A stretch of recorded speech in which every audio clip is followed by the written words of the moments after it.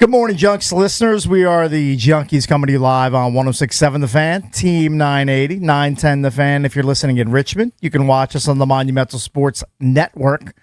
We're celebrating 30 years of the Junks, brought to you by Main Street Bank. Cheer local, bank local. Main Street Bank is a business-focused community bank proudly serving the DMV since 2004. Visit mstreetbank.com to learn how to put their team in your office. Main Street Bank, member FDIC, equal housing opportunity lender. Got a three-man junk show this open line Thursday. I'm Cakes at Money Meadow Cakes on your Twitter. I'm joined by John Paul Flame. What's up, Cakesy? What's up? He's sitting in Jason Bishop's seat. Jason out the rest of the week. But Eric Bickle is here. Hey, good morning. How are you? Good morning. Look at you wearing your Nats pullover, whatever you want to call that thing, for opening day. You're on point. The Nats quarter zip, JP. Yeah, Nats opened their season today in Chicago. It was opening night last night. The Giants took on the Yankees on Netflix, in case you didn't know. Valdez, can you find it? It's on Daily Mail. I don't know if you can find the full version. They're hailing the national anthem as the greatest of all time, the way the guy sang it.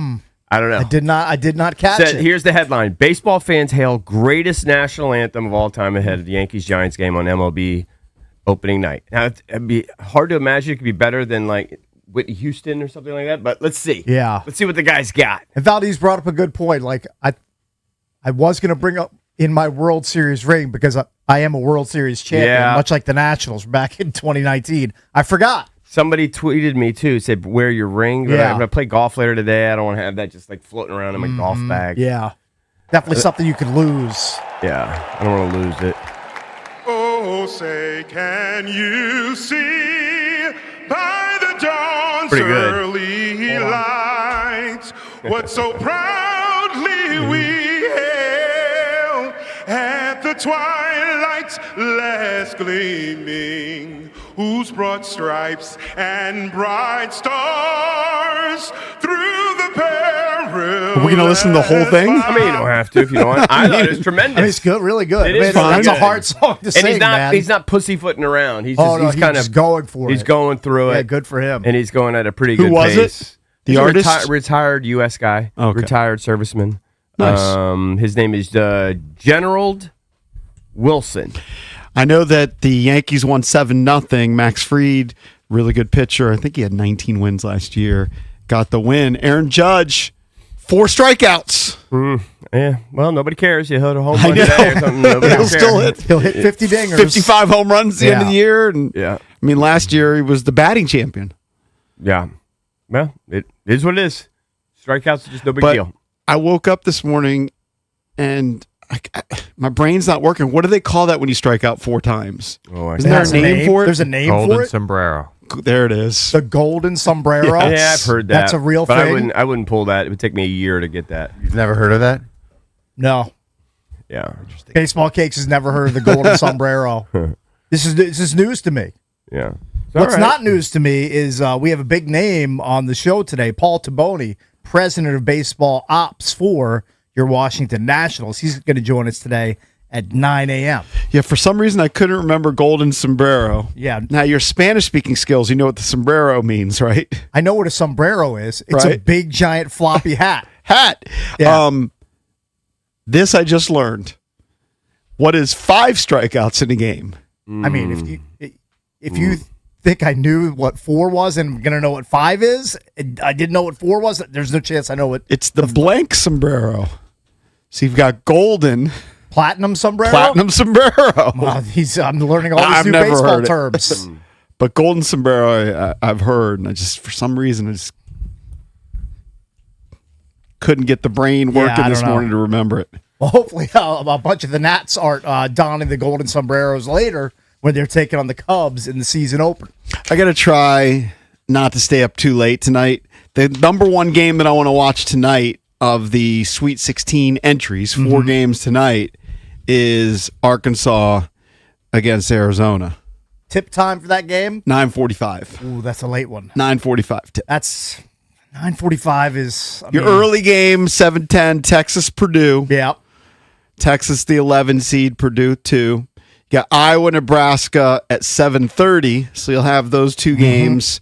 And then Arkansas, Arizona. And then the late one, Illinois, Houston. I've got Houston all the way in the championship game in our bracket. Is Houston contest? Are they playing in Houston? I think they are. I'll have to double check the spot. They for are those games. Toyota Center, Houston, Texas. It's a home game for them. I mean, what a huge advantage. That's big for Kelvin Sampson and company. I'm sure Arizona will have a good crowd. That's in San Jose, California. But I mean, it's not in Tucson. No. I mean, they're playing in basically their home gym. Yep. Huge and of course, advantage. the games here in D.C. are really good, but that's tomorrow. Just getting back to the Nats for a second, they did announce finally their official cable channel lineup, although they say there's going to be a few more that they're going to announce. They didn't say. They said soon. Wait to not wait until the absolute so last minute. So I'm aced out of this. I'm going to have to get this Nats TV thing or Nats. Yeah, I'm a nap guy. I'm going to be an app guy. I'm going to have to do that. I don't want to, but I'm going to have to unless they come up with another one in the next couple days. Comcast Xfinity people, you guys are good. 1261. Charter Spectrum, wherever the hell that is. I didn't know that was That's a thing. 425. And then Cox. I guess that's Cox Cable, right? That's channel 159. So you guys are all good. You guys are good to be able to catch your Nats, no problem. The rest of us, we're going to have to get the Nats.tv, whatever it is, the app thing. I think it's $100 for the season. But it is interesting that they said they'll have more announcements soon. Well, what are they waiting for? Working on some contracts. I guess. Like you can't have it done a month before the season starts. Yeah. You have to actually do it 12 hours before the game starts. You know how contract negotiations work. I mean, this is really taking it to the last minute. The old cliche by Andrew Brandt that deadline spur action. Yeah. Well, it's kind of a deadline here. The season's about to start, but I guess we're not going to know the full extent. I mean, this game's been on the schedule for months. Yes. They've known about it for a long time. Yes. So that's all. I'm flying out next week, flying to Atlanta. I got some reports. I think our buddy Cody said that at Dulles, it was like 5 minutes in and out through pre-check, so that was good. Problem is coming back. Could be coming Be back. the issue. Could be coming back. We'll see. Have you seen that United has introduced their Relax Row? I've heard about this innovation. This looks pretty cool. Now the problem is you're going to need.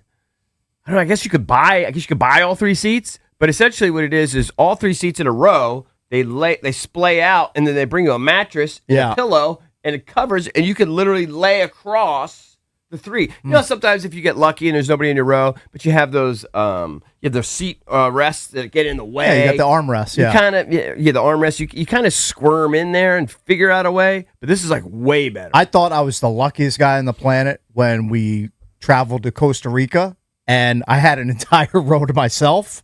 So I flipped up all of the armrests and tried to do that bit and just lie down. It was the least comfortable flight I've ever been on in my life. Yeah. Well, it wasn't even close. Well, now they're going to give you a little. Horrible. They're going to give you a little mattress pad. Well, I'm sure that'll help. It's the biggest. It's a gimmick. No one's going to buy this. Well, I don't know what the cost is. You're buying 3 seats. Yeah, I'm not going to pay for 3 seats. If you're going to buy 3 seats, just buy a first class thing. Right. I'm not going to pay for 3 seats. There's no doubt that's about what that. it is. You have to buy the whole row. It's a scam. They're scamming. Yeah, I mean, I'm not going to people. buy the whole row. But, I mean, maybe I would because you could share it with a kid or something. I don't know. I wouldn't do it. No, I'm certainly not going to pay for 3 seats. I was hoping maybe you could convert it or something if you got lucky and you were just in an empty row. I don't know. I think that they have to establish those rows as the sleeping rows, and they build them up for that. Yeah, well, it looks cool. I would like to enjoy it. I'm not going to pay for 3 seats, of course. Can't do it. It says 12 rows per aircraft max. Yeah. Could do so on that the bigger would be planes. 12 rows. 12 rows total. So Yeah. That's 36 seats. No, that could be as many as 60 seats, right? 12 rows, right? Because you got there's 2 2 or rows 3 on each side, 2 rows 12 of 3. times 3. No. 12 times 6, right? Because 3 on each side. I don't know. I think it's the 3. I think it's the 3 in the middle. It could be 60 seats. I think it's 3 in the middle, and then you got 2 on each side. At least the picture that I saw, the way that I remember it, but I might be I saw wrong. 3 on a. So if it's 3 and 3. I thought it was just 3 in the middle. Well, I didn't see one with that. I saw 3 on one side, 3 on the other side. Different renderings, maybe. It's a different plane. Yeah. Different plane, depending upon the configuration of the plane. But anyway, I'm intrigued by it. I don't want to pay for 3 seats if that's the cost. Then No. But I fall asleep in my one seat anyway. I know you. I know you're the world's greatest traveler. Right, no, God you fall bless asleep you. 5 seconds after you get on the plane. The rest of us are white knuckled, and it's a terrifying ride on a death tube. I don't think I'm terrified, but I am very uncomfortable. It takes about an hour, and then I'm borderline terrified and uncomfortable. still to this day. Yeah.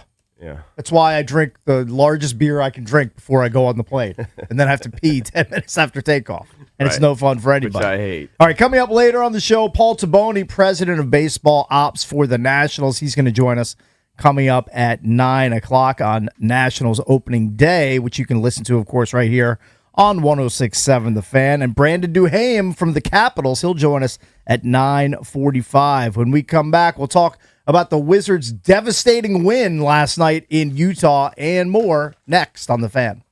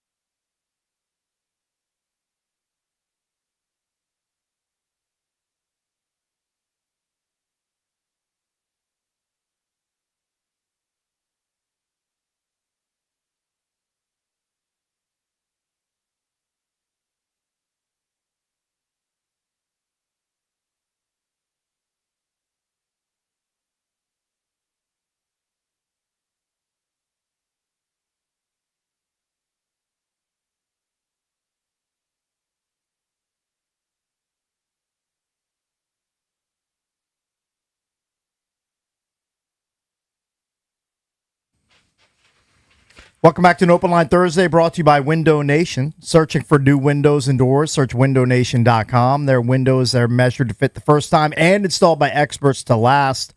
Window Nation for your home, because it's where you live. All right, let's get into the Junkie Sports page, get you up to date on what happened in the sports world last night. And our sports page is brought to you by Open Road. Time to raise your standards. Open Road Distilling Company, now at Virginia ABC, exclusively in Northern Virginia. Whether it's the bold spice of Eagle Eye Rye, the smooth depth of Independence Bourbon, or the rich, ready-to-pour maple old-fashioned, this is whiskey done right. Cakes tease the Wizards. Interesting bit where all the Washington teams are playing Utah teams here in the next couple of days. Because tonight you've got Caps against Utah. Yes, the Mammoth. On the ice. The Washington Spirit, the women's professional soccer team, just played Utah to a draw, 1-1. And last night, the Wizards handled their business and beat the Utah Jazz handily, 133-110, a battle of the tankers. Now, this means the Wizards no longer in position for that number one pick if you just do it without the odds, without the lottery. They have the second worst record in the NBA. The standout last night was Juju Reese. 26 points, 17 rebounds for the Wizards in the win. Bizarre. You know what? He's making himself some money in this league with some of these performances. I mean, if it's not with the Wizards, it'll be with another team. I mean, he's absolutely an NBA rebounder. Yeah. I mean, there's no question about it. Yeah. The scoring is what's kind of shocking to me, but obviously he's getting little easy buckets. I saw like a little bit at the beginning of the game. And he had five offensive rebounds. Yeah, no, he's an NBA rebounder. The scoring you can't predict. I mean, he's averaging 12 and 10. Yeah. In he hasn't played a bunch of games, but I mean, good for him. That's impressive, and he's shooting 65%. Yeah. It's crazy though how many all-star players are sitting out. Right. Guys who've been on all-star teams. So for the Wizards, obviously we know Trae Young's not playing. Came back, played a couple games.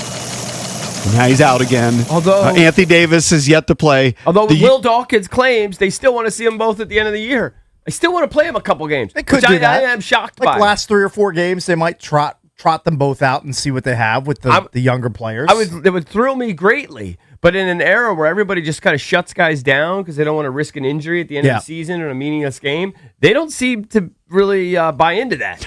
The Utah Jazz, meanwhile, have guys like Lauri Markkanen, Kessler, like a lot of their good players are just not playing because they want to lose. I think Danny Ainge runs the Utah Jazz now.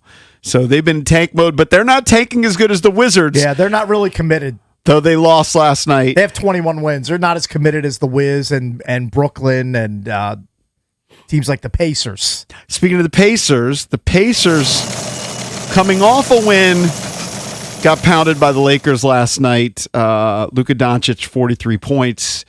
He is the first player since Michael Jordan to score more than 30 points in 6 straight road games.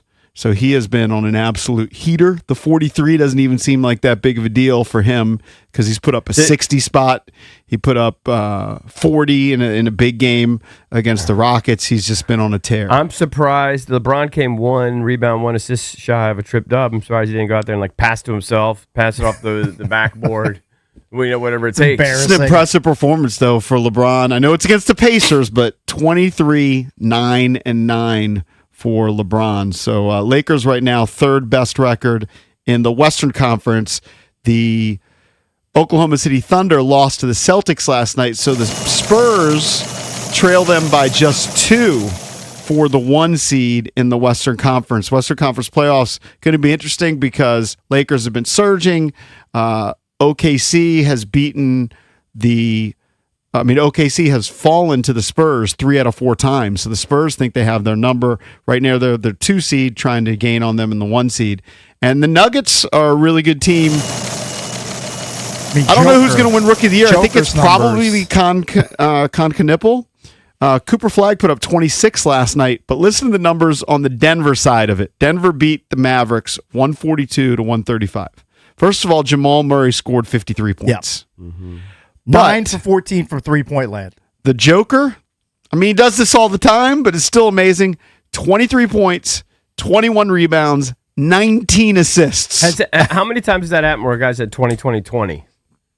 I'm not sure. I mean, he was one assist shy of it. And despite handling the ball all that time, he had one turnover. Yeah, that's insane. He takes dude. care of the ball too. Insane. And for some reason, crazy. he's not really being considered as a top 3 MVP candidate, but the Joker puts up amazing numbers. Have you ever seen there's a collection of clips online where they just talk about how his IQ is just next level.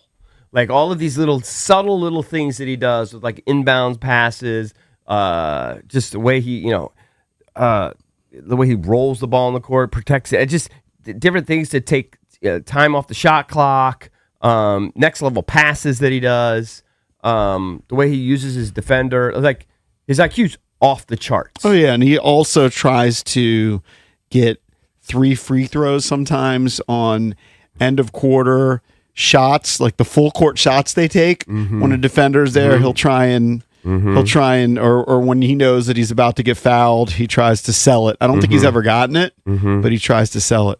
So yesterday was pro day at Ohio State, and the Commanders were heavily represented. You had Adam Peters there, you had Lance Newmark there, I think Quinn was there, I think both coordinators were there. Definitely all there. And they were all there to see, whether it was Arvell Reese, Sonny Styles, Caleb Downs, Carnell Tate. Those are kind of the 4 top Ohio State prospects coming out. There was a picture apparently well after the workouts had done where Peters and some of the guys are standing there still talking to Carnell Tate. Yeah. That's what I was getting to. David Harrison tweeted out, I'm sure nobody will make too much of this, but Commanders Party stayed late after the Ohio State Pro Day and we're chatting it up with receiver Carnell Tate. Tate also confirmed that he has a top 30 visit scheduled with the Commanders. All right, Top Golf? You going to do the Top Golf bit again? I don't know if they'll do the Top Golf bit. I would guess probably more like fancy steakhouse dinner, but I don't know. I don't know. Top Golf is cool. I don't. Top Golf's a fun hangout. Yeah. See what his swing looks like. Just go out there and have the guys milling around. It's Sure. a casual environment. Any Versus of those steakhouse, guys, everyone's just sitting there talking. any of those guys would disappoint you? Any of the Ohio State guys at 7? Like, I think Good you're question. most excited for Caleb Downs and maybe Tate because he's a receiver. Well, also Love. Throw Love in the equation. He's I not don't know. I'm he's just not talking about the Ohio State guy, but I'm just saying, like, who I would like at that. I'm a little wary of Sonny Styles, but I guess I would get excited because the numbers are insane. Right. The name that we're not hearing that much with the Commanders lately, and I think he was supposed to be, at least in the early mock drafts, picked higher than where he's projected now, is Reuben Maine, and it's all because of his small arms, right? It seems like he's not regarded as high because of the small Well, arms. like every mock I've seen It's all over recently the place. has him going in the top 10. Like Yeah. if he gets past the Commanders, then a team like at 9, like the Saints, is just grabbing that guy.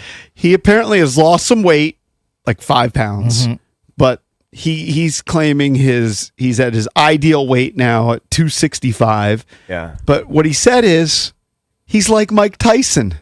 He said Tyson I wasn't like the this tallest quote. guy, he wasn't the longest limbed guy. Yeah. But when you felt him, you kept your distance. Yeah.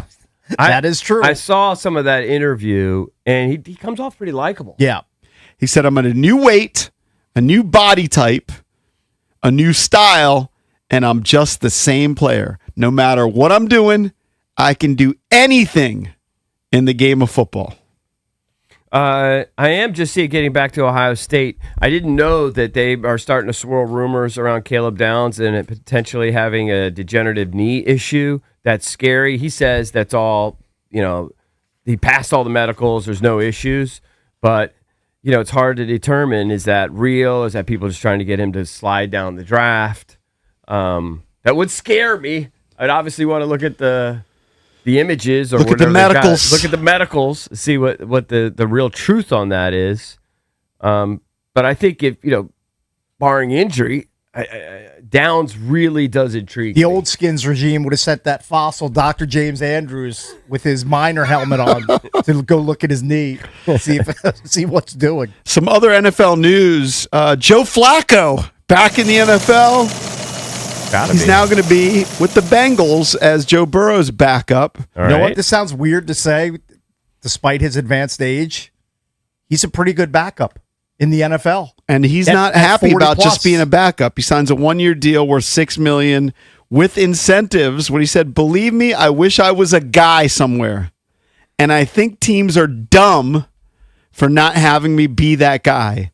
Not being one of those guys to sign somewhere. Yeah, it pisses me off a little bit, but at the same time, I'm very happy to be here. No, Joe Flacco's got so much riz. He's like overflowing with riz, that guy. He's got so much confidence for a 41-year-old dude. And he should. When he's given opportunities, he performs. He believes in himself. And clearly a team like the Bengals is willing to pay him $6 million to be a backup. Well, he's still performing at a high level. I mean, So- that's a good backup for them. I think I mentioned this 2 days ago. Mike Tomlin apparently is now trying to get a job in the media. And according to Andrew Marchand of The Athletic, it looks like NBC is the leader in the clubhouse. I think they just whacked Tony Dungy, so maybe he just replaces Tony Dungy. Who was the name you said? Mike Tomlin. Uh-huh. Ugh. I feel bad for Dungy. I think Dungy worked for him for like 19 years. But Really? Yeah. I mean, it was I a always long thought he time. was a snore fest. I mean, he I'll tell you, was. I did really too. good coach, but on TV, that guy did less than nothing for me. I'm not saying he was good. I just felt bad for him. Yeah. He did it for a long time, and they're basically just saying, it's time for you to move Right. on, old man. Putting him out to pasture. I just feel bad NBC for him. had a million guys on their So broadcast. So they have like Chris Collinsworth's son. Yeah. They have Rodney Harrison. Somehow he's stuck with it. They had Tony Dungy, so maybe that's where Mike Tomlin ends up. So you got to see Tiger Woods play in the TGL, at least for one match, right? Now people are wondering, will he play in the Masters? He addressed this and was talking about his injuries. Here's what Tiger said. "I've been trying. This body doesn't recover like it did when I was 24, 25. Doesn't mean I'm not trying. I've been trying for a while. I've had a couple bad injuries over the past year that I've had to fight through, and I've taken some time, but I keep trying. I want to play. I'm going to be there either way." I don't know. What's It your didn't gut? sound as promising. Your gut is he does not play? No, I don't know. It's truly 50-50. I do believe he wants to play, but he just looks so as jacked as he is. He looks so he looks so frail, jacked. kind of like He's on something. hitting He's the ball. definitely on something. Oh, he for sure is. I mean, his arms look like the Incredible Hulk. Yeah, he's so jacked, but his body, he's just had so many surgeries. I don't know. I don't want to give credence to Valdez's he can't play 4 days bit, but maybe there is something to that. I don't know. Now, I don't back in feel the great day, about what it. was his pre-Masters routine? Did he play in a particular tournament to Well, warm it up? always would take the week off. Like, it would always take the week off before a major. That was kind of like a Jack thing. But, I mean, you're talking about a guy who hadn't played in a year. You could put zero stock in him hitting about 11 shots at the TGL. I'm basically the anti-Tiger. Zero. Like, he's had so many surgeries. I've only had one minor surgery. Vasectomy. That's it. That's all I've had. The surgeon's only touched your Johnson. The scalpel has only gone south of the border on this temple. So far, knock on wood. Of course, it is opening day. We're going to have Paul Tabone, the president of baseball What ops time is the for Nats the game? Nationals at 9 o'clock. That's a 2:20 game. All right. Taking on the Cubs, it's Cade Cavalli against Matthew Boyd. Cavalli, 3 wins in his career, throws nearly 100 miles an hour, can get to 100. A lot of promise for Cade Cavalli, was the 22nd pick a few years ago in the draft. So we will see Cade Cavalli on the mound. Need to get my for Nats the Washington under bet in Nationals. today, like while I'm eating lunch. You're going to go with what Savannah said. You're going to take the under. Not for a lot of dough. Yeah, Yeah. just so I have that full season sweat. They've been nice. Get them off and running. See if they are exciting. Maybe they'll lose a bunch of games, but maybe they can score some runs, keep games close. Who knows? And front and center tonight, you've got the Sweet 16 NCAA tournament back. Of course, you're trying to beat Roger the engineer. I think Valdez and Roger were kind of close. If Does that mean either Valdez is up Roger, for getting shocked? if Roger beats Valdez or Drab, they have to get shocked. Now, But did we determine where we're going to put the prongs? Are they going on the nipples, or where are they going, Valdez? Where have you guys determined? I think it's a wire, so it might be hard to put my nipple on it. I might just have to touch it. But either so. It's way, just an exposed wire. Yeah. It's like an exposed wire that he ramps up with voltage. Yeah, how many volts? Do we know how many volts? I think he mumbled it, and I forgot. Like, I don't know anything about volts. Would it be about like if you like stuck a screwdriver in the socket? in a socket Oh, I about don't like know. that? Because you'll see like an electrician. I think that's going to be much more. That would be way more. I would hope. I don't think there's a ton of voltage in those things though. Yeah. Well, I mean, you want to stick a screwdriver? Yeah, you in wanna an find outlet? out? No, but I think those Experiment? electricians, they deal with it all the time. I'm sure they do. They get popped. Yeah. I think right now, Valdez and Drab both are in much better shape than Roger when it comes to teams left for a Final Four run. You know, So the they're sitting Sweet good. 16. I think, so even Valdez, who is kind of struggling right now, I think he might actually have more outstanding points than even me, and I'm up there pretty high. right. And of course, you progressively get more points for your correct picks. Yeah. You can check out the Junkies bracket to see where you stand. But here's your lineup tonight: 7:10 CBS, Texas against Purdue. Texas is the lowest seed left in the tournament. They're an 11 seed. 7:30 on TBS or True TV. It's Iowa against Nebraska. The game that I want to watch, 9:45 CBS. It's Arkansas. Keep your eye on Darren Acuff. Could be with the Wizards next year. Acuff. Exciting point guard. Yep. They take on number 1 Arizona. A lot of people believe Arizona's got the best team in the tournament. I think ESPN ranked all of the teams and they had Arizona number 1. And then 10:05, your late game on TBS and True TV is Illinois against Houston. Very good. All right, don't forget, later in the show on an Open Line Thursday, Paul Tabone, president of baseball operations for the Nationals. He's going to join us at 9 o'clock in advance of Nats opening day against the Cubs in Chicago. And Brandon Duhame from the Caps, he'll join us coming up at 9:45 right here on The Fan.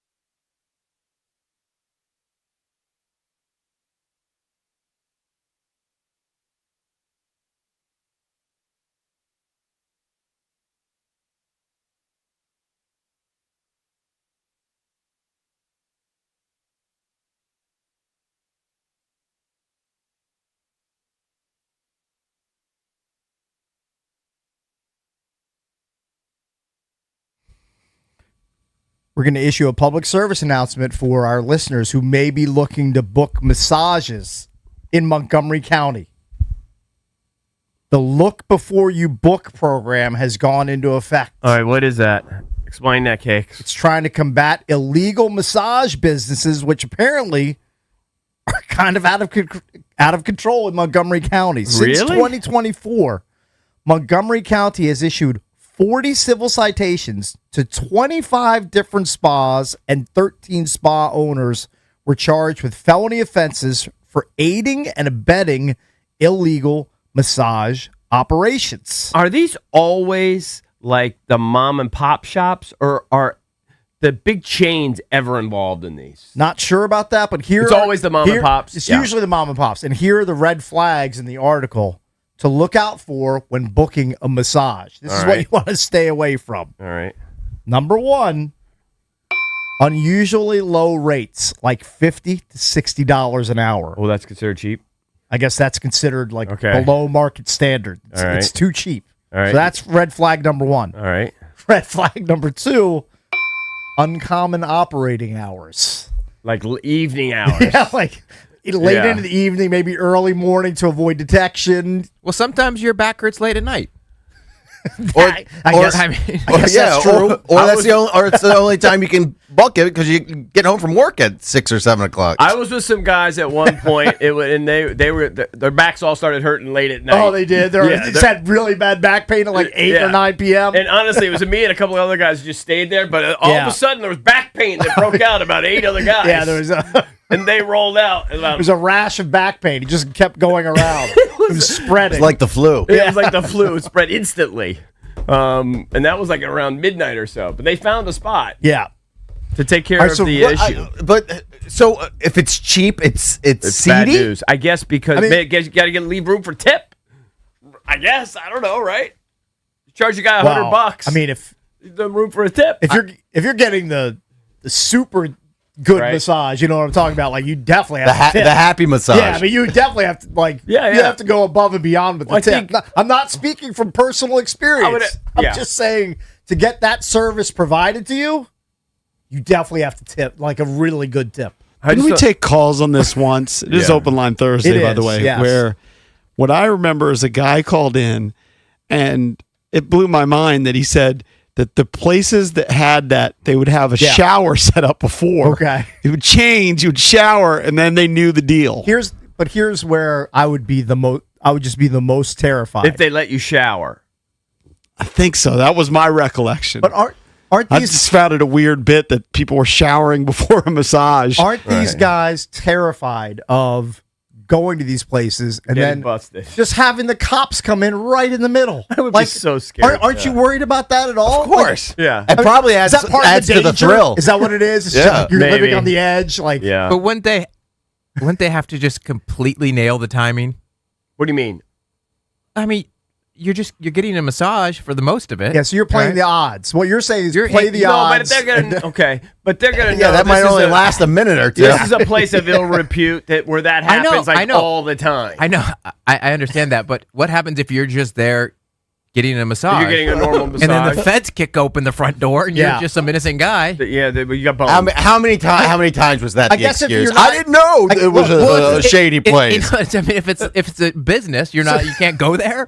Hold on. So you're saying you're just a rube and Yeah, you you're an stumble innocent upon. guy. Yeah, you just You're stumble going there. upon. It's cheap massage. Yeah. $50. I saw a video recently. Terry Crews, who Yeah. I believe hosts America's Got Talent, Sure. Yeah, Yeah. he does. former Redskins player. Yep. Mm-hmm. And the video was about him telling his wife that he cheated on her one time. Okay.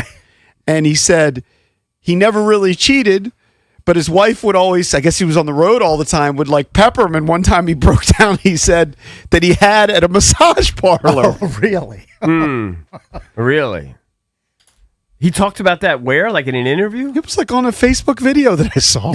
Oh, he had to put it out there like that? Oh man, that's brutal. It is You imagine have to humiliating. admit that not only to your wife, but like you're on Facebook. He went public. just letting everybody know. That's the only way. Yeah. Ooh. I don't know if it was Facebook, maybe it was an Instagram reel, but I saw it recently. It was like, Oh, right, he so admitted it like recently? yeah, it was like he was getting interviewed. Here's the third red flag to be on the lookout for when booking a massage. So look before you book. Look before you book. An unusual number of restricted areas in the spa. See you later, mate. That is another red flag.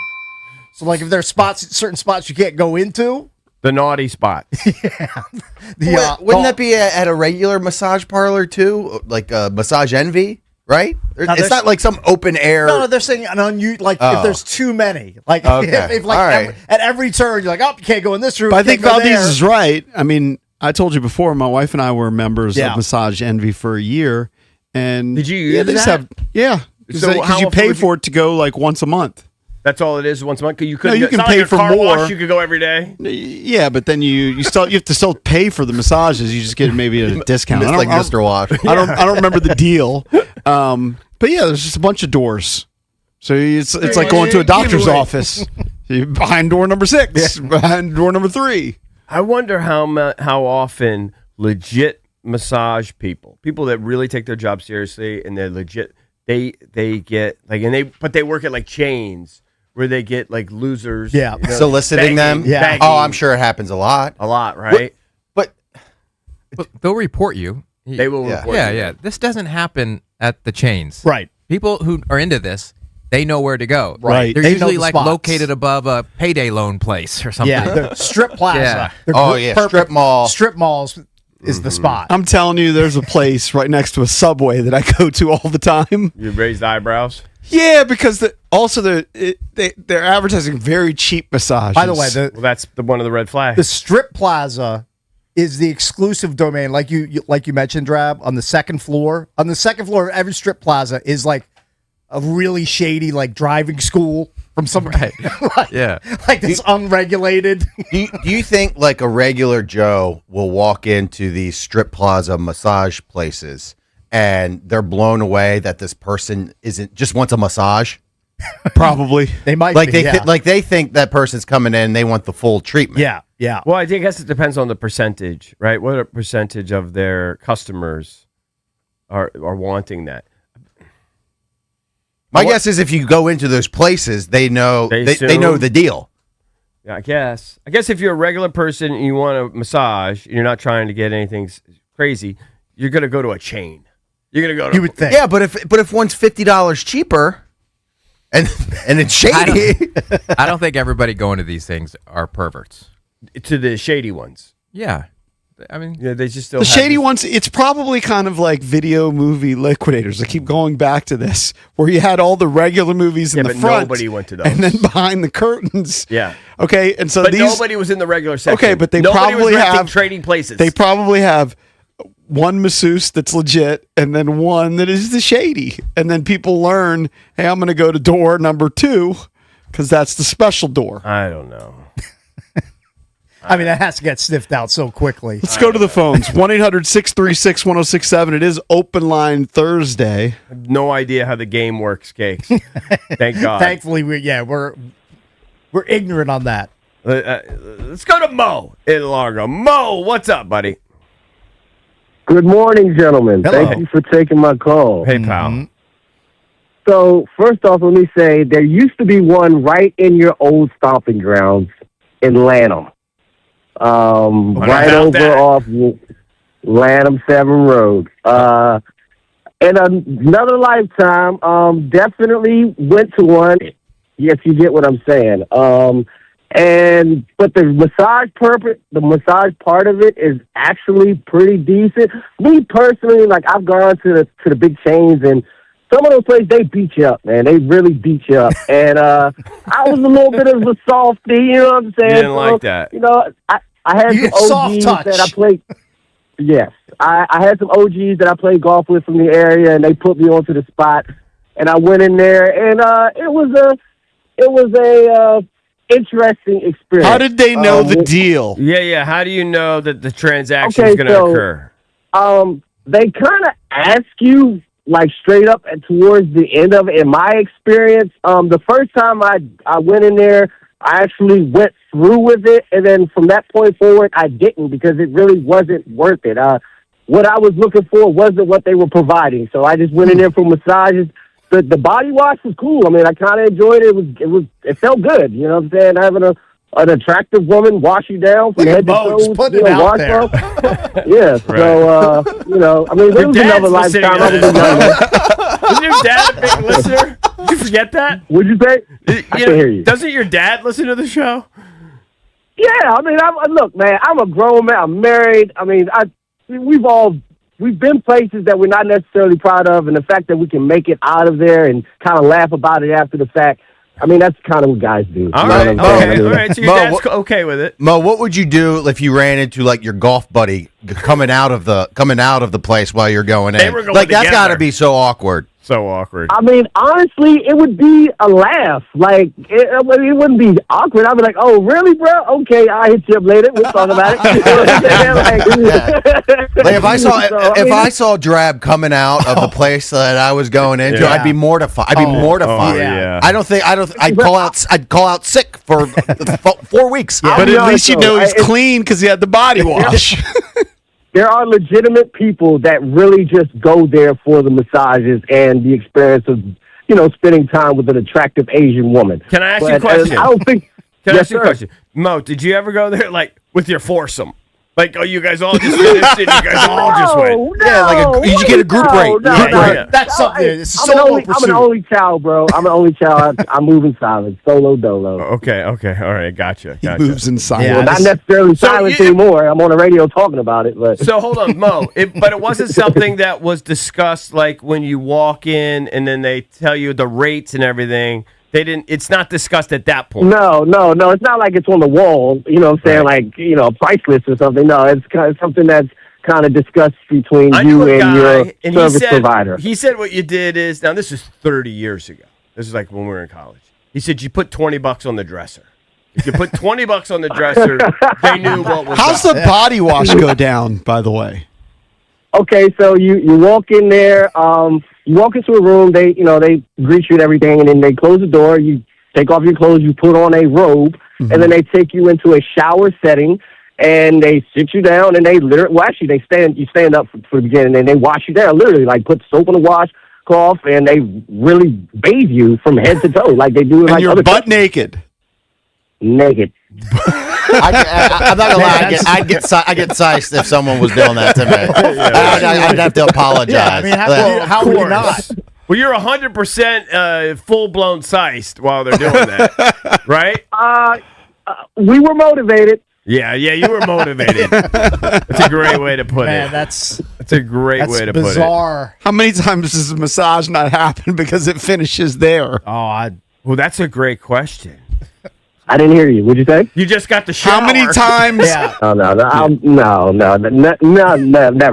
happened for me personally. I'm not going to say that other people didn't, but not I'm me, guessing no. other people Some guys sometimes out it there in happens. 5 minutes. Mo's got control. Didn't even get through the shower. Yeah. All right. Thank you, Mo. Appreciate it, buddy. Thank you, gentlemen. All right. Pops is so proud. It's Well, hilarious something to tells me his pops already knew before that call went down. I would guess. Maybe they've had a father-son trip. They've already Let's had hope that not. conversation. Let's hope not. All right, when we come back, we are going to dive deeper into the Ohio State Pro Day that went down in Columbus. There was a full Commanders contingent to watch the plethora of talent that Ohio State is putting into the NFL draft next month in Pittsburgh. We will break it down for you next here on The Fan.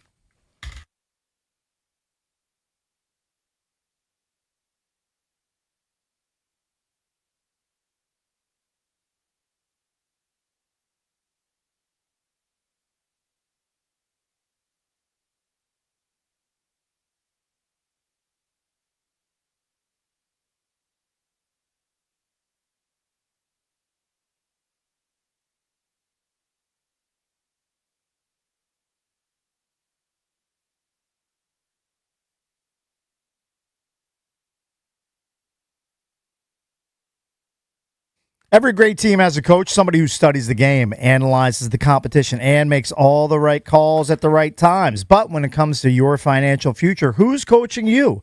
At Trajan Wealth, their fiduciary advisors act as your personal financial coach. TRAJANwealth.com. They'll craft a game plan tailored specifically to you. Trajan can help you develop a plan to weather the ups and downs of the market, whether it's a smart tax strategy, rolling over an old 401k, or finding investment options that match your risk tolerance, Trajan Wealth is calling the plays. So call Trajan Wealth today, 202-929-6600. That's 202-929-6600, or go to trajanwealth.com. Don't sit on the sidelines when it comes to your money. Call Trajan Wealth today at 202-929-6600. That's 202-929-6600, or visit trajanwealth.com. Because in the game of retirement, there's no overtime. Advisory services through Trajan Wealth LLC, SEC registered investment advisor, client paid advertisement. Additional disclosures at trajanwealth.com.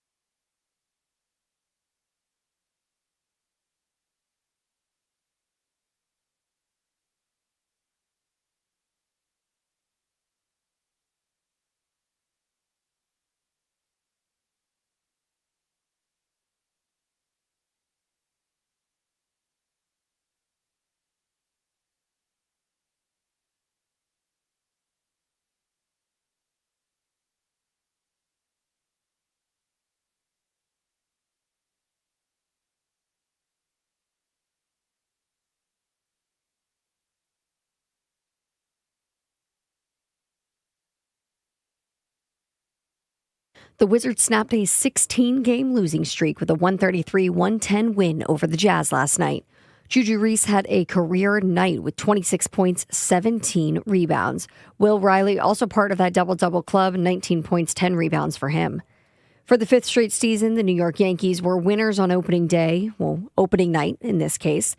Yankees opened the 2026 MLB season jumping on the San Francisco Giants ace Logan Webb. 7-0 was your final score. Today is opening day for the rest of the league, including your Washington Nationals, who are in Chicago for a matchup with the Cubs. 2:20 p.m. is first pitch right here on 106.7 The Fan. From the Crop Nightcap 5-Star Sports Desk, Savannah McCann on The Fan.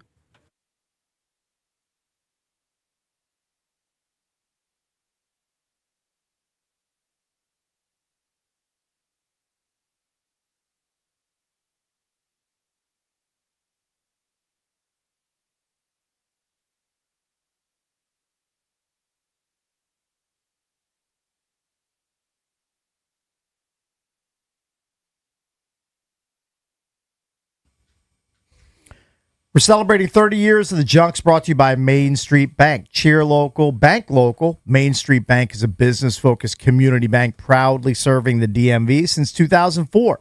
Visit mstreetbank.com to learn how to put their team in your office. Main Street Bank, member FDIC, equal housing opportunity lender. Don't forget, a bit later in the show, Paul Tabone, president of baseball operations for the Nationals. He will join us on Nationals opening day. Of course, you can listen to Nats Cubs right here on 106.7 The Fan, live from Chicago later today. Someone did point out to me that late yesterday, DirecTV did reach an agreement with the Nats.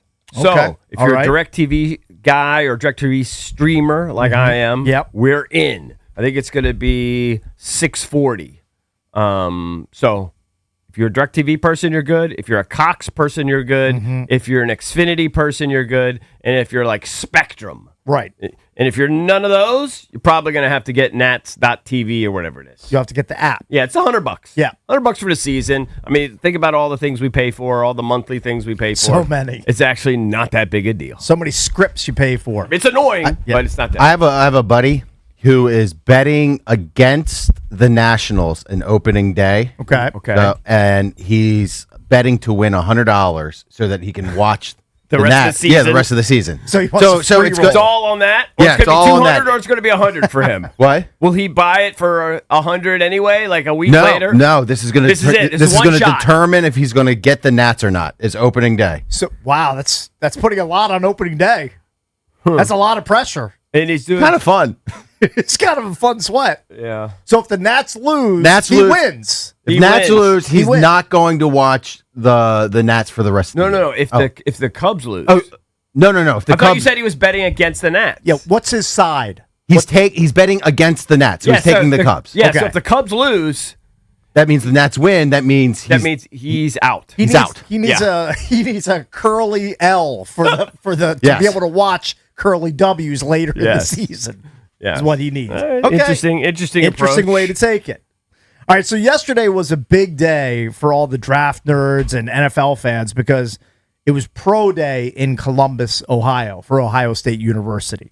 And they have 4 players who could realistically be drafted in the top 10. And they're all going to be drafted by the latest top 15. Maybe one of these guys slips out of the top 10, but it's looking like 4 players that played for the Buckeyes this year are going to go top 10 to top 15, including Caleb Downs, Carnell Tate at wide receiver, Sonny Styles, and Arvell Reese. Right. And these guys were all on display yesterday. Now, aside from Sonny Styles, he did not work out yesterday because, look, if you do what he did at the Combine last month in Indy or earlier this month, you don't need to do any more.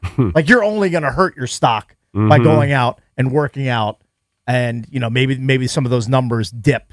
So, like, if you're Sonny Styles and his reps, it makes sense for him just to watch his teammates go through all the paces, not have to go through anything. So he did nothing. He didn't do any drills, nothing. He just was there. But he ran like a 4.46 at the Combine, and he weighs like 245 pounds. He's 6'5". He's a monster. Yeah. He's jumping out of the gym with a 43.5-inch vertical. Bigger than 11 broad jump, like 11.2 broad jump. Again, Like, he was spectacular. I'm definitely not the guy that would know how to best utilize these guys. He just looks long and lanky to me for what he's alleged to be, for the position he's alleged to be. Yeah, so Ryan Wilson from CBSSports.com did a good breakdown of these guys' workouts, and he said Caleb Downs still a top 5 talent is how he regards him. Yeah. He says Downs didn't run at the Combine, chose not to run at the Pro Day either. It doesn't matter. When you watched his movement skills in the positional drills, you were reminded of just how special he is. And that could be a guy that Durante Jones absolutely loves and falls in love with because he's a guy that ran Brian Flores' secondary in Minnesota. So maybe Durante Jones, of all the Ohio State guys, maybe that's his guy. Kind of why I'm leaning towards him. He can be like the coordinator of the entire defense. And Quinn, alluded to that instantly he's like the leader of your defense. Yeah. But Adam Peters is making the call. I get that you have what Durante would want, but I'm sure David Blau would want Carnell Tate. Maybe. Don't you think he'd want a receiver? Maybe. Sure. If he's the guy. Is he the guy? I did see that they stayed late talking to him, getting to know him. Put it up as the Junkies poll of the day, and you can chime in at 1-800-636-1067. Which of the 4 Ohio State prospects would you want the Commanders to draft if they were all available? The thing is, they might only have one available, or 2 will be available when they draft at number 7 if they hold on to that pick. 1-800-636-1067, or you can vote at Junks Radio. Junkies Poll of the Day, sponsored by Surfside. Use the code JUNKS at store.statesidevodka.com. You get 25% off select merchandise, tees, hats, hoodies, and more. Use the code JUNKS, store.statesidevodka.com. I saw Carnell Tate was the early lead since I put it up. By the way, with Downs, another positive for him, his brother is already in the NFL. Josh Downs plays wide out for the Colts. And his uncle is Dre Bly, who went to Carolina, who played defensive NFL back career in the league. So he has clear pedigree, and he looks like a certainty to go top 10. Yeah. If he falls out of the top 10, I would guess he's probably the most likely, though, to fall out of the top 10 of those 4. Yeah. Just because he doesn't quite have the same athletic traits as like a Sonny Styles or Arvell Reese, because he's not this big hulking guy. He's like 6 feet tall, maybe 205. You know, he doesn't have this huge size that makes him jump off the page. So maybe that dings him a little bit. But it shouldn't be by a lot. You said yesterday you're a Styles guy because you're a combine guy. I fall in love with guys at the combine. And, I mean, I know he's not a prototypical build for a linebacker, but if he's 6'5", 245, runs a 4.46, he grew up playing safety. You can play him all over the defense. The NFL is moving towards, like, positionless defensive players that you kind of line up all over your formations. I mean, what's not to love about him? I just wish I saw more production in terms of sacks and forced fumbles. I think he had one of each last year in Ohio State. Yeah. I feel like it's weird. I feel like at 7 we're going to get a great player. Should. But I also thought like Chase Young was a surefire Hall of Famer. Right. You know what I mean? But like on paper, I don't think you could complain about any of these guys on draft day. I think you could rationalize and wrap your brain around whatever one they pick and think we have potentially a great player. So for listeners who are Commanders fans, 800-636-1067, put on your nerdy draft hats. If you have to pick an Ohio State player, you can't pick and they're Jeremiah all available. Love. They're all available at 7. Yeah, they're all of them are there at 7. Yeah. Who's your dream Buckeye to plug into this Commanders roster? Do you go now? The defensive guys outweigh the offensive guys 3-1. Carnell Tate's the only offensive guy that you would select. Out of the 4. By the way, just to throw it out there, Chase Young had 10 sacks this year in 12 games. I know. He rehabilitated his image, but I don't think he's on track for a yellow jacket or gold jacket anymore. I think those days are done. First double-digit sack season of his career. Right. And it's year 6 for him? Yeah. Tate's last 4 regular season games were 2 touchdowns against Wisconsin and 111 yards. 124 yards and a touchdown against Penn State. 82 yards and a touchdown against Michigan. Against Indiana, he had a touchdown, but only 45 yards. And then in the Big Ten Championship, the loss to Miami, only 37 yards. So Carnell Tate is clearly the wideout one in this class, and this is from Ryan Wilson. His closest comp, T. Higgins, quote, but smoother, as one scout put it. Well, if you could have T. Higgins alongside Terry McLaurin, you'd be pretty happy. Oh, absolutely. You almost have to go Tate because by most accounts, Terry's gone after this year. That's what you keep hearing, yeah. Unless they do some sort of like thing where all of a sudden Terry's willing to take a lot less to stick around, which doesn't seem like he is. Weeks and weeks ago when we were talking about what they should do in free agency, he's going to be tantalizing. I always said I would draft a receiver and sign a running back because receivers are just making so much money now in free agency. I mean, Alec Pierce got, $30 million basically a year? Look at what JSN just signed for. Right. Look what he's the running backs, $42 million a year. The running backs aren't making that kind of money. Right. So I'd rather spend, it's kind of like a bargain, spend your big money on the running back because it's not going to go as high, and then draft your wide receiver. I think I have to take Tate. I think considering the contract situation with Terry, and the way it went so poorly and the way they structured it, imagine if they, and listen, I've always kind of thought Caleb Downs would be the guy. Imagine they take Downs and then they just kind of have patchwork free agent guys. We're going to have a number one receiver next year. Yeah, Wilson Like on says. paper. Wilson says if I'm the Commanders at 7 or the Saints at 8 or possibly even the Giants at number 5, I'm thinking long and hard about taking Tate. 3 young quarterbacks looking to add weapons. I think they And look, have the to take Tate. secondary, I'm not saying they couldn't use Caleb Downs. Of course, Caleb Downs would make the secondary better. But they did sign Nick Cross, and he may be a different style of safety. Like he's more of a run stopper, I think, although he's forced turnovers. They re-signed Jeremy Reeves. I thought he played pretty well at safety last season. Well, he got extended too. He just signed That's what I'm another saying. contract. Yeah. He's another piece All right, in that come on. defensive I don't know secondary. what's going on with Skins fans. I want to hear from you.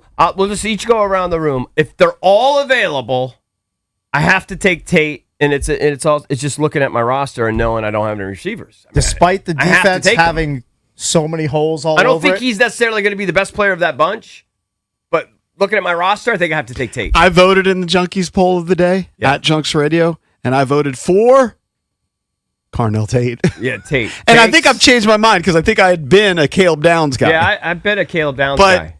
they've addressed the defense. I'm not saying the defense is great. I'm not saying the defense couldn't use good players, but they brought in 2 edge guys in Chason and Owe. They added some depth with Tim Settle. They brought in the linebacker Chanel, who we had on the show. They added Robertson at defensive back. They added Cross at safety. Like they've gone defense heavy in free agency.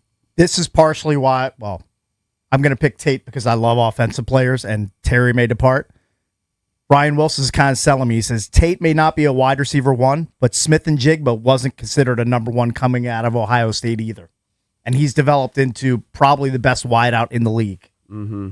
So I think, especially with the value you're getting at 7, it's not like you're picking him at 1 or 2. You're picking him at 7, and you can lock him in on a rookie deal for 5 years to upgrade your offense and help Jaden Daniels score some points. Tate. So we're 3 for 3 Tate. Clean sweep. We have a clean sweep despite Valdez. the horrendous defensive deficiencies. We're all picking offensive You're a players. Redskins fan, you're a Skins fan, Commanders fan. Not taking Tate. Okay. Defense has so many holes. It does. I mean, I know that they plugged it on paper or filled it on paper in the offseason, but you need a younger stud defensive player. So I'd kick the can down the road. all right, so who are you going to take? Which defensive player? Styles. You want Styles? Yeah, I want Styles. You don't want want- the freak athlete. I want the They're all freak athletes, but his I want the freak traits are athlete. I've ridiculous. seen enough of Bobby Wagner Yeah. and slow middle linebacker play. I want to plug him Okay. in the linebacker Right. core. All right. All right. Our pal Keith, Big Keith, sent me a text. He said Caleb Downs should be the pick. Re-sign Debo, and then draft Denzel Boston, who I believe played at Washington. Yeah, bigger receiver too. I understand what you're saying. How the receiver market has just exploded, I but also just don't have any. I mean, you have Terry for now, but For now. I'm not wasting a number 7 pick on a receiver in the hopes that, or in the fear that Terry won't re-sign in a year from now. Right. It's not deal a with that fear. I later. feel like it's almost a given. I feel like it's a given. The Well, way then people I'll- are then I'll talking take- about it. I'll take care of that problem when it happens Next next year. Yeah, but you're also drafting him because you want a stud. You want another offensive weapon for Jaden Daniels. I don't know. So forget about the Terry part. You're drafting him because you believe he can be a difference maker. And if Terry moves on in a year or 2, maybe this guy can be a number 1.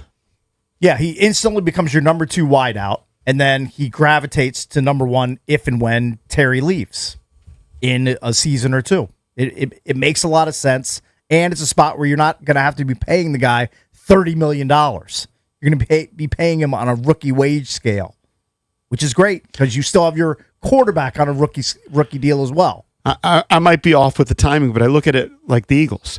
I think they had A.J. Brown first. Yep. And then they drafted Devontae Smith. Sure. You keep layering your talent, adding talent for your young quarterback. Right. So It's you what got teams Terry, do. you draft Carnell Tate. Right. It makes a lot of sense. 800-636-1067. We'll take your calls when we get back. You're forced to pick one of these Ohio State studs to be the next Washington Commander. Which one do you pick? We'll get to your calls next.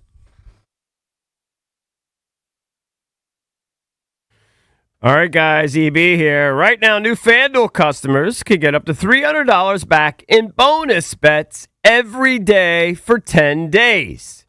Here's how it works, people. Place a tournament bet using the token, and if it doesn't win, you'll get up to $300 back in bonus bets every single day for 10 straight days. You can even mix things up with same-game parlays for a shot at a bigger payout. How great is that?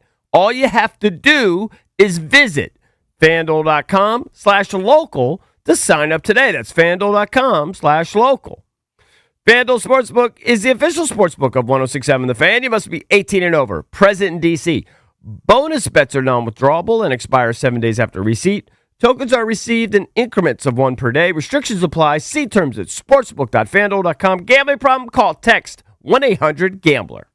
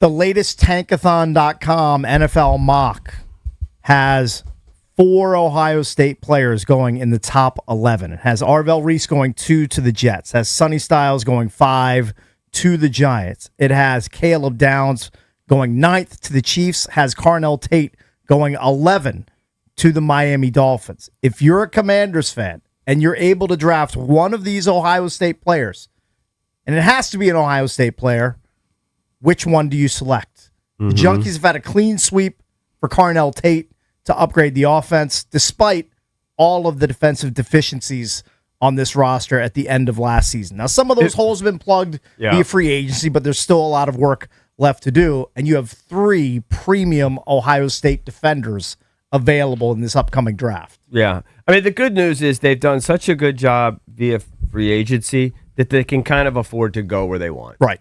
And that's always the goal. Didn't know that we'd get there, but I think they have gotten there. Again, I would take Tate, and it's a late choice for me. It's kind of a switch, a curveball, and I would do it based on Terry, assuming Terry's going to move on. Now, if you do that and you kind of follow this one mock draft, there's 100 of them online, 1,000. Do you gamble and trade down a few spots and think you can get Tate at 10 or 11 and let somebody jump I would up? seriously look at that. I think you would have to at least entertain I it. would seriously look at it. I don't know who would move up for. I mean, who is still out there? Maybe. What would I do if Love and Tate were both there? You'd I probably actually go think Love. Love is special. I listen to Kevin Sheehan. I love Kevin, and Kevin thinks that he's that next level. Like, he's good, but he's not like. Doesn't think he's Saquon. He didn't even put Saquon in there. Yeah. He puts Bijan and Gibbs, not even probably McCaffrey. Gibbs. He put Yeah. Bijan and Gibbs as your elite, and then he thinks that potentially Love could be in that next level. Yeah. Okay, maybe.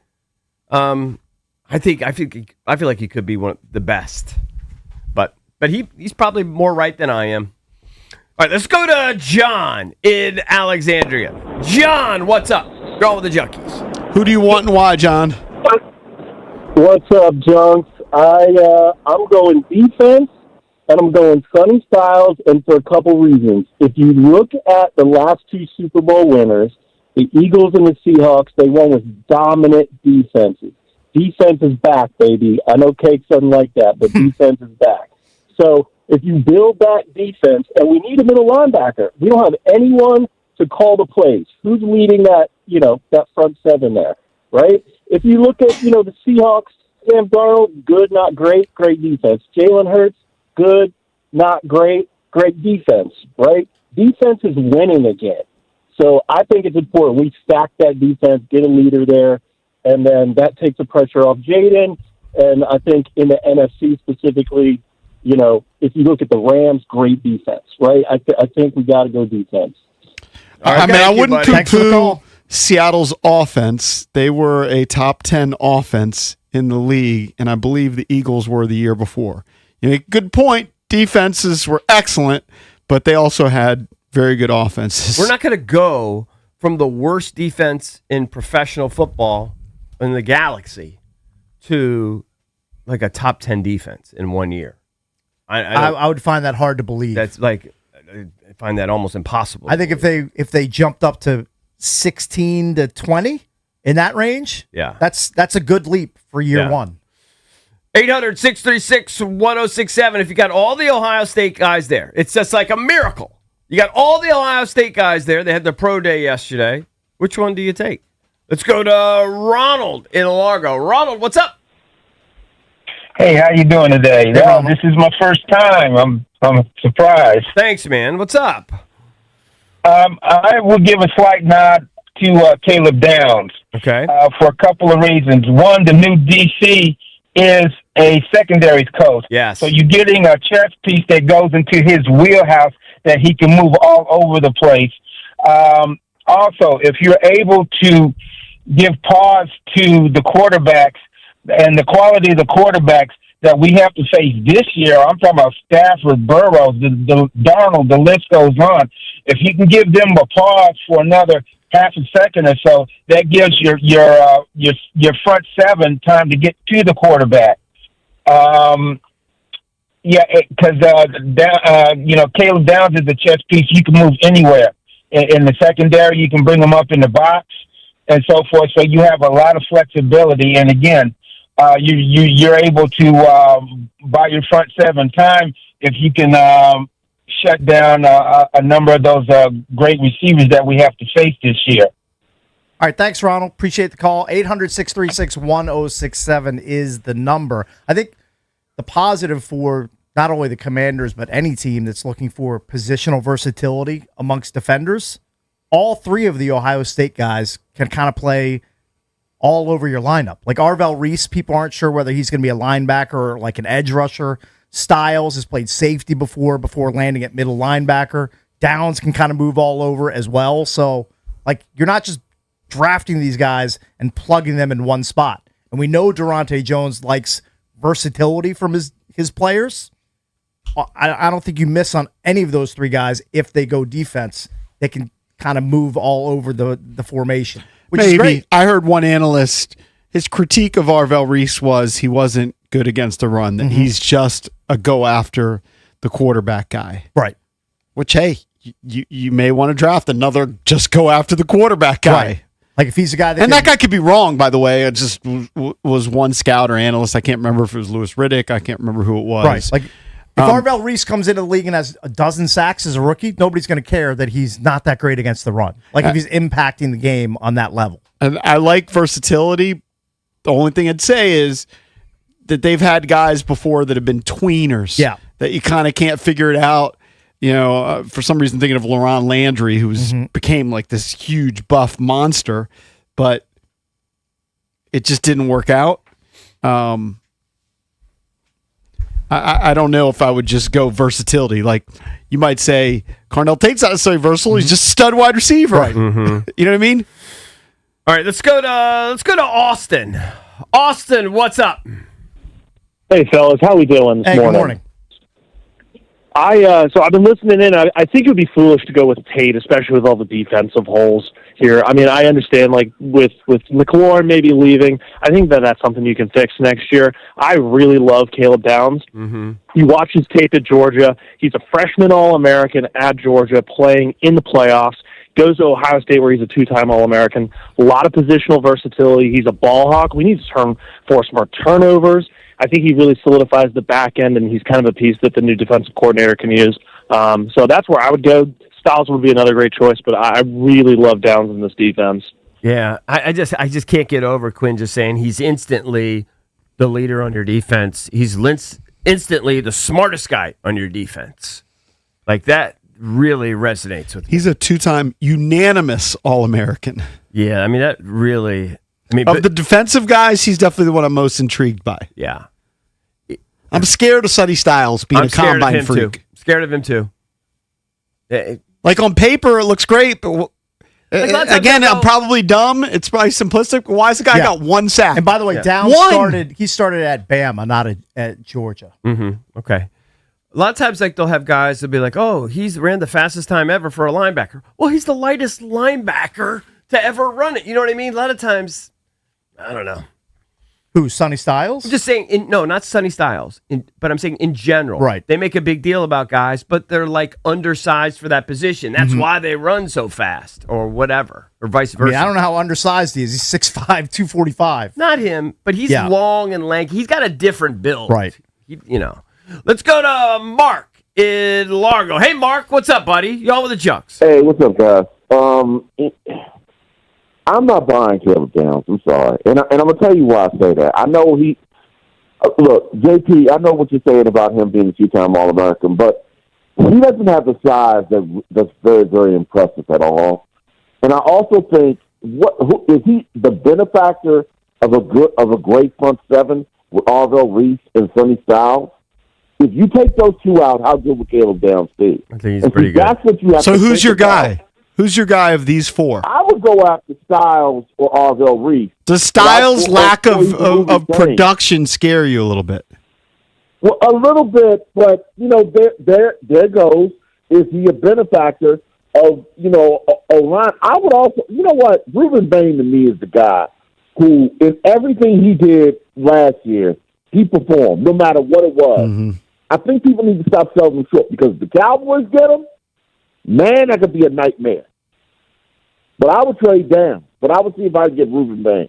Seriously. Great show, I guys. wouldn't Okay, hate Ruben thanks, man. Bain. Thanks All for the right, call. thank you. I wouldn't hate Ruben Bain I wouldn't as a hate him pick. too. Yeah. Every time I watched him, he He's looked like a exciting. monster. Yeah, he's exciting. I'm telling you, I feel like we're going to draft a star. Well, you should.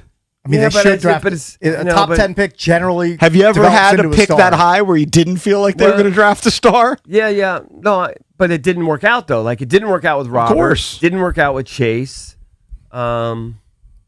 I just feel like this. Adam these are- Peters needs this hit. I feel like he needs these a are- big hit right here at 7. These are all really, really good options. Like I'm not too panicked. I think pretty much whoever I'm pretty sure I'm going to fist bump unless they draft another like Josh Connerly type. Like you know what There's I mean? Like no way they draft a fat offensive lineman at 7. Yeah. I don't think so. It's impossible. They're not gonna draft a guard. It will not happen. yeah. Can I bet everything I own that they're No. not going to pick any sort of offensive They're not going lineman to draft a at guard 7 No. overall? They're not going to draft a backup tackle. Where can draft I a place- center. Got a hole at center, Cakes. I mean, They're not drafting a center. if that happened, I would lose all faith in Adam Peters. I would. They're not going to do that. It's too They much wanted value there. Linderbaum. If I'm Josh Harris and I see a center get drafted at 7, I'm immediately firing Adam Peters. I'm firing him on the spot. So I somebody don't put care out how there. good he is at his job. Somebody put out there. What are you expecting from the 7th pick? This is our buddy George. Remember that guy George Carn? He does like a Skins podcast, Commanders podcast, and he put out there a couple weeks ago. What are you expecting from 7? Do you want Pro Bowler? First of all, do you want a starter, instant starter, a Pro Bowler, Hall of Famer? And I said, at a minimum, the first 2. Right. At 7, he has to be an instant starter, and he has to be not an instant Pro Bowler, but when he's done here, he has to have gone to 1 or 2 Pro Bowls, minimum. I think those are reasonable expectations for the number Or 7 Pro Bowl overall pick. equivalent type of awards. I think the tho- Pro Bowl has been diminished. That's what you should expect from a top 10 pick. Yeah. Those sorts of benchmarks. Yeah. I mean, some years I think they're actually saying they don't think this is that great of a year. But I feel like at the top of the draft, we got some pretty great picks and pretty great choices. Do I want to place a bet that the Commanders just lock they pick an Ohio State guy? I mean, the odds are good. The odds are just good. Well, You guys can have the field, and I'll take the Ohio caveat is State if- group. All right, I'll take the field. I'll take that. I'll take bet. that for $2. I'll take $2. that Ohio Can you put that The in the book? caveat is if Love is available. I mean, you're hearing reports that Love could be available. That's a big curveball. Oh, I think Love. They might like a guy like Ruben Bain. What if Yeah. Bailey drops and they just want a pure edge guy? Yeah, I mean, there are other kinda choices. I like my side. Here's what. I'm playing the odds, baby. I'm Except- playing the numbers. Except some of those Ohio State guys might be gone. Like, That's true. A lot of the mocks, Reese is gone at number 2. I know. So you lose him. I know. You went through the mock. You lost Downs at number 5. No, Downs went, I think, 9 in the mock that I was talking about. So Styles was went at 5. Yeah. And then all that was Here's left what I was need. Tate for No, you. Here's what I need. I need Jeremiah Love to get picked by either the Titans at 4 Or the Giants. Giants at 5. I feel pretty good about my side. And that makes my bet so live. $2 bet? $2 bet. $2 bet's in. Valdez, you got it in? You got it in. Big one. Yeah. It's a big one. Yeah. Don't sleep on it.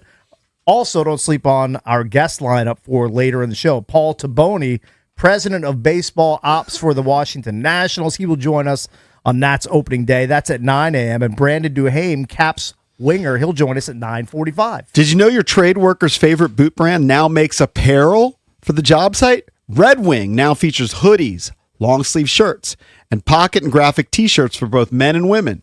This apparel features premium yarn, enhanced stitching, easy functionality, and a clean fit designed to eliminate daily distractions. Red Wing engineered the New York apparel line to check all of the workers' boxes. It's not just a t-shirt, it's apparel the Red Wing way. Visit redwing.com/apparel today to see the new collection. Red Wing, work apparel done right.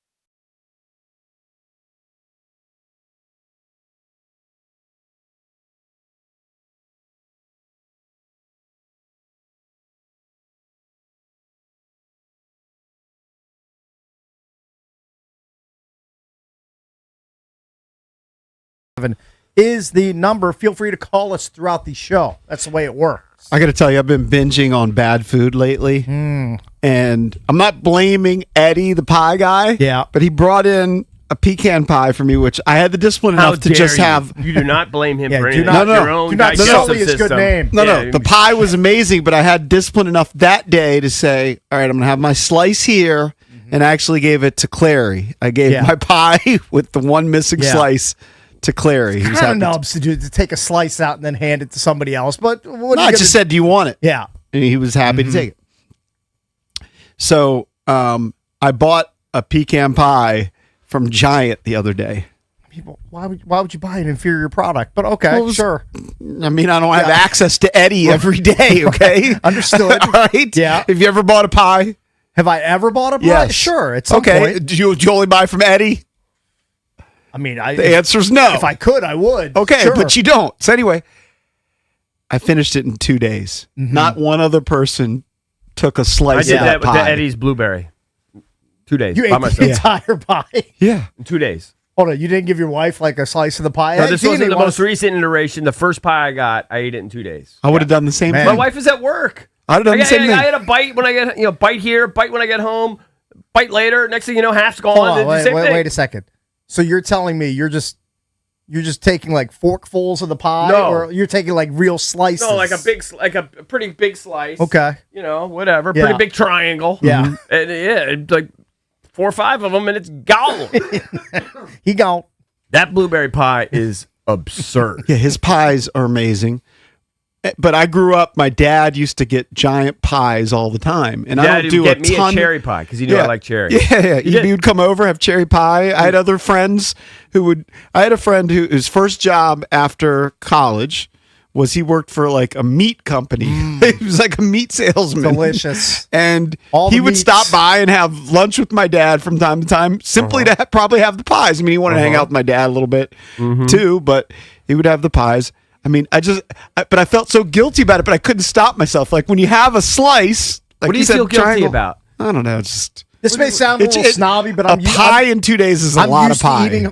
I'm used to eating more homemade pies than just store bought Well, jobbers. I don't mind store bought. I mean, They're fine, but does your wife make a lot of pies? no, Is that like why? my in-laws used to like bake pie, like homemade pies. They're delicious. They're the amazing. one, the one you sleep on. I've talked about it. I just have higher pie qualities. And we used over to get it here. from Giant all the Standards. time, and it was mediocre, but it was good. Lemon meringue pie. Well, lemon now, my meringue mother pie also is so good. she made lemon meringue pies. Yeah. that was she was good at that.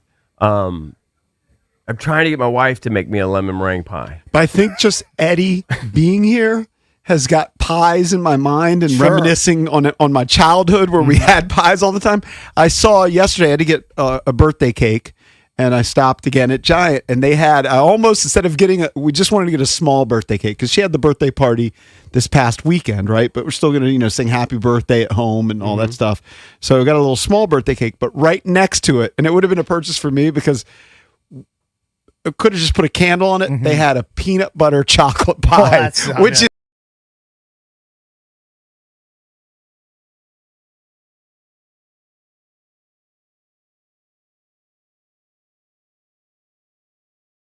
of singing and or having happy birthday sung to me. At a restaurant or just no, just at you all. have a hang even at home. So I just don't. if you have just your family at home, Yeah. you don't want them to sing happy birthday. It's a tradition. I mean, it's tradition, and they do it. They do it but out of love. I know it's done out of love. I know it comes from a positive place. So have you shut it down? No. Have you told your No. wife or Here's Juliet? what I do. No, done? here's what I do. I don't shut it down. You put on your huge headphones so you can't hear. I just endure it.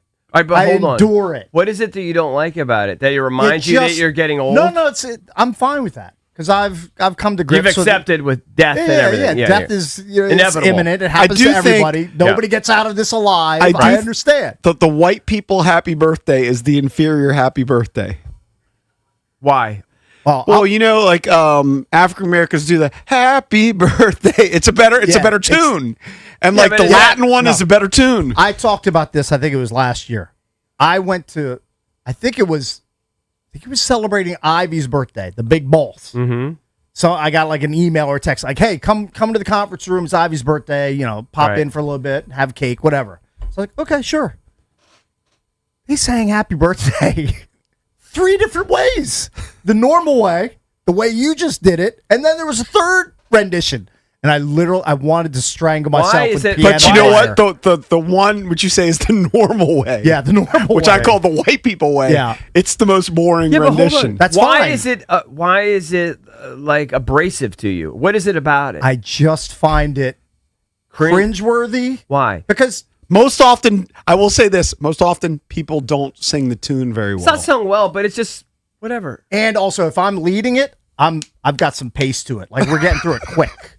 Like give me your face. Like you're going like happy birthday to. It's not happy. Like I don't draw it out. If Okay, I'm leading it, fair. that's going at a record pace. But I don't feel that it should be so abrasive to you. I feel like you should embrace it a little It's more. just a hang up. It's a personal thing. Yeah.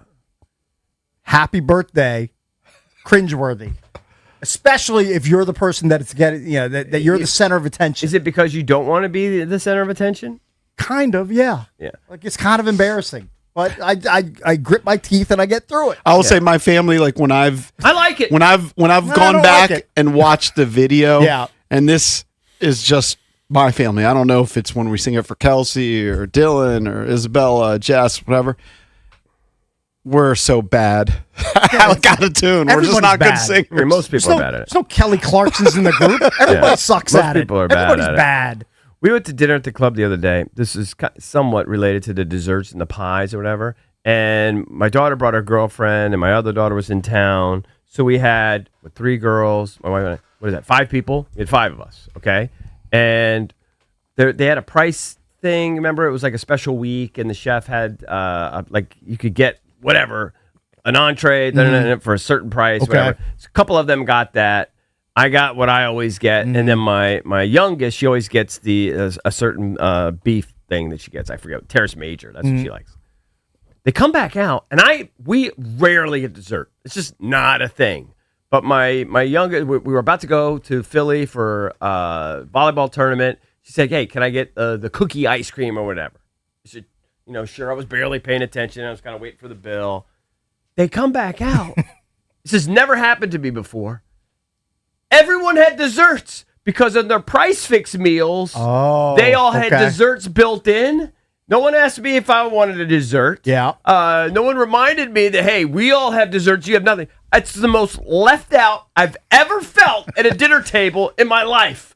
I'm sitting with 5 people, me being the 5th. Mm-hmm. The other 4 all have desserts. They're coming out just plucking out silly desserts for everybody. Yeah. And I'm sitting there and I got nothing. Then you have to just say, well, I'm going to steal part of your dessert and you're going to give me part of your dessert. We asked for an extra spoon and I ate some of my wife's. Of course. But I was actually upset. You felt left out? I was upset with my wife. I said, I can't believe you guys did me like that. This literally never happened to me. Did me dirty. It never happened to me in 56 years. I'm sitting down having dinner with my family and everyone's got a dessert and I get nothing. Did you then get dessert? I just ate some of my wife let me eat some of her, whatever it was. Ice cream, whatever. I've done the opposite bit many times. Livid. I think I remember one time we had a Junkies appearance. Almost ruined dinner. Yeah. We had a Junkies gig one time and we were at a table with like 10 people for some reason. And the waiter said, does anybody want dessert?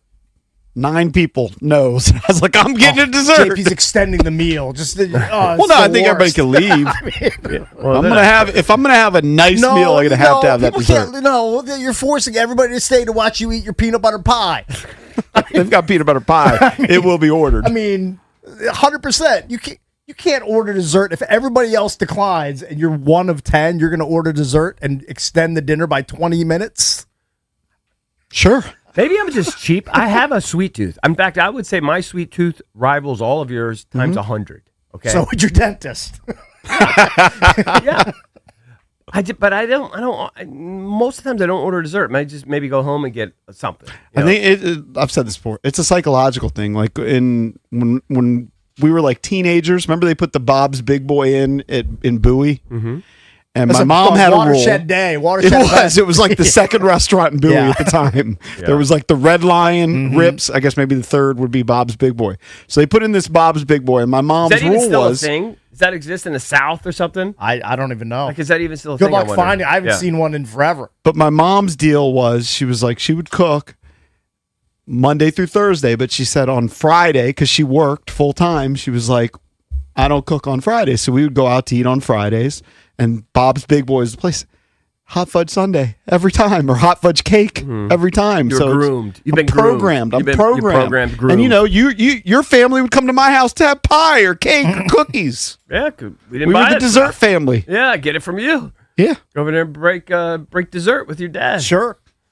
Plus, your mom always made brownies. And she Correct. even would make a section with no Right. nuts for me. Well, no nuts is the premier. I mean, I don't know why Standard. anybody would ruin a perfectly good brownie with nuts. I mean, that's just I mean, heresy is what that is. I preferred the That's nuts. blasphemy. Repulsive. I bet you did. All right, when we come back, we are going to get your pulse on this Washington National season. It starts today, by the way. You can listen to the opener right here on 106.7 The Fan. What do you hope to see in 2026 from the Nats? What are your goals for this latest iteration of the Washington Nationals? And also, don't forget, coming up at 9 o'clock, we'll be joined by Paul Tabone, president of baseball ops for the Nats. That's coming up at 9 o'clock right here on The Fan.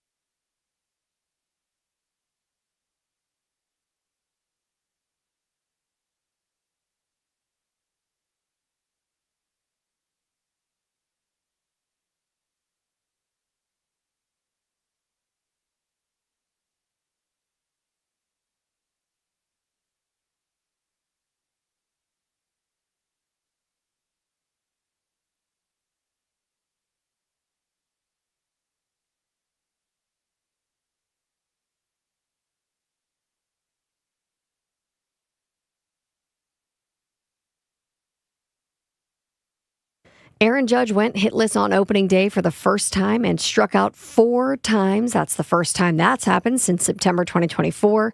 But the Yankees still had plenty of offense and beat the Giants 7-0. Judge was the only member of the Yankees lineup to go without a hit. Per Sarah Langs of MLB.com, Judge is the first reigning MVP to earn a golden sombrero in a season opener. The Nationals open their season today, 2:20 p.m. against the Cubs. Cade Cavalli on the bump for Washington, going up against Matthew Boyd for Chicago. And last night, the Wizards beat the Jazz 133-110. The win snaps a 16-game losing streak. From the Crop Medcap 5-Star Sports Desk, Savannah McCann on the Fan.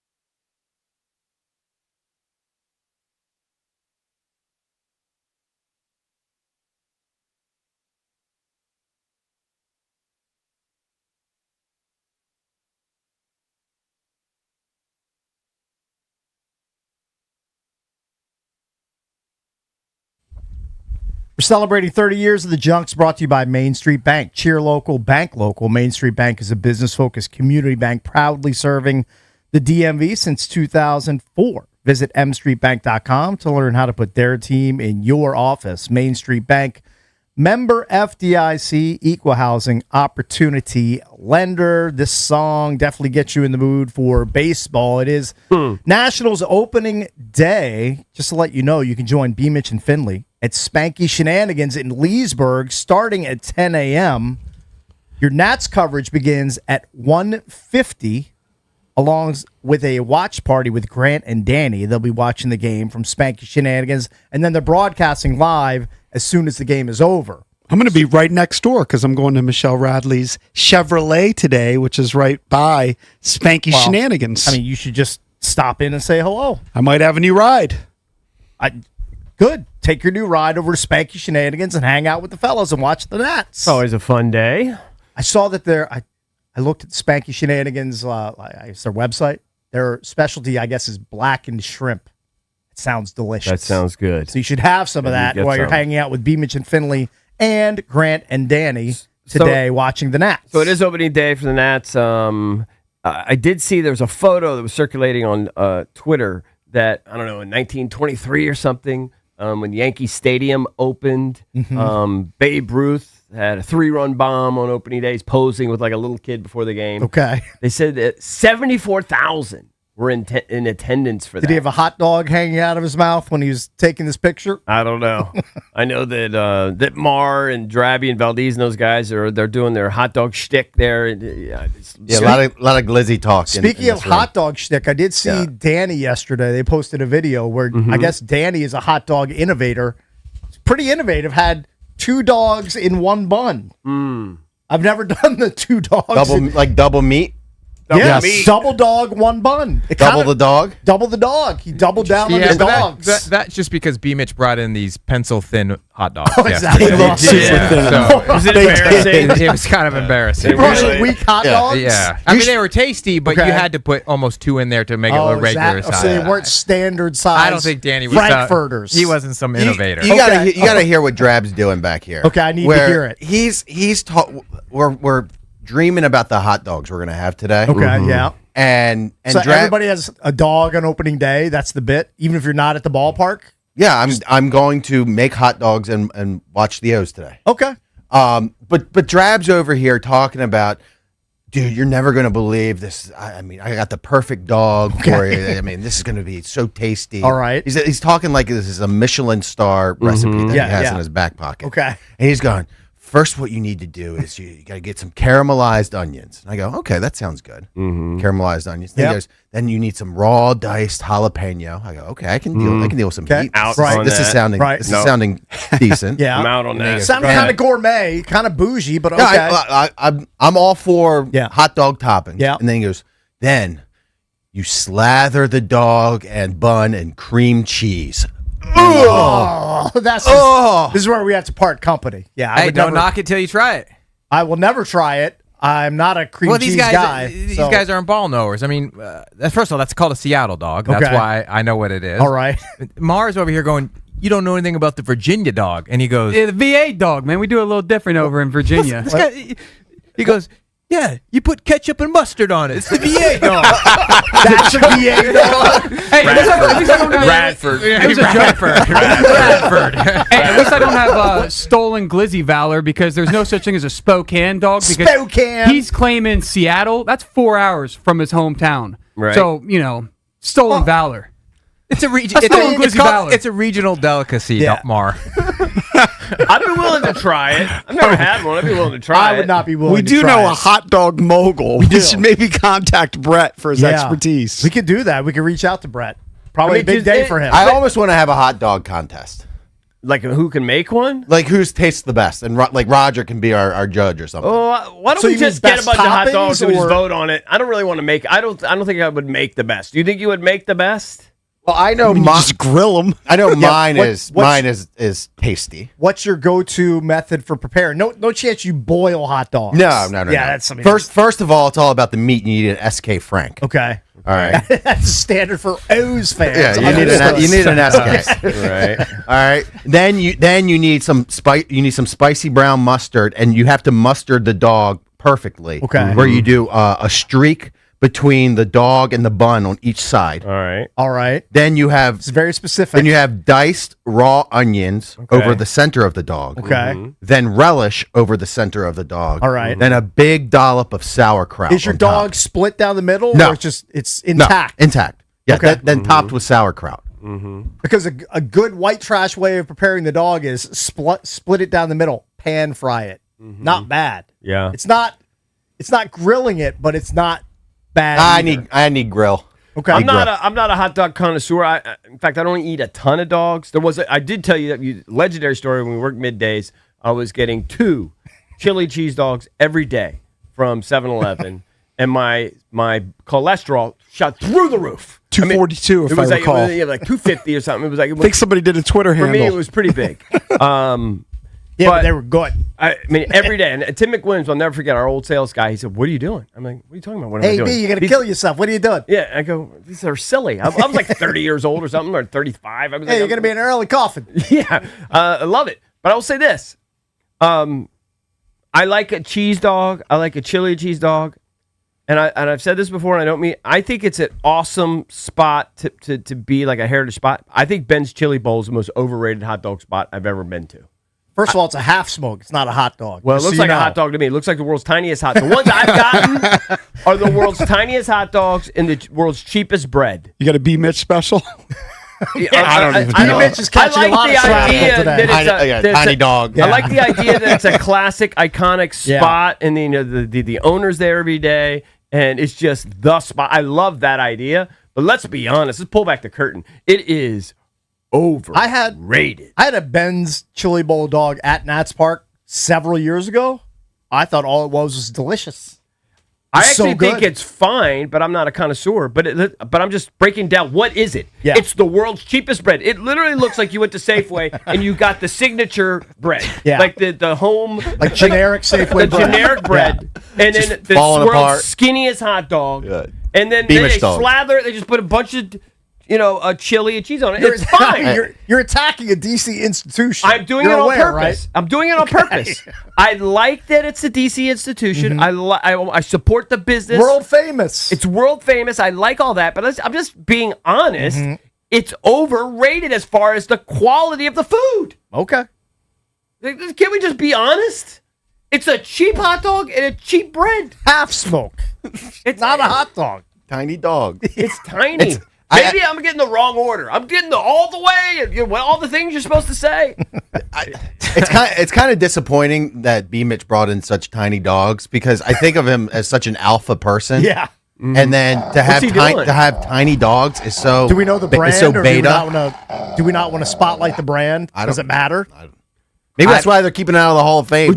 We can look at Got tiny dogs. If you had your choice, though, would you get a hot dog or would you get like a sausage? Oh, I'd get a sausage every time.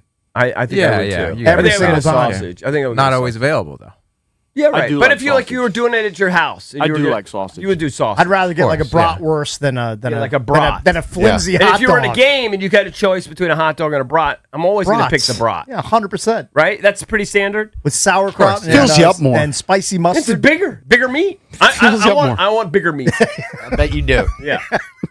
I want bigger meat. I do like sausage. It's documented. You said it many years ago. Yeah. Trav Valdez and I yesterday, we're contemplating doing the 999 challenge when Which is- when that spark opens up. Go ahead. 9 beers, 9 hot dogs, in 9 innings. I don't think you could do it. And like I think that'd you be a guys layup. aren't going to do like the PG version that some of the actual teams are promoting, like, where they're like they give you like little Yeah, mini like the Mets where they give you a you got to do Giants like did that too, full 9 beers, full 9 dogs in the 9 I might innings. puke. If I did that, I might puke. I would never do it because I'm over hot dog challenges. I did that many years ago. I've never felt sicker, and pouring 9 beers on top of 9 glizzies, no thank you.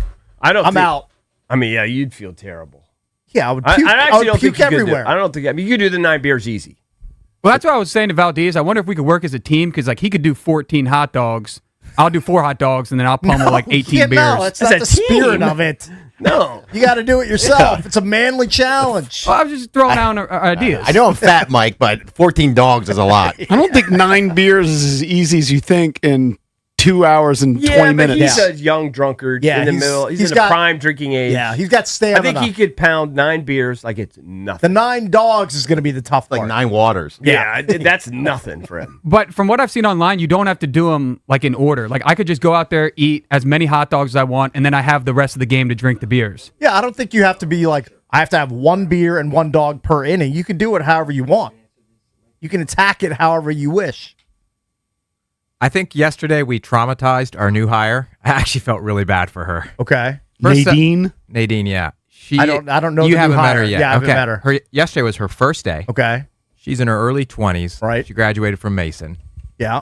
First off, there's hardly any females at the Fan. Okay. Right? Savannah, Very few. That's Savannah, and Yeah. that's it. All right. So Yep. it's all guys. She's already probably feeling intimidated. Right. Her other job is physical trainer, Okay. gym trainer. Yeah. And she wants to be a chef someday. Right. Okay.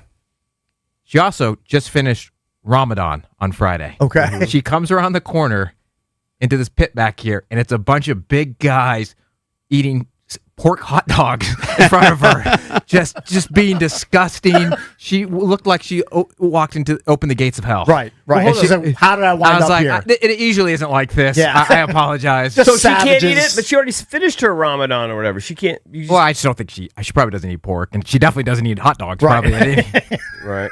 She just had a very like scared look on her face. Like, Yeah. what am I getting into? Trying to What- scare her what is her straight. job here? She'll be a producer. Okay. Yeah, and some social media stuff. Got it. She got a million jobs. Yeah. But She's she a likes- trainer.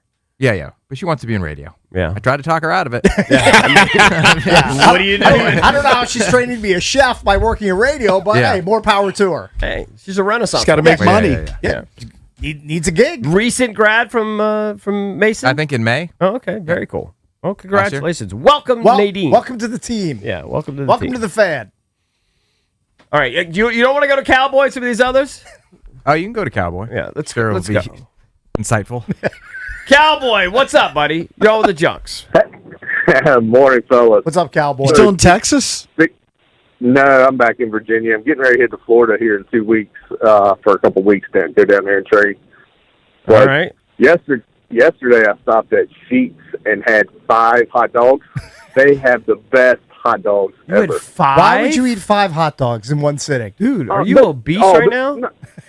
No, I mean, I'm a little fatty, but I mean, I'm not. I mean, I'm probably the heaviest I've ever weighed, but So the answer is yes. So he's probably pretty big. What do you think How, you how weigh much right is now? how much does a hot dog from Sheets cost you? so you can get 2 for $1. But I add cheddar cheese, onions, mustard, and sauerkraut. And I'm just telling you, they probably look like BMitch's hot dogs, but you can still bumble them. You I had mean, they are. 5. but I if mean, they're they just tiny- go down. Yeah, but I dude, stick to I feel like you Listerine. would go right to the emergency room after that. I'm like that Guest Chinese started man the during pit. 4th of July. Yeah, it's huge. I mean, Kobayashi? yeah. I mean, but seriously, the best hot dogs are Sheets. and that's the only way to make them. Find that hard. Like we'll put them. I mean, it could be. We'll put- People rave about Wawa fried chicken, or not Wawa. Royal Royal Farms. Farms fried chicken. It is actually pretty Rofo. good. Yeah. What about Their potato wedges Does Wawa slap, have a too. specialty? Hoagies. There's Yeah, they're hoagies. hoagies. Big on hoagies, yeah. Who has the best? So he's saying sheets. Would anybody? I bet he had to take a sheets. Is anybody going to argue it? Multiple. Is there another gas station type place that has better hot dogs? I don't know. How would I know? I don't think I've ever ordered a hot I've dog never from a had a gas hot dog station at or a Sheetz ever. 7-Eleven. Never Oh, ordered one you've from never had a 7-Eleven? 7-Eleven hot dog in your No. life? Because if I was to get something back in the day, I would get nachos. Well, I did too, but I still got a hot dog I got at some point. the hot dog. Is either the pizza or the hot dog. Pizza never looked that good. I'd do the hot dog. I've never sampled any of the other gross foods they have on the rollers at 7-Eleven, whatever they are. Like a taquito. Yeah, I've never done taquitos from 7-Eleven. Don't these sleep guy- on the steak taquitos. I've done pizza, though. I've done 7-Eleven These pizza. guys were talking about the burger dog. Like, where's that? Where's that? At the Olympic Club in San Francisco. And they're Okay, so that's what they're. That's a golf course. it's a golf course. They're famous. They're famous for having burger dogs at the So turn. it's just ground beef, but it looks like a hot yeah, dog. yeah. It's a hamburger. It's a hamburger shaped and made like a hot dog. It's very innovative. 7-Eleven's got a new hot dog called the Dr. Pepper dog. All I right. haven't tried that one yet, but it tastes like Dr. Pepper when you eat it. I kind of figured that when you call it a Dr. Pepper dog. How could a hot dog taste like a Dr. Pepper? Like, I don't get it. I mean, they put it. I don't know. I'll try one today. All And right. we can get to grab it. Try 5. Have 5. instead I of mean, 1. your tummy must be. Hey, when you get one, send us a picture. Send it to Hey, our Twitter. like when we met you, I don't know, 20 years ago at this point. Maybe it's even further back. About 100 pounds ago. Yeah, how much did you weigh then? How much do you weigh now? I probably weighed right around 180, probably right around there. If that. And I'm at 235. I mean, You got to you play be middle linebacker for the Dude, he's got It's like Sonny Styles. I'm going to call You run a shenanigans. 4.46 40? I'm going to call shenanigans on 235.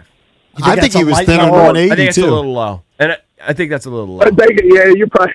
Well, my scale says 235, No, it doesn't. but I use the one. It doesn't, actually. Hold on. You said you use what? What'd you say? I said you got to set the dial. Mine's so old, like you got to twist it and line it up on zero. It's in, not it's in digital. kilos, not I get pounds. it. He I has get like it, an but analog scale. I'm just. They make those. I mean, still? maybe you're fudging the scale, but a real scale, it's not 235. It's not. You think he's 240 plus? Yeah. He doesn't No, want to I'm not admit too. it, but yeah, he does want to admit it. Yeah. Because I've I been up mean, there, maybe- and Yeah. I've never looked as bad as him. You're a little taller. Well, yeah. Yeah, I'm 5'10", Yeah. 5'10", 240. I mean 235. Slipped up. Hey, you got to make sure you take off your cowboy hat and your boots when you weigh yourself too. You should be naked. Yeah, take your Red Wings off. Yeah, yeah. All right. Thank you, Yeah, Todd. I do. Appreciate it, buddy. All right, Hey, boys. are you upset that we have Red Wing boots? Are we posers? No, I got a pair of one now. Put it this way. I just had to buy a pair of boots, and I got the twist dial. I can't tie no more because it hurts when I bend over. See? So I got what you got to do the 240 boa. easy. Yeah, he's 240 easy, dude. Yeah, I mean, That maybe 235 yeah. is 10 years ago. he ain't 235. No, probably not. All right, you are welcome to call us on an open line Thursday. 800-636-1067 is the number. You want to keep listening because Paul Tabone, president of baseball operations for the Nats, he's going to join us coming up at 9 o'clock on Nats opening day.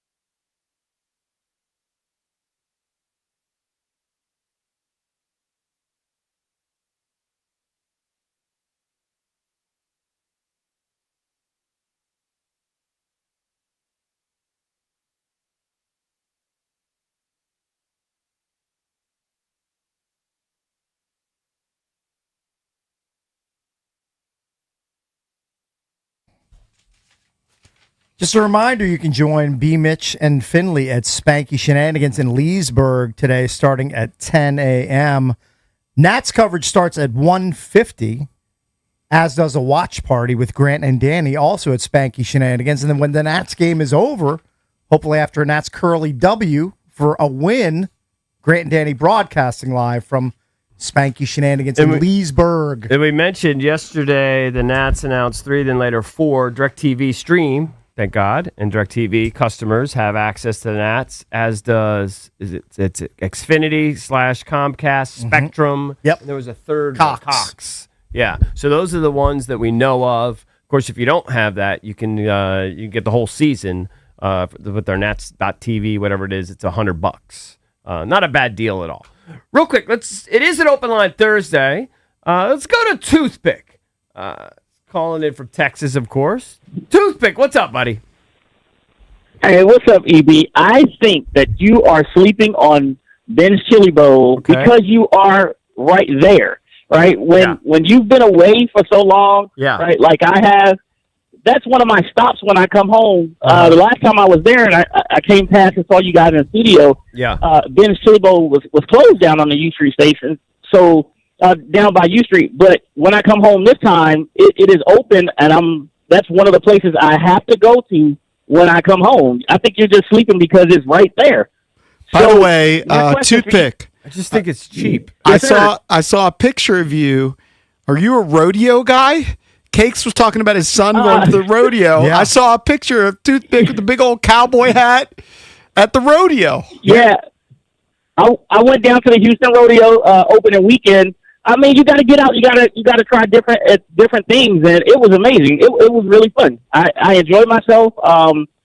When the rodeo comes to Fort Worth, I go through, and I went to Houston to catch it. So yeah, it was fun. I mean, it's a massive thing. I mean, they host it where the Texans play their games at NRG Stadium, and it's freaking packed. Yes, every seat taken. Yes, it's a huge thing. But the best part of the whole thing, I mean, of course, the Cowboys, they do their thing, the Cowgirls, they do their thing. The best part is when they have the kids riding the sheep. Yeah, man, those sheep just don't care. They just don't care about those kids on their back. So yeah, I mean, so that's comedy. It sounds entertaining. I'd be entertained. It's a hoot. It is. It's fun. It's fun. Okay, thanks, Toothpick. I've never been to a rodeo in person, but it looks like it would be a fun time. They at least a few years ago, they had like traveling rodeos around here. Yeah. And my son and his buddies, like in high school, they would go to the rodeo. Yeah, my kid would go to the rodeo up in Frederick when he came to town. Yeah, exactly. With his buddies from high school. Basically, just a big excuse to go drink. I'm sure that's a big. I got no desire to ever go to a rodeo, and I'm just wondering. I think Toothpick grew up in PG County like us. He's a local guy. If I moved to Texas, would I all of a sudden get a cowboy hat and go to a rodeo? I don't think I would. I don't know if you could get certainly not all of a full sudden cowboy hat, but you may sample the rodeo because it's just part of the culture there. If I lived in Texas, I'd wear those Red Wing boots when I went to dinner.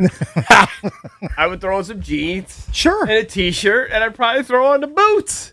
I mean, I'd want to fit in with all the locals. You could wear them to dinner here, right? No, who knows?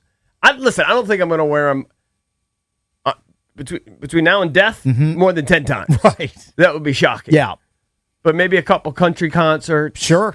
You're talking about the cowboy boots. The cowboy boots I got from Red Take them for a spin. Yeah. I mean, because other boots you wear all the time. Yeah, but I give those a lurch. I swap. Oh, okay. Yeah. Did a boot swap. Yeah. I just don't.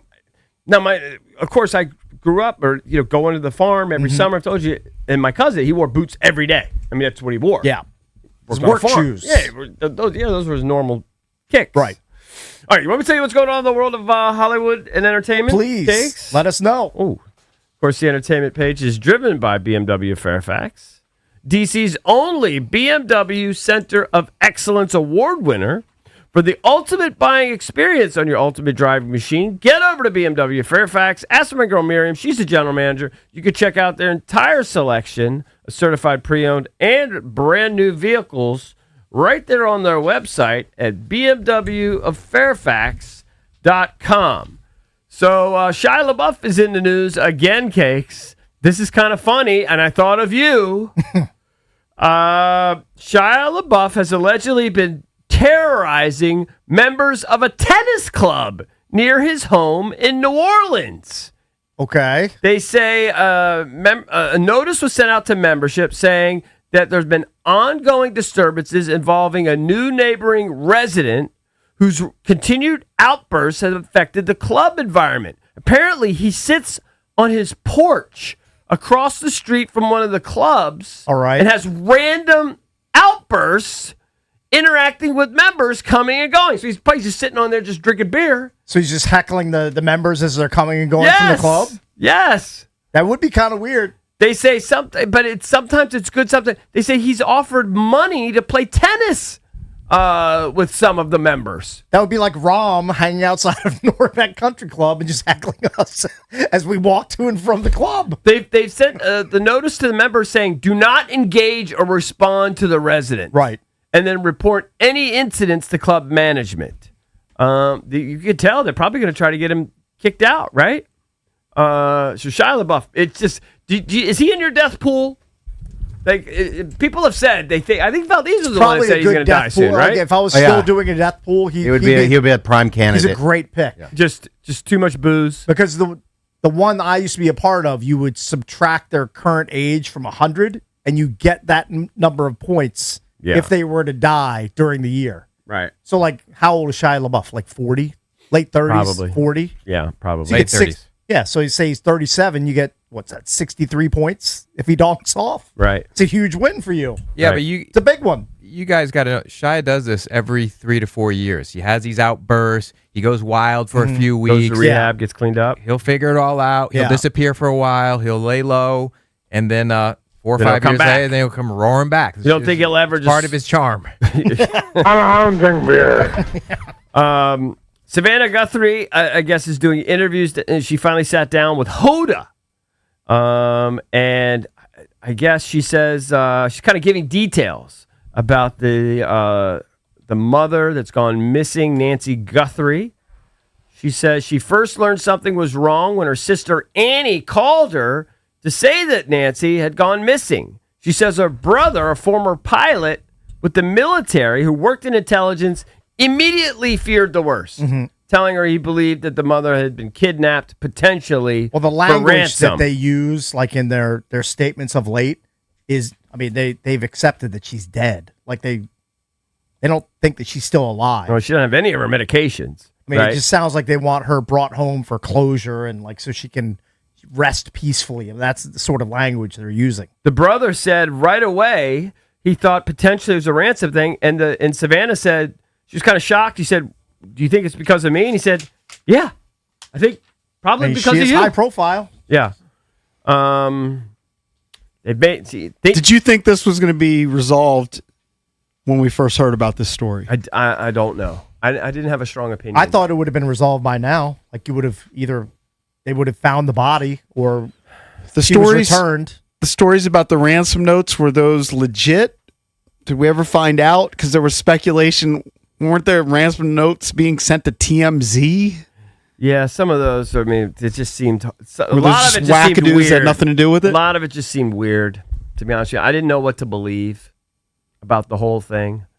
You know, of course, people immediately suspected the brother-in-law and the sister. Yeah, but they cleared him. I guess. You I have don't the know. masked guy. I mean, you had the video of the masked guy, but I guess he's gotten You know away what? with it. There's hope for criminals out there. Yeah. You can commit crimes. I think you can.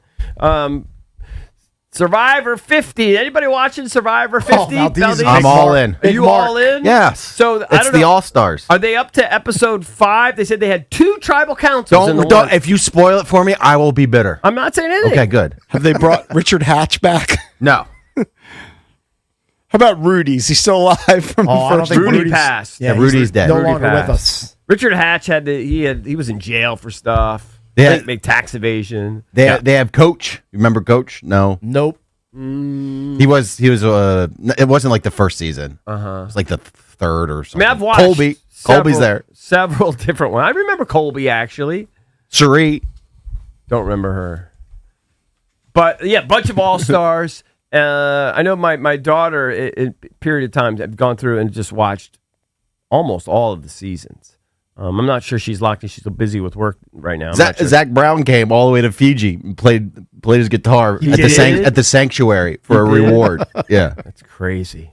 They had to pay him a boatload to do that. I feel like it's not Survivor. Like the Survivor element is, they've taken away so much of that with the rice they give everybody. You know, that you can kind of it's a little tame. The first couple seasons, it's You like really had to catch it's a fish. it's hardcore. Yeah. But they've kind of, it's almost coasting nowadays. Yeah, I actually think Naked Afraid way tougher.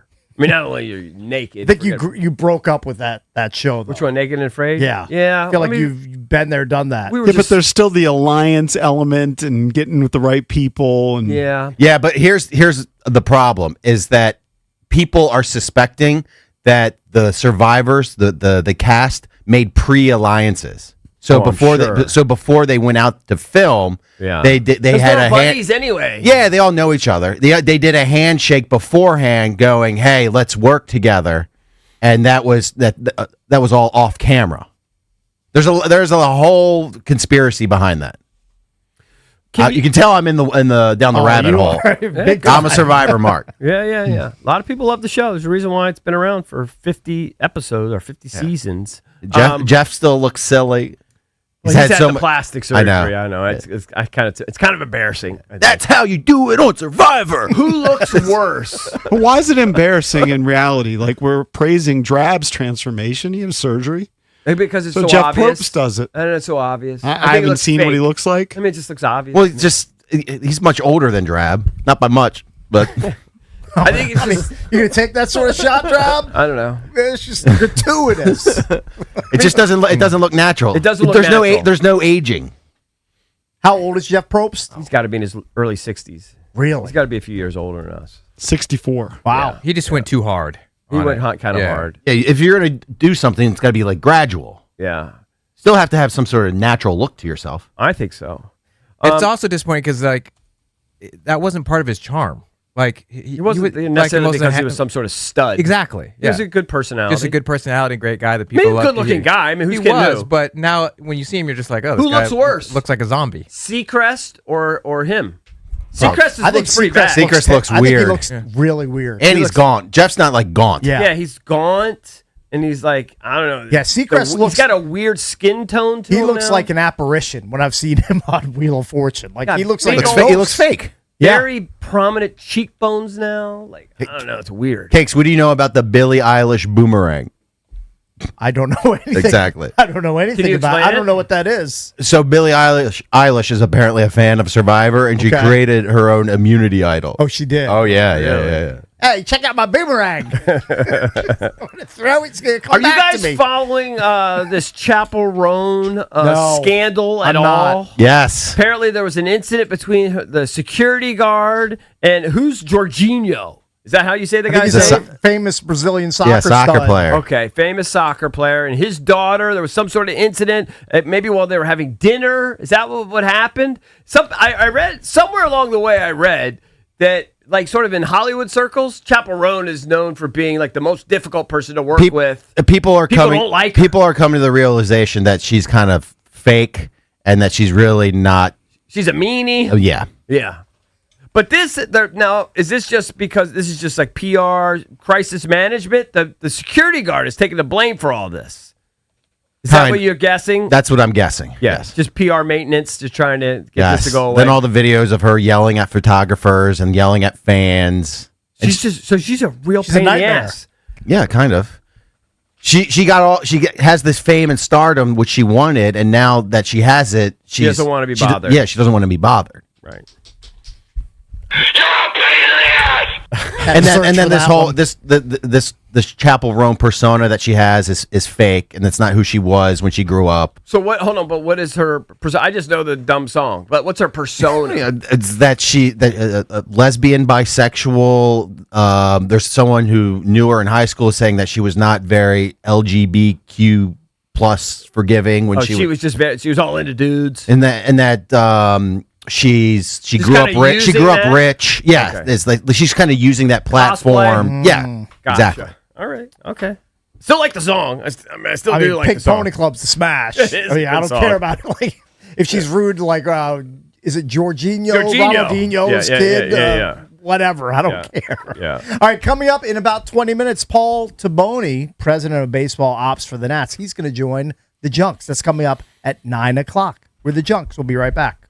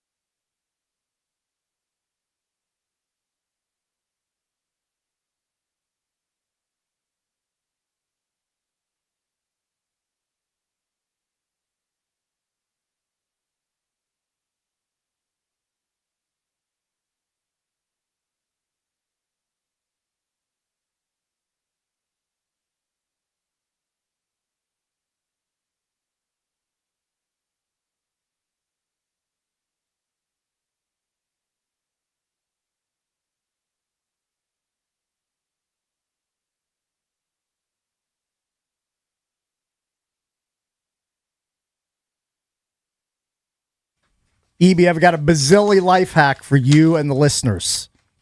All right. Are you interested in saving $12,000 a year on your rent and or your mortgage payment? Does that interest you? Is that something you'd be into? I have a question. Does that mean would I have to move? It does entail moving. I Yes. have to move. It would interest me. You would have to move. I don't. $12,000 a year in $12K savings. a year. I Of don't want course. to move. But go ahead. Okay. Well, if you don't want to save that amount of money, that's up to you. But you could save $12K a year by moving out of your house and living in a hotel. All right. Like this couple. I'm intrigued. Miranda Bowers and her husband. Rick Majerus did this bit. They used to live in a 2-story, 3-bedroom home for $2,300 a month. That was their mortgage done. But in 2023, now this would never happen to any of us in this room. Okay, John had an accident at work where his right hand was crushed by a steel beam. Okay. Just crushed. He's like, "Oh, my hand! It's bubbled. I'm toned." Worst thing that happened here is a Diet Coke would fall on me. If that happened to me, I'd be devastated because this hand does a lot. Yeah. Do a lot with the right hand. Yeah. Okay? For example, I mean, wipe, hook it, eat with it. I mean, the right hand does a lot. When I had shoulder surgery on my right shoulder, my torn labrum, that was the most debilitating thing. Is I had to wipe with my left hand. So his hand is pwned. I mean, this is my pickleball hand, my tennis hand. I mean, this hand does a lot. I'd have to shift to my left hand. It'd be devastating. Yeah. I would have to figure out how to do all those things left-handed. But this couple, I guess when he couldn't work anymore, they were forced to cut costs. So they ditched their house and they moved into a hotel room where they spent $307 a week to live in a hotel room. so it's just one room. It's the world's worst hotel. I dump. I mean, I think I could do it if it was a suite. They've actually dressed it up pretty nice to make If it look it was kind of a homey. suite, I mean, look, but it's probably a freaking truck stop. It looks brutal. We- probably we- like where you bang hookers for the hour. both you guys have been to my mom and dad's apartment in Puerto Rico. Now we've since sold it, but I used to joke with Jess. I was like, let's just retire here. It's a 1-bedroom. It has a kitchen. It's a tiny 1-bedroom apartment. Has a kitchen, has a family room, has a balcony. It's on the beach. It's all you really need. Yeah. Now, the hotel appeal to me would be if it's now modern and changed, they would clean it every day. Yeah, that's amazing. Hopefully. Now, I think I would need a suite, like a 1-bedroom that had like a door and then had a separate like family room or something like that. Well, this place But like if you doesn't put appear me, to have that. I'll tell you this: if you put me at MGM National Harbor, why that'd be great. Of course, you go out to eat. It's a luxury hotel. Of course, it'd be great. I mean, No, but your question was, could you live there? Sure. Okay, but they're not at the MGM National Harbor. I understand that, but we're going to put that out there. Different lifestyle. Could you live at the MGM National Harbor? Could I? Yeah, with your family. Just with my wife there? Yeah. I mean, yeah, sure, I could. It might. You wouldn't want to live with all those donks. Hey, you got a nice food court I'll down give you an there. example. You I want have to a shake friend. it up? You go to you go to National Harbor. Sure. I mean, you got everything right around there. Got outlet shopping right around the corner. Right. My buddy, I won't say his name, but my buddy lives half the year in Illinois. He lives and he has recently might have changed a little bit with the current living situation, but basically for the last 25 years he's lived in a hotel half the year.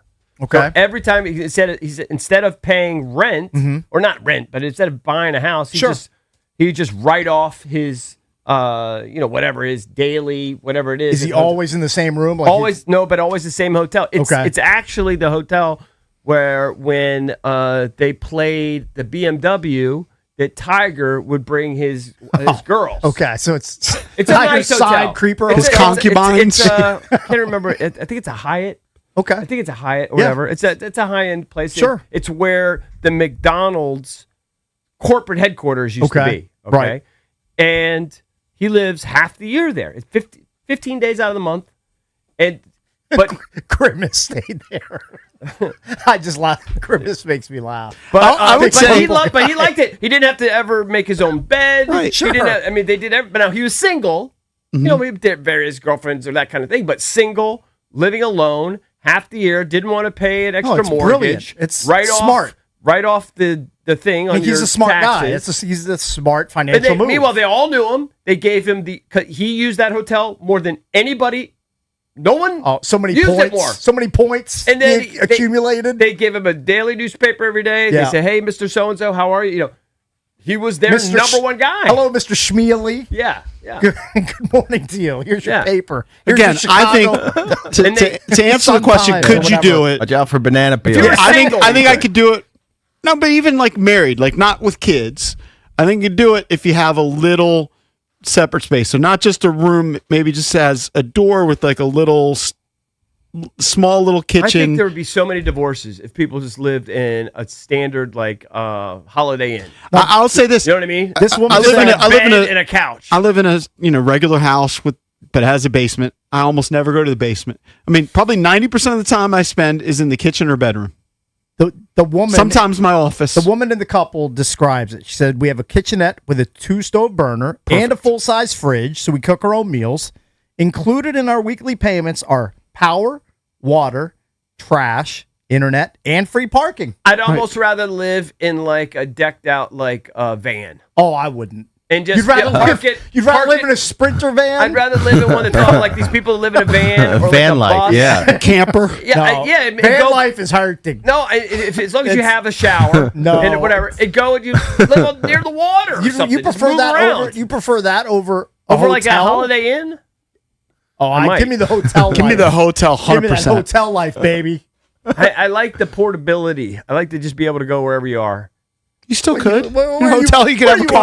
Where are you going? Where you going? I don't know. I'm just saying, if you're living that kind of life. You want to drive to, as Mike Marr called it, Spokane? Yeah. I mean, what are you doing? You go from your basement to Norbeck and here. Yeah, I know. But you're asking me if I was living like a different kind of life. I would rather. But if you had a hotel, look, your daughter's going to go to Cornell. So 2 years from now, you got this cost-cutting ability. I might be living in a van in about 2 in years. a hotel. But it's possible. You got a hotel in Kensington. Don't living be a in the brokey. same place. Live in the same place. But you're saving $1,000 a month, and they're making your bed every day. You still could have your car. You can still drive everywhere. I need a little more space. And believe me, I don't need some big thing. But I bet you're like me. Probably 90% of your time is spent in like 2 or 3 spots in your house. It's kitchen, family room, sauna, Simulator. backyard, weight room. Golf sim. I mean, I have a lot of places. Yeah, but in Bathtub. total time. Okay. I do a lot. I got a Can't lot make of the club in the tub. hot tub. You understand? I've decked out my house pretty great for like a guy. I mean, it's just like it's kind of like an oasis. It's no special house. EB's normal house. bachelor pad. But I know, I but- got all the Okay, accoutrements. bathtub and bedroom. Just put your bathroom. You need a bathtub, and by the way, okay, now I'm going more luxury hotels, but you can find like a place, a luxury hotel that's going to have a gym and a sauna and all that stuff. The equivalent. Even I your would nubby say- places, like I don't want to say a specific Yeah, place. Be careful here. But even in Tread kind of your more lightly. budget places, Yeah. usually have a gym. Of course, I go to those all the time when I'm traveling. But Yeah, but obviously my buddy, I have a sauna. buddy. And they'll have a pool, EB. My buddy did something I would consider it somewhat equivalent. Is they had one child, played volleyball with my daughter at Cornell. When she left for approximately when she left for college, they sold their house and they've been homeowners and they just live in high end, luxurious condos and they love it. Now they're not really saving money. They're still paying a lot, but they don't have a yard to deal with. They live in like a resort pool. A lot of upside. They have the sauna, all the accoutrements you could possibly imagine. No and yard work. zero upkeep. Zero. Sounds amazing. They love it. All right, coming up next, we will be joined by Paul Tabone, president of baseball operations for the Washington Nationals. He'll join us next.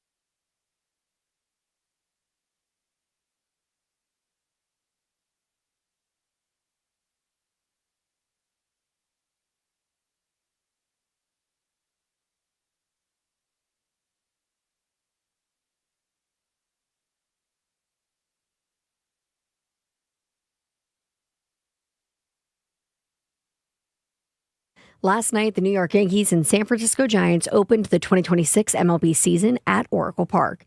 It was the only game on Wednesday's schedule. The other 28 teams enjoyed one last off day before they begin their seasons today and tomorrow. Yankees beat the Giants 7-0, but no thanks to Aaron Judge, who went 0 for 5. One of the big headlines, though, from last night came off the field. Barry Bonds was one of the announcers on Netflix and told a story that late Yankees owner George Steinbrenner was willing to make him baseball's highest paid player, but put a deadline on the offer, which turned him the wrong way and ended up pushing Bonds to San Francisco, and, well, the rest is history. The Nats open their season today, 2:20 p.m. against the Cubs. Of course, tune in right here, 106.7 The Fan, to listen live. From the Crop Medcap 5-Star Sports Desk, Savannah McCann on The Fan.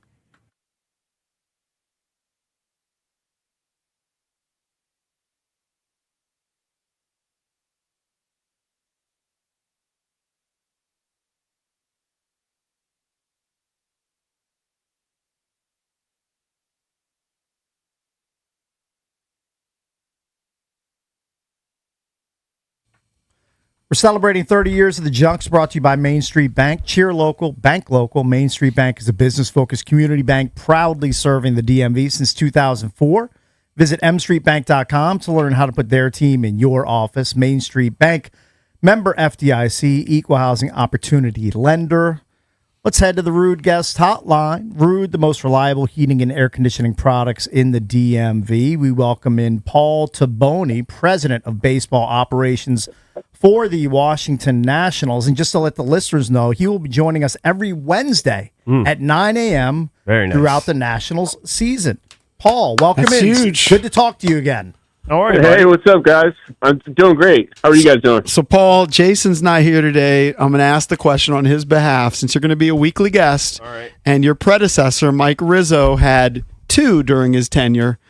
We need a walk-up song. Yes, we do. We do need that. So we'll give you a little time to man. think Yeah, about it. yeah, Have no, you ever had a walk-up song in life? When I was playing in college, I had a number of walk-up songs throughout like the spring season, and then you go to summer ball and you change it up. But I'm gonna have to think of one. It's Yeah, been yeah. a minute. What since were I some thought of one. your You can walk-up think of it. songs? Oh, you guys will get a kick out of this. Do you remember the scene in Billy Madison where he's walking down the stairs? I can't even remember the name of the song, but that was a good one. Okay. I'm from San Francisco, and I played at Cal, so there's a song out there called the San Francisco Anthem that I used for a bit. All right. And then and actually, like Jay White, I had Forever Young for a little bit. So Okay. that was All right. another one. That seems to be a Yeah, popular one. Yeah, a lot of people do that one. All right, so we'll give you Who some did time Rizzo- to what was Rizzo's think about last it. one? He was big on Chicago. He was a Chicago guy. No, but But prior before to that, he that had was, Imagine Dragons. He had, I think, Centuries. Yeah, Centuries. I think that was his. Yeah. So you'll have some time to think about that. You know what I wanted to ask you is when we sat down with you, when you were introduced, I think Jason, maybe it was Cakes, asked you about whether you were going to hire a general manager. And at the time, you weren't sure if you were going to. You ultimately decided to hire a general manager.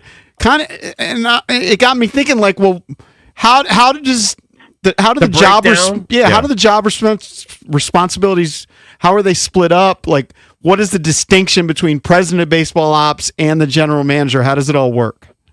Yeah, it's a great question. So when I said that at the start, I meant it. I think I was of the mindset that I was going to not hire one, at least the foreseeable future at the time. And then the more I just got to learn, how the skill sets of everyone internally, those that we brought in externally. I was like, you know what? I think we could really use this not just as a sounding board, but also someone that could really drive some of the areas where I think we could use some expertise and some help. So obviously we landed on Ani, and man, Ani's great. He's got I think I said it when we hired him, like he's got a really unique way about him where he in most rooms that he walks into, he is the smartest guy, but he doesn't like to let people know that he's the smartest guy. You know what I mean? And yeah. Yeah, I'm looking at his background. As a teenager, you're talking about Ani Kalambi.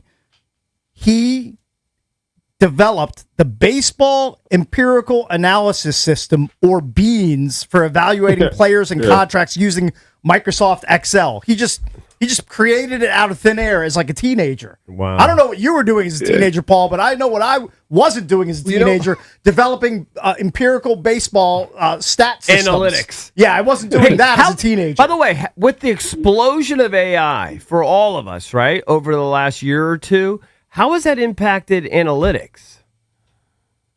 Yeah, I think, I got used to saying like it's coming fast. You know what I mean? The bottom line is it's already here. I think there are a couple ways to really use it, but I think the two primary ways that come to mind is like it could either make our work much more efficient, or just create like what we need in a way that we couldn't really do before, and that could be anything from like like the software that we use to look up scouting reports and stat lines and all that, to like, hey, how should we have scouting reports structured and that sort of thing. So, yeah, could you come up with like a new stat like quicker? Like you could just plug in a few data points and say, come up with a stat for this, or you know what I mean? I wonder if you can even come up with a whole new analytic easier. Yeah, I'm sure you could. I mean, the possibilities are endless. Right. Yeah, I mean, you can get into like, health, like pitcher injuries, all that. I mean, it's coming fast. You know what I mean? So it's something that we've spent some time on, but it's like any industry. You know what I mean? You just want to make sure that before you really jump in, you want to make sure that you're actually leveraging the right way. So I think the fan base knows that this season is part of a rebuild.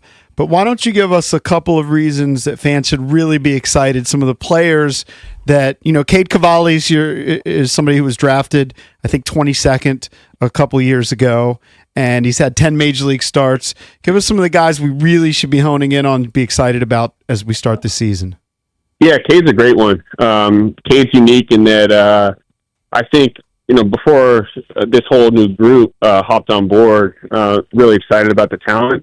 He just hadn't pitched a ton because of the injuries, and so now it's like, okay, he's healthy, he's ready to roll, but also he's made some adjustments to his mix, his pitch mix, which I think you guys will start to see today that have us optimistic. And he's just like, outside of, all the, like, the qualities of him as a pitcher, he's just, he's one of my favorite guys I've come across in the game, just from a playing standpoint. Like, the leader that he is, the character that he has, all those things, he's a great model for the rest of the team. So what's a good expectation for a young pitcher like him?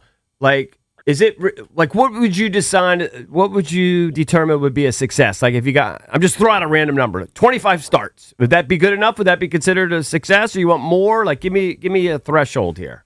Yeah. Honestly, we don't really put expectations on it. You know what I mean? And yeah, for Cade specifically, we do want to take care of him. We do want him to stay healthy throughout the year. And I know that's a goal of his, right? But the other piece of it is just the performance, right? Like we want him going out there and K'ing guys and limiting walks and limiting damage. And that's all front of mind for him. And I think, a way that he's going to do that, and I know Cade's crazy about this, is he's just going to attack from the jump and really be on the offensive, from the get-go, and going right at guys, racing at 2 strike counts, and then hopefully putting them away when he gets those 2 strike counts. Joined by Paul Tabone, president of baseball ops for the Nats. He's going to join us every Wednesday at 9 a.m. throughout the Washington National season. So we have to touch on the Dylan Cruz demotion. We were all pretty surprised when the news broke last week that he was being sent down to AAA Rochester to start the season. How did he handle that news, and what's the immediate plan for him to improve and get back up to the big club here in D.C.?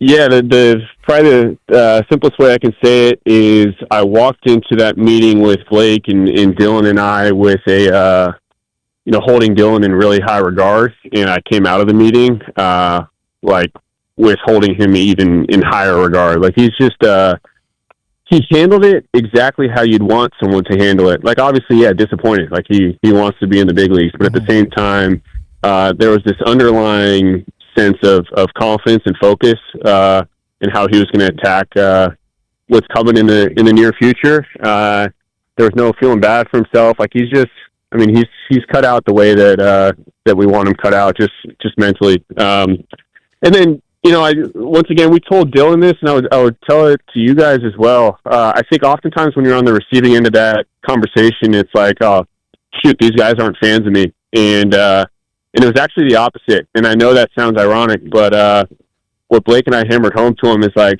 man, we're making this decision because of how much we love you. And this is a shot for you to just clear your mind. Let's get you right. And then you'll be back here sooner rather than later, really ready to hit the ground running and not searching for parts of his game that he's displayed in the past. But obviously, spring training would come and go. What's he struggling with specifically? I mean, obviously, I know we're old school. I just look at average. Average don't look very good. What's he struggling with specifically? So when I've seen Dylan at his best, and this is dating back to like my scouting days, watching him a ton, and when he was a high school player, watching him a ton at LSU during his draft year at LSU, watching him a ton. Mm-hmm. He is he's putting together competitive at bat after competitive at bat, and really what that means for me is chase, right? So there's not a lot of he's not chasing heaters at above the zone or spin in the dirt. And then when he gets a pitch, a mistake in the heart of the plate, he's tagging it. And doesn't have to be a homer, doesn't even have to be a double, right? But he's putting a barrel on it. And that to me is when he's at his best. And it was a message that we delivered to Dylan, which is like, man, we're not asking you to be someone that you're not. Really what we're just asking you is to do what you've shown you can already do before and then bring it every day. And I think that's comforting to hear as a player because, once again, there's this underlying sense of confidence, like, oh, damn, I can do this. I've done this before. And then defensively and on the base pass, like, he's such an awesome athlete. I think it's just making sure that athleticism manifests in really good production, either defensively or on the base pass. My understanding, though, is that is pretty good. You're not worried about that as much right now, right? Or is that wrong? No, Dylan's a stud out there, and especially in the outfield, like he. I don't worry about that. Like he's got great feel for the game. He's a great athlete. He's got a great head on his shoulders. Like I think that's going to be a strength of his game for years to come. Talking to Paul Tabone, President of Baseball Operations for the Nationals. He's going to join us throughout the season, Wednesdays at 9:00. Somebody tweeted us, Styx Renegade is the song from Billy Madison. Ah, okay. That's a good they're one. correct. Solid. You mentioned Blake, your manager, Blake Butera, 33 years old, first Major League Baseball managing gig. Tell the fans the style of play that we should expect to see. It's a lot of what I just hit on with Cade, right? Like in all phases of the game, offensively, from a pitching standpoint, on the base pass, whatever it might be, we want to be on the offensive and we want to be aggressive. So if that means getting strike one, if that means not waiting around in at bat, and if you get something over the middle of the plate, being prepared to put a really good swing on it. We want to play aggressive, but we want to play smart. We also don't want to run into outs on the base pass, and so it's that combination of, I think, being on the offensive, but also being intelligent in the decisions that we're making. I think that's hopefully what our identity is going to be, and we just want to be a pain in the butt to play every day. Like Blake mentioned it yesterday in the hitters meeting. He said, "Hey, I want people to feel what it's like when they play the Nationals, and if that means putting pressure on them, if that means playing the game the right way. We just want people, win or lose, right, to walk away like, man, that team is it's coming. You know what I mean, and hopefully coming sooner rather than later." Paul, can you walk us through some of the baseball tech upgrades that you've overseen with the Nats since you've taken over as president of baseball ops, and explain it in layman's terms, because we're all mid-50s. We're not young, like mid-30s, like you and your GM and your manager. Yeah, well, I'll remind you guys, I come from a scouting background. Like, obviously I played in college, but then I scouted, and so a lot of this is over the past 5-10 years has been new for me as well. And really what I boil it down to is, the industry has just gotten so good at developing players there are a lot of tools now that can help you help players develop in ways that we didn't have in the 1990s or early 2000s. And so that could be anything from like in bullpens, right? We'll use like TrackMan systems to, instead of saying like, man, that's a great breaking ball, you're able to say like, okay, that breaking ball at 85 miles per hour moving this many inches horizontally and this many inches vertically, like this is how that pitch actually plays in the big leagues, right? And then the training every day can be dictated towards getting players and their pitch mixes, for instance, to basically the shapes that you want, right? And the same goes on the hitting side. Like I know a lot has been written about traject, but man, instead of just today, like for the first time facing Matt Boyd, if we're at home, we can hop into that batting cage, and there's a trajectory machine in there, and you can get 10 at bats off of Matt Boyd before you actually face him, right? So pretty sick. it's just it's obviously such a competitive landscape, right? We're just doing everything we can on the margins to help our players better prepare and better develop.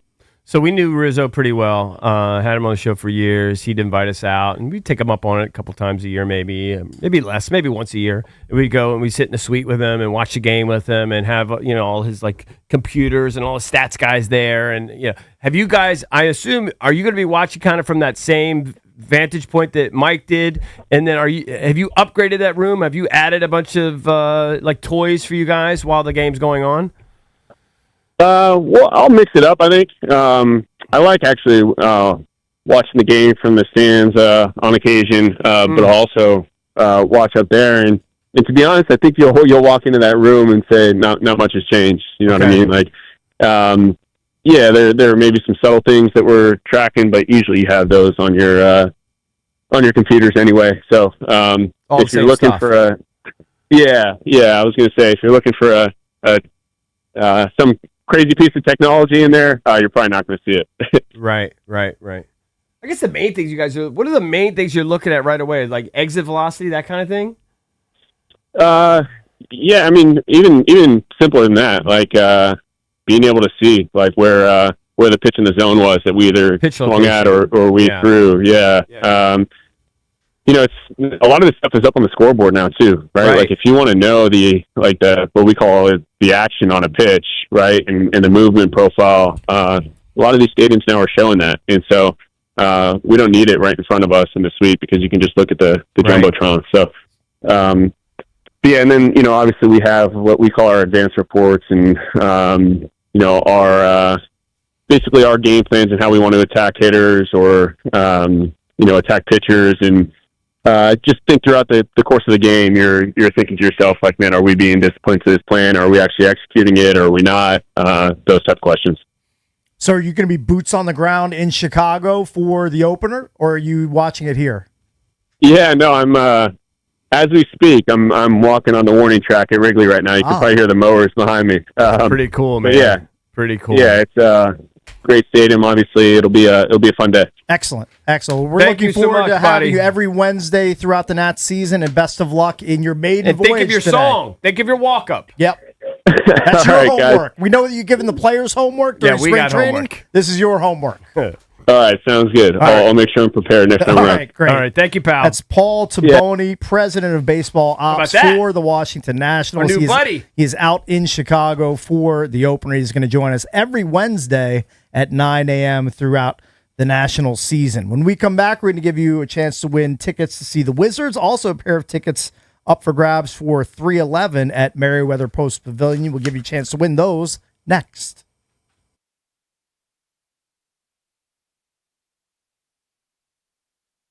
All right, guys, EB here. Right now, new FanDuel customers can get up to $300 back in bonus bets every day for 10 days. Here's how it works. All you have to do, place a tournament bet using the token, and if it doesn't win, you'll get up to $300 back in bonus bets every single day for 10 straight days. You can even mix things up with same-game parlays for a shot at a bigger payout. How great is that? All you have to do, visit FanDuel.com/local to sign up today. That's FanDuel.com/local FanDuel.com/local. FanDuel Sportsbook is the official sportsbook of 106.7 The Fan. You must be 18 and over. Present in D.C. Bonus bets are non-withdrawable and expire 7 days after receipt. Tokens are received in increments of 1 per day. Restrictions apply. See terms at sportsbook.fanduel.com. Gambling problem? Call, text 1-800-GAMBLER.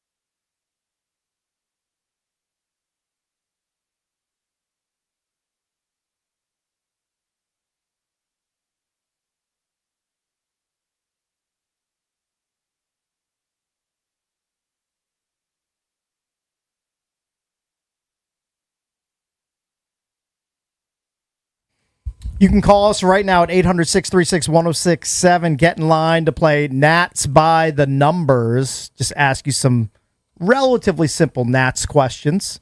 And if you answer correctly, you'll win either Wizards tickets to see them take on Philadelphia or a pair of tickets to go see 311 and Dirty Heads when they come to Merriweather Post Pavilion, July 22nd, 800-636-1067. We'll get you lined up and quiz you on your Nats numbers knowledge. It's a little bit of a tongue twister there. You know, when Max Scherzer was here and he was dominating and helped them win a World Series and all that stuff, there was discussion of, well, is he going to retire and he goes to the Hall of Fame? Is he going to have a Tigers lid on or a Nationals lid on, right? And he was with the Diamondbacks to start, but he'd only been on 3 teams. Do you know since then, since he's moved on from the Nationals, how many teams he's been with? Hold on. Let me see if I can figure it out. He's been with, I know he was with the Mets. Yes. He was with the Rangers for a bit. Yes. He's Dodgers. with the Blue Jays now. You got them all. Dodgers and Blue Jays. He's been on the Odyssey. Yeah, you're going to have to drag him out. He's been on the merry-go-round. He's going to pitch until he's 50 if he can. He's 41. Yeah. I just, right? I think you're going to have to drag him kicking and As screaming. long as people are willing to pay him and he can still perform, I mean, pitch as long as you can. Yeah, Play why as not? long as you can. I always think that, yeah. Stay in the mix. Hey, Kicks, can I ask you just a dumb question here? Yeah, please. Feel free. You're a fellow Android guy. Are you a Samsung guy? I am a Samsung guy. All right, Yes, I this is have correct. There was some sort of a weird update or whatever. I got a picture of my kids on the front of my phone, and now I got like it's spread across 2 panels. I don't want that anymore. I just want the picture centered. Yeah, I can't up in help the you. main panel. I don't know how to do that. It's so annoying. Can't you go to your photo library and then set your background? Maybe by setting I have to reset it. That's something you're going to have to figure out I on would your just, own. It used to I would be go fine. back, right? But I would go back Cutting off my one daughter. I'd go back to the original photo She's probably and then salty. set it up that way. I'll try again. I'll reset it. But I don't have Android. I don't know why it's doing that. It's setting it over. It's centering it over 2 panels. I want it to center over just the front page. I really can't I'm help getting you. angry. I understand you're getting angry. Let's go to the callers and see if they can answer these pretty simple Nats by the Numbers questions. All right, let's go to For some fantastic prizes. Let's go to Simeon. Simeon, what's up? You're on with the Junkies. Morning, guys. How are you? Hey, Hello, go Simeon. great. How are you?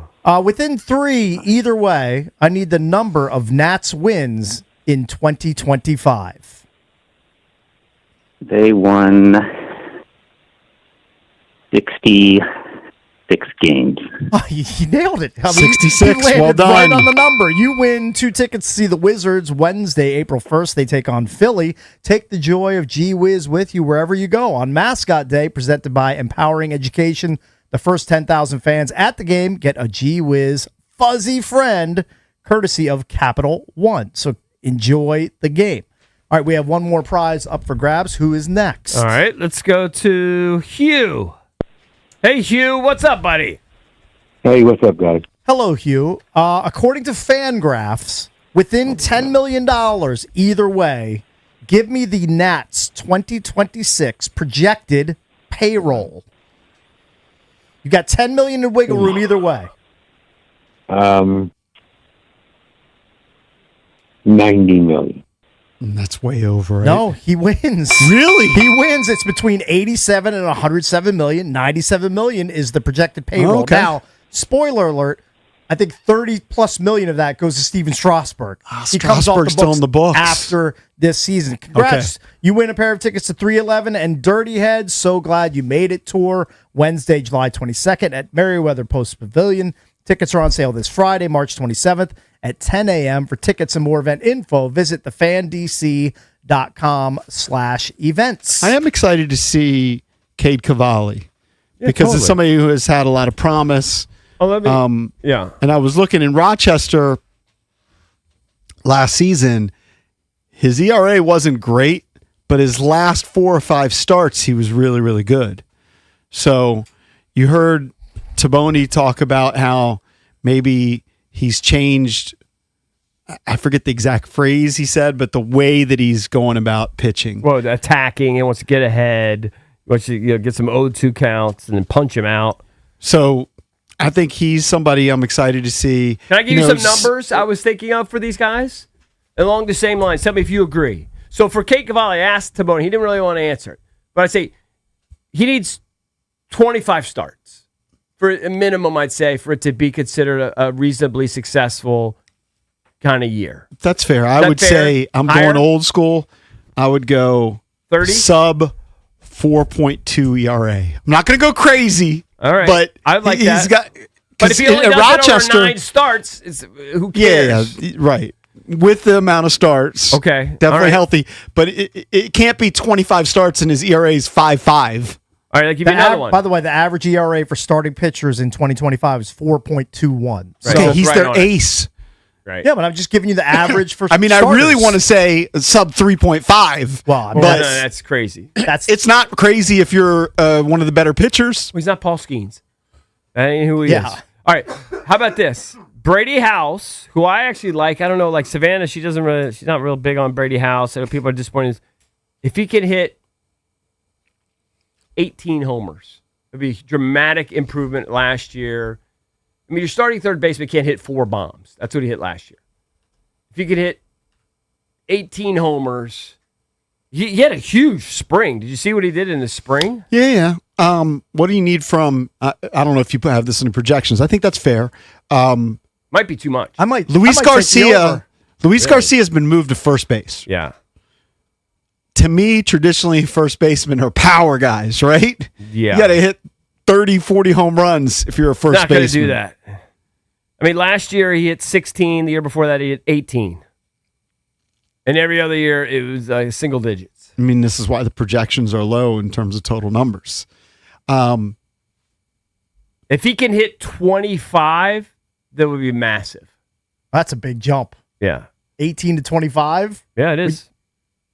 You know what also is a big jump? From 4 to over 20, like I think Brady House might get. It'd be tough. I mean, he had 4 in 261 at-bats. The guy to really watch, and Savannah mentioned, is Dalen Lyle. He was the player of the month in the National League in September. In limited play, he hit 9 home runs, and I believe he hit just under 300 and was 5th in Rookie of the Year. Right. He's a former second-round pick, but Dalen Lyle might explode this year. All right, what about for... He's only 22? Maybe he's 23. What about for James Wood? So James Wood is by far our biggest sort of star. 40-plus home runs. And last year, he had 31 bombs and 94 RBI. Pretty impressive for a mediocre team. Still only hit 256. I want 40. So if he hits 40 bombs, regardless if he hits 240, 250, but 40 bombs, you're happy. I don't care. He could...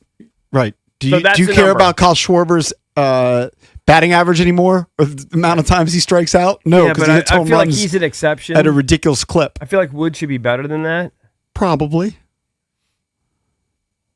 Wood, do you know how often he struck out last year? Well, I think he struck out close to 200, right? 221 times. Oh, it was over 200. 221 times. Yeah. Every third time he went up the bat, more than that. Every 2.8 times he went up the bat, he struck out. They don't care about strikeouts anymore. They do not care. You know, Tony Gwynn would go a whole year and maybe strike out 20 times? I know. 20 Well, I mean, he's probably one of the greatest hitters maybe the greatest hitter of all time. No, but they used to kill even power guys. If you had You know, over my guy was 100 Eddie Murray. If you struck out more than 100 times, it was like, that's kind of nubby. Yeah, it's wild. They don't care about that anymore if you can hit it over the fence. I'm trying to think if there's anybody else who I just like want to put like numbers on. Like what I would. How about K-Bear Ruiz? They haven't even been super happy with his defense, right? K-Bear struggled last year. He only got in 16 games, 2 bombs, 25. You didn't realize how mediocre that the year was Nationals for him. are in a similar spot as the Wizards, where it's not going to be about wins and losses. It's about development.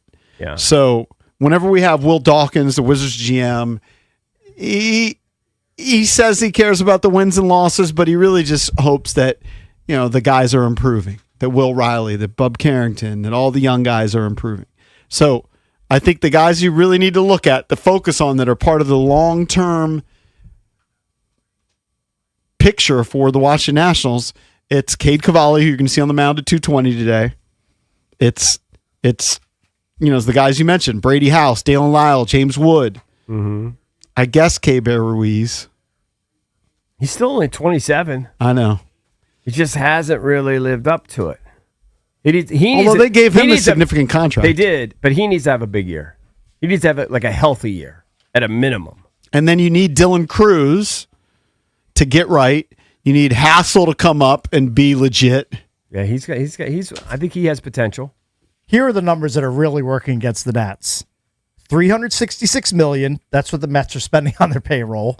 The Phillies are spending $284 million on their payroll, and the Braves are spending $250 million on their payrolls. So even with all the development that we're talking about and steps that these guys are going to take, it's going to be tough to compete with those teams that are spending $250 million plus dollars. Right. It's a big ask. Nationals coverage, by the way, brought to you by Main Street Bank. Cheer local, bank local. Main Street Bank is a business-focused community bank, proudly serving the DMV since 2004. Visit mstreetbank.com to learn how to put their team in your office. Main Street Bank, member FDIC, equal housing opportunity lender. 220. Yep. That's the first pitch. By the way, the Nats coverage begins at 1:50 right here on the Fan. You can join BMitch and Finlay at Spanky Shenanigans in Leesburg starting at 10 a.m. They're broadcasting live. Then you can watch the game along with Grant and Danny at Spanky Shenanigans, and then they will broadcast live once the game is done. It's a big day here on 106.7 The Fan. When we come back, we'll be joined by Brandon Duhaime from the Washington Capitals.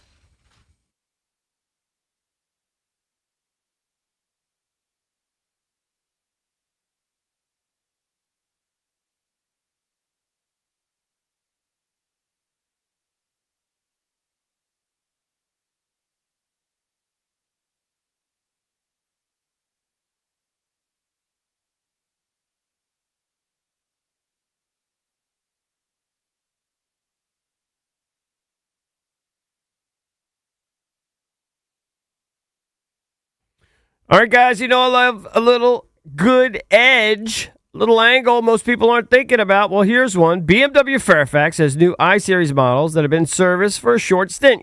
Courtesy loaners. They got a few miles on them. Call it a head start on the odometer. In golf, you'll take strokes on a parlay plus money, so why not take a silly deal on a basically new ultimate driving machine for my girl Miriam at BMW Fairfax? Now you can lease a new i4 for just $349 a month or an iX for just $499. Check out all of their deals at bmwfairfax.com.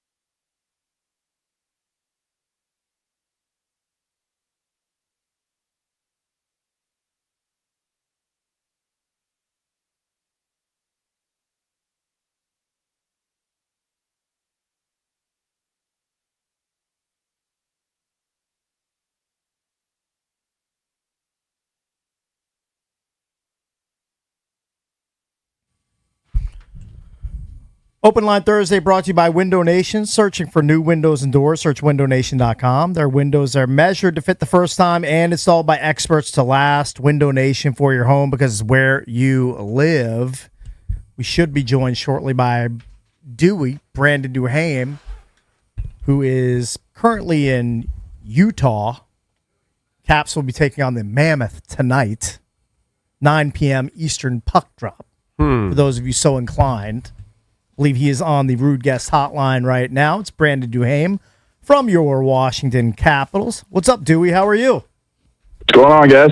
I'm going to guess you're not going to have two more different nights off than last night heading into Utah, the Utah game tonight, and then Friday night at Vegas.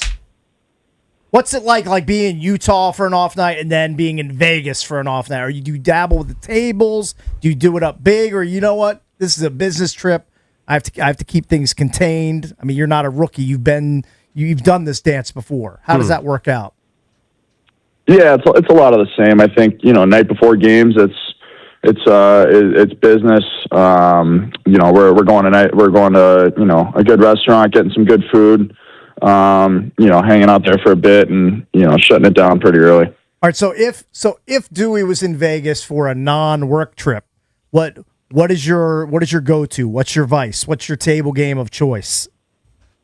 If I'm playing cards, I'm looking at blackjack for sure. That's probably the game of choice. Might take a couple spins on the roulette wheel, but I'd say probably spend most of my time on blackjack. Nice. Are you a big gambler? I mean, like if you go out and decide to let loose a little bit, or do you have like a short threshold for losing?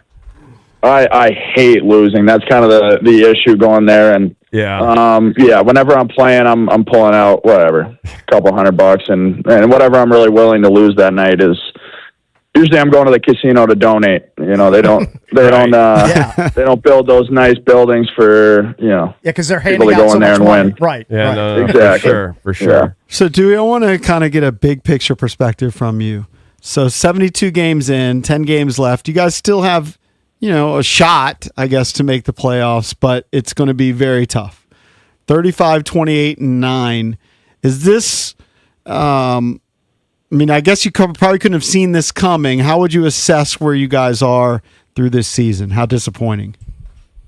Yeah, definitely. Just got to look in the mirror. We put ourselves in this situation. Fighting this uphill battle, heading into playoffs. We haven't lost hope. Our plan is to, win the next X amount of games, whatever we have left, and see where it takes us. So. Just playing motivated, and just doing the right things. And for me personally, it's nothing really changes for myself. I'm going to go out there and give everything I got, and as a team, we're going to do a lot of the same. What are the specific areas you think the team has been lacking this season? Probably, if you looked at our last X amount of games, we've scoring's been a little bit of an issue for us. Where we're hitting posts, we're finding chances, we're finding opportunities, and then puck bounces over our stick or something like that. So our execution's been a little bit off. Where we haven't been quite burying on those grade A's that we've gotten. Dewey, that last game against St. Louis was pretty chippy. Kind of looked like a division game with the Pierre-Luc Dubois ejection, which was BS in my opinion. Leno got into a scrap as well. Like that's the sort of game you would expect against a Metro Division opponent, not against St. Louis. Why did it get so chippy?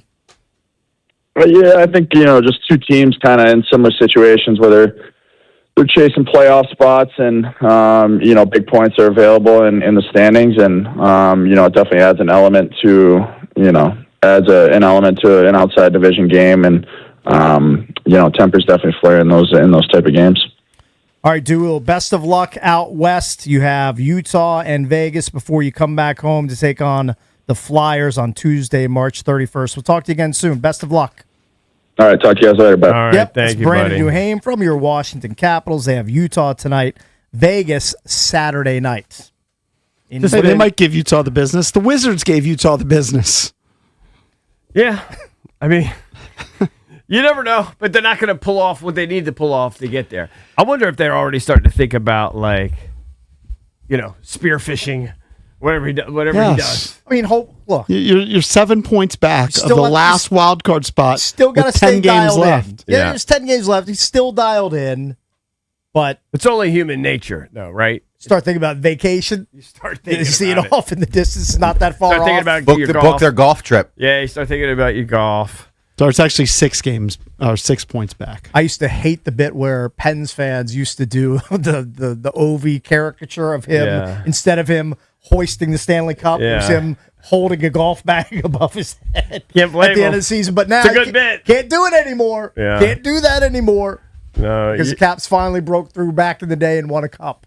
But it's been a while. Look, It's off in the distance now. I think we talked about this with Grant when we had him on. Talking about the Ovi deal and everything. They've done a remarkable job of threading the needle. Being an older team and implementing the younger players and still staying relevant. It's not going to work out this year, but still, they haven't had that deal where you're going through and they're winning 10 games and you're on the tank tracker or whatever. I think it's been a model franchise, and that's why I harbor no terrible feelings about it. It's fine. I mean, they're doing the best they can to try to manage and get to that younger team. I don't have any ill without will, gutting but it. a spring without a Caps playoff appearance just feels empty. Yeah, to it me. sucks. I'm spoiled by their usual reaching of the postseason. Well, imagine if they did what they do in the other leagues and they just decided they're going to miss the postseason for like 4 years in a row.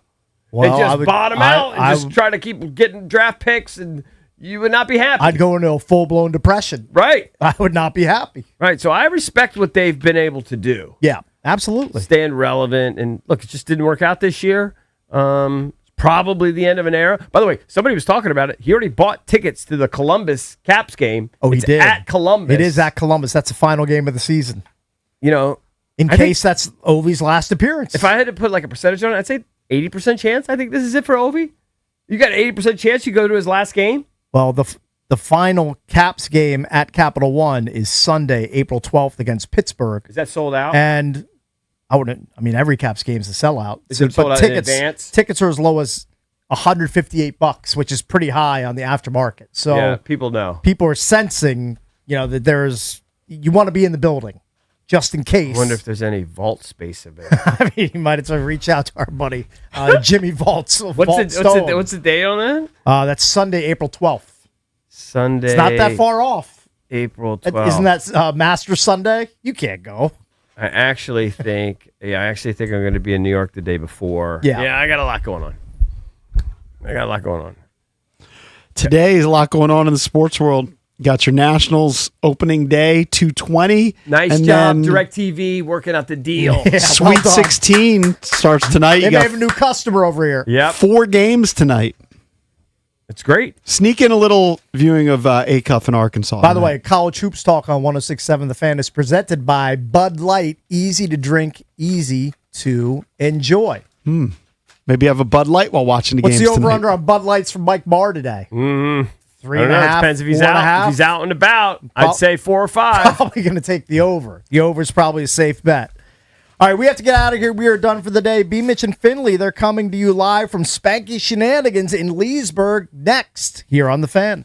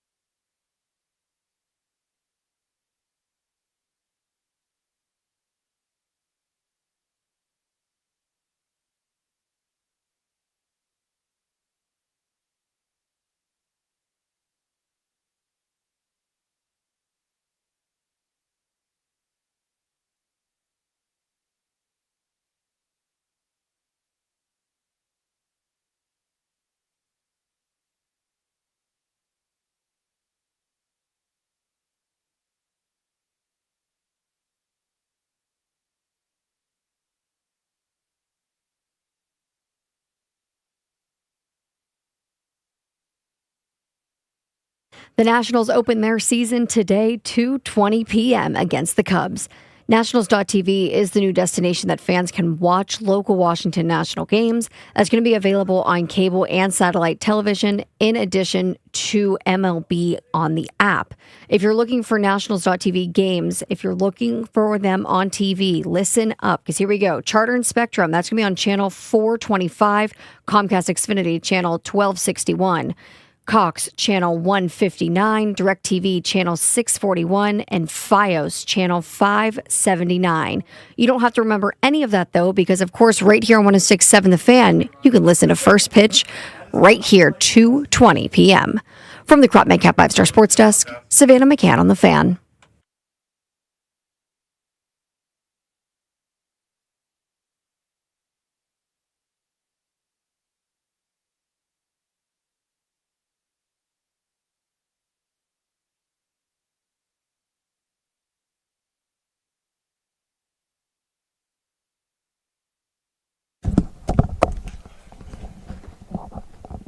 And the mic in my hand. Today? What two? With the mic in my man. With the mic in my hand. Boop, boop, boo. Buddy, all up in the space. But now, is that the case? What up, everybody? It is 10 a.m. in the District of Columbia. Points north, south, east, west. We're out west today. West? We figured 30 miles west, Leesburg? 40? Yeah, about 30-something. Yeah, we're in out between here. there. Yeah. We're out here. Spanky's Shenanigans Pub, Yeah. Leesburg. It's going to be going on today. I had no idea. The drinks are flowing already, Jay. Dude, we walked in at like 9:30. Like, I gave myself extra time. I'm so used to driving to Ashburn, but I just didn't know if we'd hit traffic or something. Uh-huh. And I walked in through the bar. We're out on the back patio. If anybody's coming out to hang out with us, Yeah, on come the check back out. patio. Check us out. Check us out. The fact that that bar and restaurant was already pretty damn full, I was like, But they were eating whoa. breakfast and all. Sure, but I didn't even expect them to be open. This place is open Yeah, they for were. business. I saw people walking out before I walked in. I'm like, damn, what's going on? Like, you know when you walk through the sports book in the morning, you're out in Vegas, and Yeah. you see people that are, like, betting the ponies in Australia? Like, Oh, like whenever that was the vibe walking in here. Bro, I appreciate These you, dudes baby. are fired up, man. All right, appreciate it, dude. Got you, brother. Appreciate you. Oh, good, they're coming back. All right, man. Honest question, you think those dudes realized we were live? Yeah. Okay, great. Well, shout out to those dudes. They said we gonna be involved with this show today. They're making a cameo, baby. Dog, I can only imagine once the beers are moving. You know what I mean? But 5 o'clock somewhere, Jay. Spanky 5 o'clock Shenanigans somewhere. is happening. So come on out. Jeff just made me aware it's just a little over 10 years since Fife passed away. Yep. We always play Tribe to open the show, and certainly one of my favorite groups ever, one of my favorite rappers ever. That just made me aware of that. But we got a big, busy day today. It's opening day. We got the Sweet 16 starting tonight. Kevin Franson's going to join us from Chicago, Nationals TV. You can watch Franny. The good news is they announced the TV channels. I heard Savannah in the update there. They announced it like last night, right? Yeah. So you can watch on TV. You can watch on Nationals TV streaming. You can listen right here. Listen right here on the Fan. 106.7. So Franny's joining us at 10:30, just in a few minutes. Is Charlie joining us too from Chicago? What Yeah. time is that? That's a work in progress right now, but Okay. Charlie will be joining the show today. That's Charlie Slows, and you can listen to Charlie and Dave Jagler call the Nats game this afternoon. Turn me up in the headphones. Okay, I got you, Jeff. So obviously, going into the season, I think we all understand what the Nats are, what the Nats aren't, and it's about progress, right? It's kind of similar to the Wizards, but I think the Nats are like at the beginning of this, whereas we all kind of feel the Wiz are at least on their journey back to relevance. I got you know you. what I mean? So we'll see how this season goes, but opening day is always fun. That's why we all ate like 30 hot dogs yesterday. I gotta tell you, I think I'm good on hot dogs. Did the hot dogs do you and Jeff bad? I'm so sorry. It was all right. That was cool. I Jeff, you were talking about on the course. You were You could have been a gas station, dog. Yeah. I mean, come on, what you talking about? You could have solved the global energy crisis with that natural to the gas. side, to the side, lifting up one leg. My body was pump faking because I was good after that. Speaking of yesterday, the boys went and played 9 holes of golf. Good Lord. We were at the White Course at Haynes Point, East Potomac Park, for the people that just don't know anything. Yeah. Like, the people that call it East Potomac Park are the same people that call it Reagan National Airport. Like, it's National Airport and it's Haynes Point. Tell me you're not from here by calling it East Potomac Park. Oh, anyhow, we went and played the White Course. I looked this up just because the boys were awfully excited. The total yardage, and we played from the tips for what it's worth, but the 9 holes of the White Course, I believe it was 2,200 yards. Yeah, it was a part 34. Yeah, so this is 2,400 yards, pardon me, from the White Tees, which we played. But the White Tees were adjoined with the Reds on half the holes. Yeah. This is an executive course, a family course, right? Yeah. Like, this is... A lot of people didn't know the rules on the course. Yo, that one dude... Dude was driving across the damn tee boxes. And they're like kind of elevated. That was every time you go to Haynes, you never know what you're going to see. You never know what you're going to get. Like that dude we saw dressed like he was going hiking in the Antarctic with rollerblades on. You never know what you're going to get at Haynes, but we had fun. The boys certainly had fun. B, I think you and I, for a early spring round where we're all kind of rounding into shape, we hit the ball pretty well. Yeah. I feel like I started to find my driver on the last couple of holes. I feel like I putted pretty well. You putted way better than you normally putt, so you should give your other putt away and use one of ours. What'd I shoot, like a 40-ish, 45? No, you were less than that because it's a part 34. You were right at 42.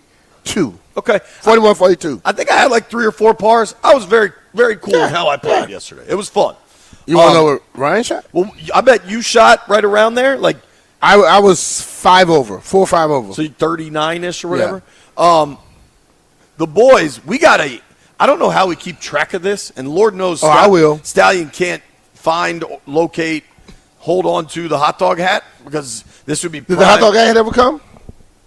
We got word on it. Wait. I don't care about the word. Stop. Do we You have said the it was hot dog out for hat? delivery. Did you see a hot dog hat? The hot dog hat has been delivered. I have it in my apartment right now. It will be in studio tomorrow. Is it out of the box? It is out of the box, yes. So why is it not here? Yeah. Well, because we're at in your bag. I could have put it in my This is the bag. best place to wear the damn hot dog hat. After watching you play golf yesterday, I might have made you wear the hot dog hat the entire damn show. Well, okay. We'll get more into the golfing later. No, But yes, maybe. I think we're doing it right now. Yeah, we're doing it now. Also, fine. We're in like a fairly big shopping area. I bet there's like a costume store here somewhere, and we can go find some dumbass hat for Stallion to wear all day. I'll get my best guy. I can make a hot dog hat for you. We can Give me a hot dog. I'll put it on top of your head. So, B, we're going to have to keep track of this, and I'm not entirely sure how we do it. The scores, you mean? Yeah, so, but I don't even care about necessarily the strokes, like the specific numbers. I do. Because I know you do. But for these boys, if we were truly keeping score, it would take us 3 hours to play 9 holes. You know what I mean? Yeah. So, But Jeff did better than he did last time, he said. We're going to get to Jeff in a moment. You know how in European soccer, there's like a constantly evolving rankings, and at the bottom you get relegated. Mm-hmm. So we haven't seen White Brian play golf yet. That he remains a mystery. He's too busy going to the movies. He is a mystery. He is a mystery. But as of now, I feel pretty comfortable being the second best golfer on the radio program. Who would you rank third, and who would you rank fourth based on what we saw yesterday, B? Who would I rank third and fourth? Yeah. Jeff was a 63. He was a 61. Ryan still he got Oh, my God. I hadn't heard the numbers. Jeff shot a 63 on 9 Yeah, he was holes 29 yesterday. over, and Ryan was 27 over. Hey, you know why I'm good with that? Why? Why? It's not 70. It's not Yeah, 140. but Jeff, this the thing. This thing stops out. I want you to listen to it. Just like when I tried to explain to you on them shots you hit, you were arguing me down, and you were completely That wrong. was outrageous. We did not keep every stroke. Like when y'all were at 10, I just put an 8 down. So that's why it's a 60-something.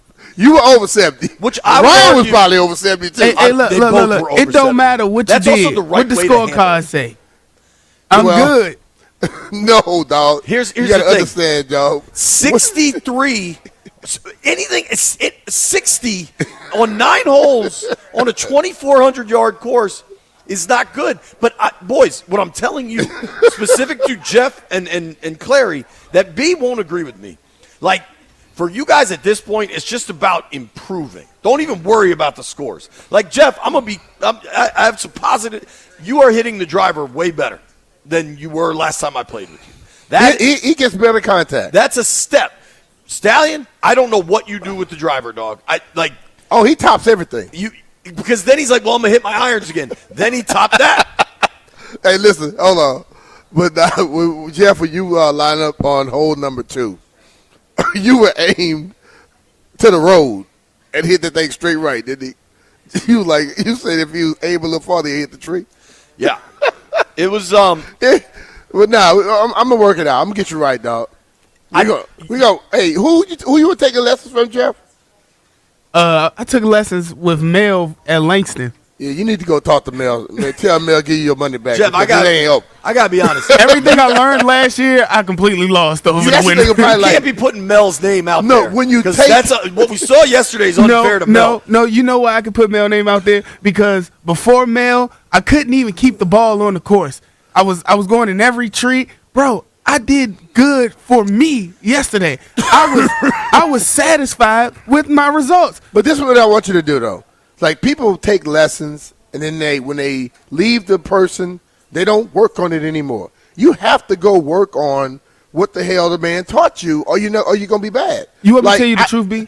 Yeah. It felt different because the weight. Like, I couldn't like really get my golf club and stuff together, and it felt like I was just too big.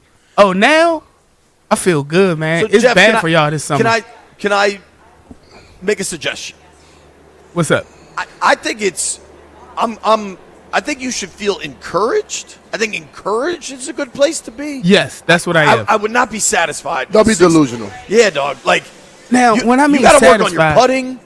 You got to No, the putting aspect, You gotta- the chipping and the putting is where you'll get better. Yo, totally. Golf gets harder the closer you get to the hole. That's where it gets harder. The fact that BMitch and I both told you were laying 3 on what was that, 8? No, yeah. And No, that was number 7. And he was adamant that he was only laying 2. Bro. So he had to literally count the He shots was for him. arguing me down, and then as I counted, he still was missing that one. And then the best part is B goes, it's going to take you as many from there, where Jeff was just off the green, as it did to get here. And we let him pick up with like 6 feet after a 3-putt. So yesterday was a lot of fun. It was. I would prefer if we could do it not on a Wednesday, so I can have some booze with the boys. That my only regret yesterday is I had a Powerade and some Doritos. I have no problem with me. We can do it on Tuesday or Thursday. The transfusions were flowing. Stallion was the thing. Like I took lessons from Mark Gutenberg, and it was a guy, Mark Gutenberg and his wife. They were both top 100 golf teachers. I'm gonna just be honest with you. After about the 7th time, I just started working on what they taught me. I got tired of paying that $150. Yeah. So I just listen, man. If you get on even YouTube or something like that, TikTok, and see somebody work on it, the man telling you what to do or a woman telling you what to do does absolutely nothing unless you're gonna put the work in and work on the stuff that they taught you. Stallion, how'd you feel about your game, buddy? I felt terrible because I grew up playing golf. Like, I have played that course a million and one times. Yes, I was on the high school golf team, And that's why I feel good. I didn't see that yesterday. I know, but then again, like, bits aside, there were some pieces of the game where it's like, okay, my 5-iron yesterday, I was hitting that well, Yeah. and you guys saw it. Like, I had a couple of tee-offs You where hit it's like 2 shots, good, real good. I had a couple of really nice shots where it's like, okay, it's in there, and then like my head starts going everywhere. I was a mess. I was an absolute mess. Serious question. Did you and Jeff get stoned in your cart? No. Because that may have explained some of like that. Hold on, JP. Hold on. You Yes, put a Jeff. ball in the construction site yesterday. You did do that too. I'm not pretending like I played What are we well. doing? I sure did. I make no delusions about my golf game. Like, I am in a different category than you two, but I'm not Yes. close to Brian. Like, I keep a handicap. Like, I'm a 15. When things are really going well, I'm like a 12. I think he's a 12 all the time. Sometimes I'm terrible, and I'm like a 20. Like, I know who I am. I couldn't chip off that brick hard fairway. So then eventually, if you notice, I kind of changed the way I was chipping to try to get it through that grass. Bump and run? I sculled one through the construction site. Left hand up on that. No problem. Here's my thing. Like, I am not ever going to lie about the type of player I am, which some of us, between encouraged and feeling terrible, I don't know where we're all landing. I think we could all use a little more honesty in our golf recaps. Yeah. Boys. Yeah. Yeah, That's what I say. I feel good. I went from completely horrible to terrible. I'm good. I'm good. All right, bro. All right, Jeffrey. You the dog, Jeff. You the man. Steps. Everything's a step in this planet. With that argument about number 7, That was boy, unbelievable. I'm like, I was Jeff, just so focused that I just knew in my heart I was getting the par. Like, I was so happy, and I just I'm knew. putting for par. No, you're not. You're putting for bogey. And I wasn't even going to make it. I was just so, like, excited that I had the chance, but I was completely off. Like, where you have chances for pars, Jeff, now are on par 3s, dog. Like, you gotta. I'm not even trying to be a jerk, but you should focus on, like, say we're gonna play Haynes regularly, develop like a 150-yard shot that you can count on. B said, if you play high school golf, you must have homeschooled. I mean, I was bad yesterday. I was really bad. I'm not gonna lie. Your swing looks all right. Bad is nowhere close. Your decel what you were. was a problem, dude. I don't understand how people get on the golf course and think they're gonna hit a ball forward by stopping at the ball. You were hitting the ground, never touching the ball. Like, what did I do? You got to swing through the ball, man. You can't compress the ball if you don't hit it. Jeff has made progress. We'll see if Stallion makes some progress as the summer rolls on. As the show rolls on today, we got a lot going on, dude. Opening day. Last night was opening night in baseball. So I was at NBC4 last night for all ears, and everybody's kind of talking, and, you know, it's a big room full of people. And the amount of anger I heard about the way MLB rolled out opening night for a sport that's been about opening day for 150 years. People were mad. And then Stallion was saying that the intros for this thing took like a half hour. Did you watch any of it, B? No. I didn't watch a pitch. Stallion, I'm guessing, watch. You're a baseball head. Yeah, I watched it. And the thing that everyone was talking about, it was supposed to be at 8 o'clock first pitch. I believe first pitch didn't get off till like 8:30 last night. And the player intros took forever. They had what's infamous in San Francisco? It's the streetcars. No. It's like the streetcars or whatever. Like, they had those trolleys pulled out in San Francisco, and they had the players coming off of them. They had dancers out there. They had fireworks beside from it. outside? No, on the field. Okay, so. And so it was just like a prop or whatever it was, but it was too much. The lamest, you know what that reminds me of? And I'm people that have been to games say how cool it is. Do you remember the big Labor Day weekend, like the big game of that weekend? I want to say it was Clemson LSU last year. Does that sound right, Greenberg? Shout out to Neil Greenberg coming to say hello to the boys. Yeah. Everybody come through. We're going to be at Spanky Shenanigans all day. But last year, the big opening college football game was LSU at Clemson, right? And it was game day. It was probably Sunday night because it was Labor Day weekend, if I remember correctly. Battle of the Tigers.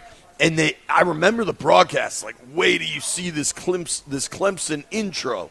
And all they do is the team loads up on buses and goes from one side of the stadium to the other. And the announcer's like, have you ever seen anything in your life? I was like, that was so dumb. You know what? Why can't they just run down the other side of the stadium? I'm going to give a little hint to all the people that's broadcasting games.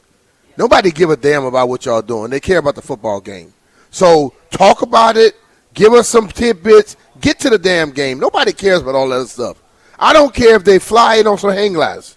Especially, I don't care if they ride a damn tiger into the stadium. I don't care until the ball's kicked off. Dog, baseball plays 162 games. Yeah, we don't need it's that. Hard to no, get excited for the pace and knowing baseball's coming for the summer. Nobody cares. That's a true marathon, dude. Like, you can't get me that amped up. Everybody around sports think they're bigger than the damn sport. Just get the sport out there. The Yanks did beat the Giants' ass 7-0. I got done with my show, say it was like 9:15, and I came through the newsroom. I think I have this time right. and Dominique Moody was there, and he was watching the game on his phone. So I suppose I did see like a pitch because I kind of looked over his shoulder, and it was the second inning. He's like, Yanks are already up 5-0. Damn. So in a one-game sample size, the New York Yankees look pretty damn good. The Giants don't. No. Now, when we The return, Jets. we're going to Chicago. We're going to Wrigley Field, baby. Kevin Franson from Nationals TV will join the program. Tell us what he's expected today from what I imagine will be a very rowdy Wrigley crowd. Oh, yeah. I don't know. Is it warm yet in Chicago? What kind of weather are they getting? Can't be warm in Chicago. It's not warm here. They're going to show up and drink beer, whatever happens. Kevin Franson joins the show next. BMitch Finlay live at Spanky's Shenanigans Pub, Leesburg, Virginia. We'll be here all afternoon. Come on out, have a cheeseburger, have a beer. It is opening day.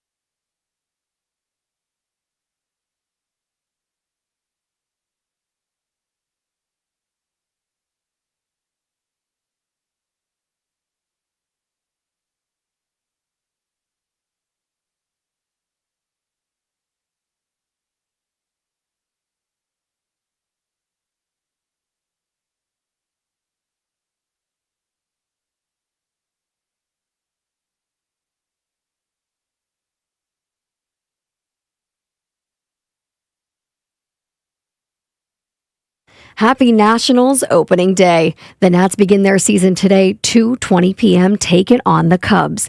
Kate Cavalli on the bump for Washington. For Chicago, they've got Matthew Boyd. You can listen to that game right here, 106.7 The Fan. You can watch that game on streaming through your favorite device connected to the TV through the MLB app, or you can watch on cable and satellite television. Those channels were announced officially today, so check your local listings for more information.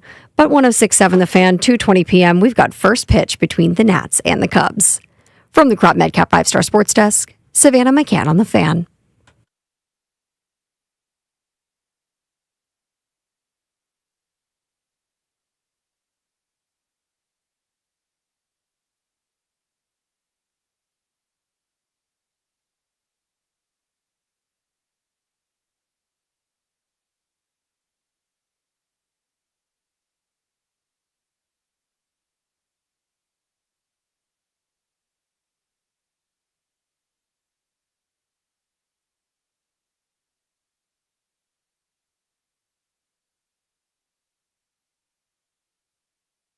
Yes, you can.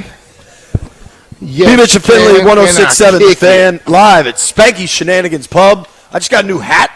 Check this hat out. If you're watching on the stream, that's a dope-looking hat, right? Yeah, I like that. I think Allied Title is like a title company, I guess, but it's a dope hat. Also, we got Nats opening day today, Wrigley Field. Have you ever been to a game at Wrigley, B? Nope. So I've been to Wrigley a couple times.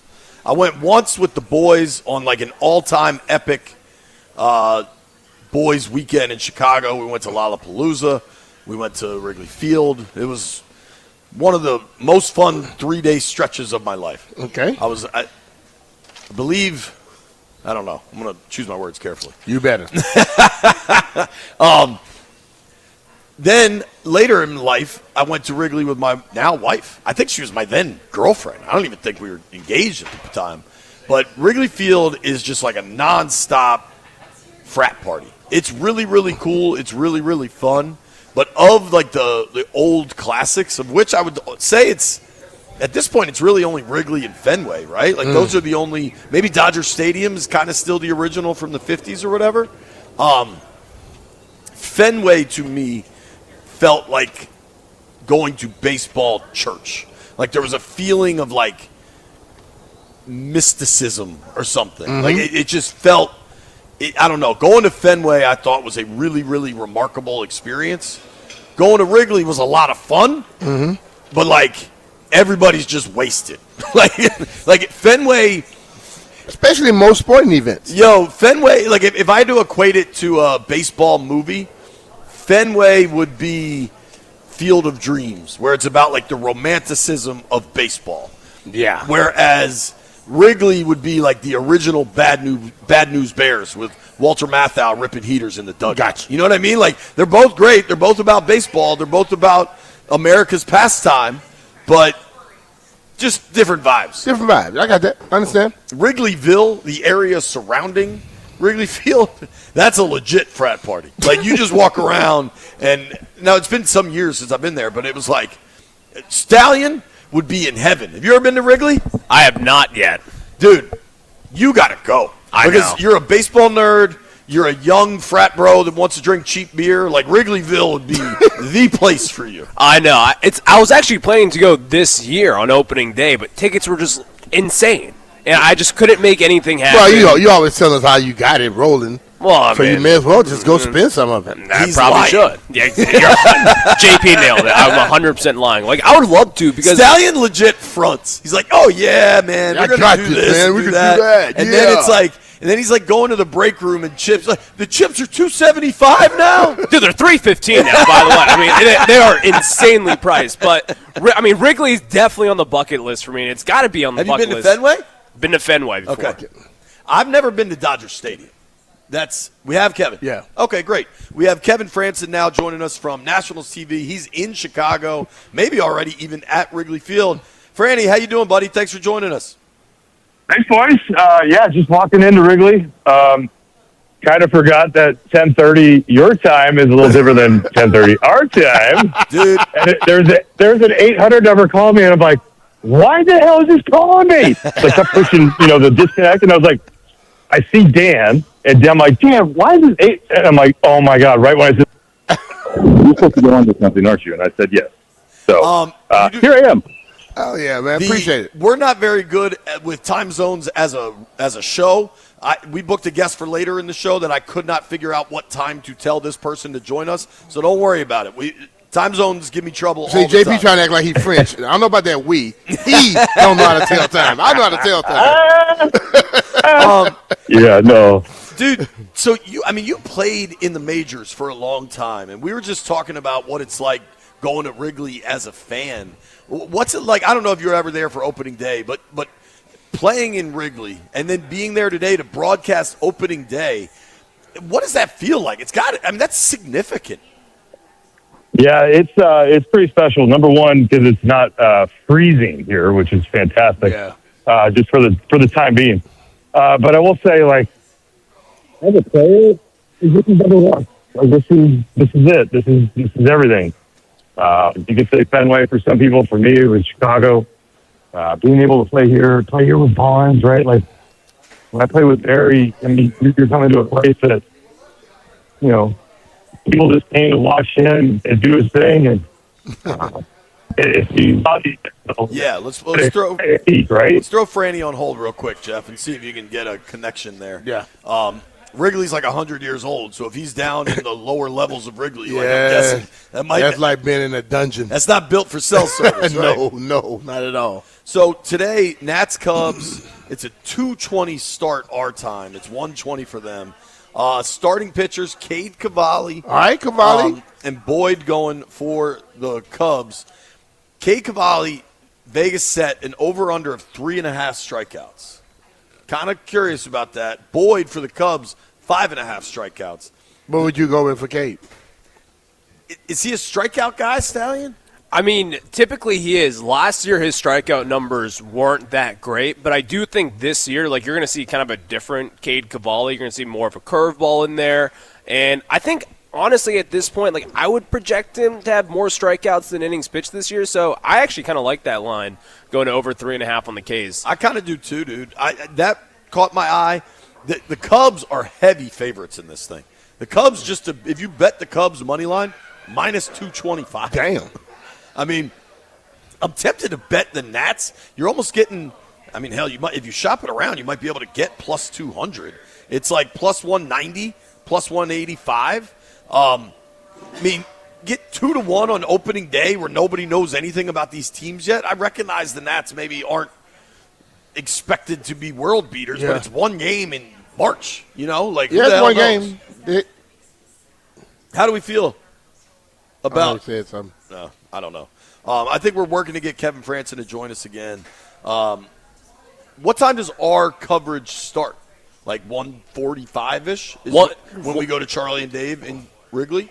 1:50 it'll be the pregame that starts for Charlie and Dave, and yeah, you'll hear the live pre and post game here right in 106.7 The Fan. But I'm excited, man. This will be a fun time today. Is the dude Boyd? To have 5.5 strikeouts, is he really good, or is that reflective of the Nats lineup? No, I think Matthew Boyd's really good. Like, he's kind of been this late bloomer in his career. He's mid-30s. I think he's like 35 years old. He's a really good, talented left-handed pitcher. But I think that right now, kind of where the Nationals are today, there's like an unknown with this lineup. Do we know, like, what the lineup will be yet? I know there was some talk we don't know who the first baseman is. Feels like that's going to be Luis Garcia, right? Yes, but then again, there's a left-handed pitcher going today. And so I think that's kind of like the big question. Right now, if I were to be making this lineup, I think you probably have Nasim Nunez starting at second base, and then you have Andres Chaparro starting over at first base because that's that right-handed bat there. And again, you kind of need some power in this lineup, especially from the right side of the plate. I just don't really know exactly how they're going to have this lineup in 2026. All right, I think we got Kevin back now. Franny, if you're there, I hope you can hear us. I'm here. Okay, all good, man. I'm here. We were just talking about trying to kind of figure out what this lineup's going to look like today. Do you have any insight on that? Not yet. We're just getting to the ballpark. I'm sure they'll have a lineup up soon. I think I would say roughly the first 3-4 guys you're going to know. right, with Wood, Abrams, Dalen Lyle, and then maybe a host of others around that 3-4. So with the lefty on the mound, it's tough, though, to put all the left-handed hitters at the top. We saw CJ before we got rained out. What was that, a week ago against the Marlins? CJ was going to hit 6. So I'm interested to see how it's going to, pan out in this whole thing. So. Yeah, it will be an interesting season. What are for you going in, and you're going to call 160 of these things, right? What are signs of progress you want to see from this roster and for the organization? Well, I think that's the best question of it all, because I think that's the defining thing. I think there's been a lot of BS the last couple of years about, who we are and what we are instead of the truth. And truth is, there's going to be struggles at times. We know that. But we know the true being for the Nats organization is what? Growth. And we got to see a bunch of guys. I'm interested to see how many guys in the minor leagues make a name for themselves this year. Right? That's a big deal. And I don't know if we could sit there and say, it's X number of guys. That's how you know it was a great year. But man, if it's a minimum of 5, okay. But it's got to be more than 5 that establish themselves, I feel like, this year as either top prospects or really solid major leaguers as we move forward. Do you think they try to have a lot of different lineups this year to figure out what they have moving forward? Well, I think, number one, that, and number two, just a different way of thinking, like the analytic world, and trying, the highest run value you can possibly get and create for matchups. I think that's going to be different for people to watch. It's not the norm, right? I think that's the part that, people don't like different. And so this is going to be different for people. And I'm looking at, we could see 162 different lineups. Who knows? Wow. Is that wrong? You and Coco going to be busy. Well, no, really. This is how most Major League Baseball, is going now, right? You don't have the Phillies or let's say the Dodgers, where they have a lot of pieces, right? That they know what's going to be where. That's not the case here. So there's a lot of good, I think, in 162 different lineups. Hey, wow. Franny, enjoy opening day in Wrigley. It's pretty damn cool. Dan Coco gets to make his debut as kind of the everyday broadcaster there alongside with you. Really excited to see you, Dan, and Alexa all season. Alexa's going to be great. I think Nats fans are going to be really excited about that. Well, question for you guys is, how am I going to break him in? That's what I want to know. What's he going to have to do, for a rookie status still? You got to haze him. He thinks he's a solid vet right now. You got to haze him, dog. Year. He got to carry some bags or something. He's beers on the bus all day long. I know that. Have a great call, dude. All right, man. Take care. All right, guys. Appreciate you. Kevin Franson there. You can watch him, Nationals TV, a little later on this afternoon. Give him a follow at Kevin Franson. In a few minutes, we're also going to be joined by Charlie Slows, Nats radio broadcast. You can listen to Nats opening day right here on 106.7 The Fan as soon as our show wraps up. Now, nobody go anywhere. We got to talk Ohio State's Pro Day. The amount of prospects on the field. They got a ton of them. Woo! Nobody go anywhere. BMitch Finlay live. Spanky Shenanigans in Leesburg.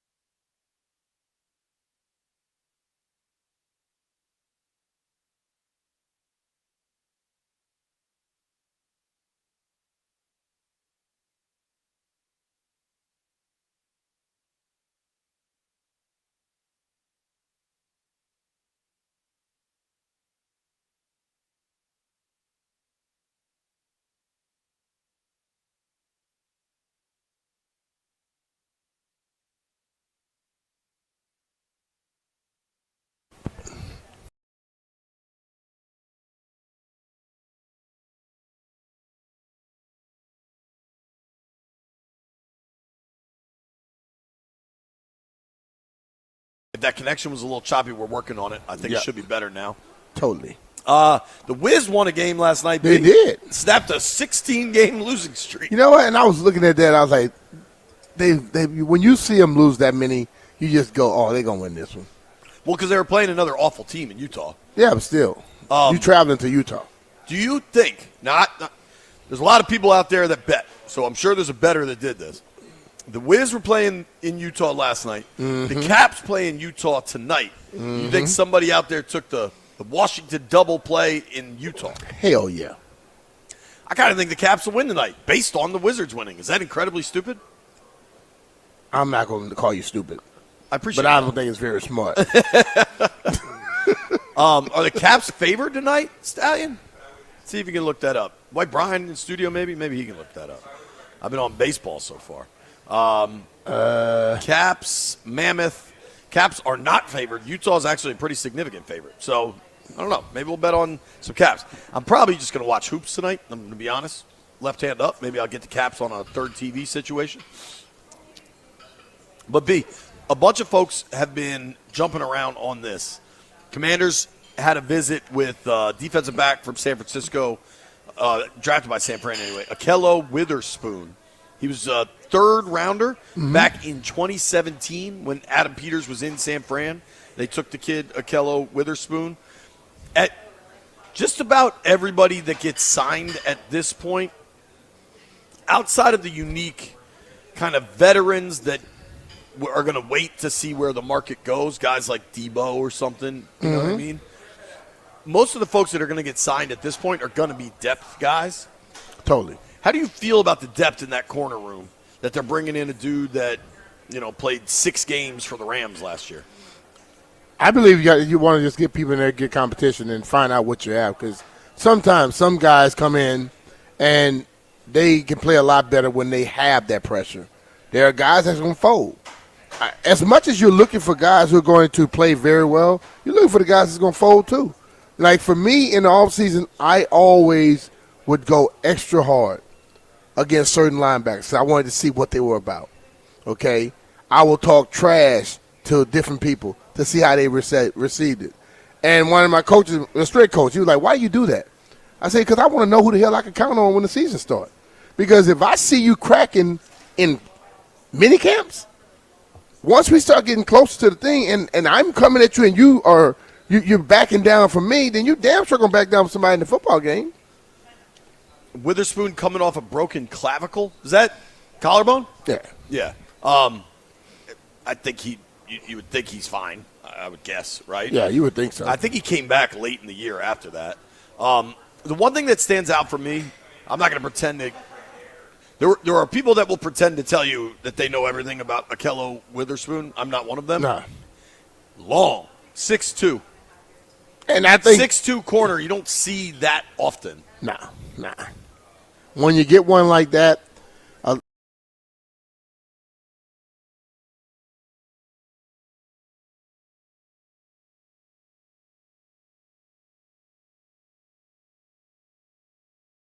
Taylor was about 6'3", 6'4".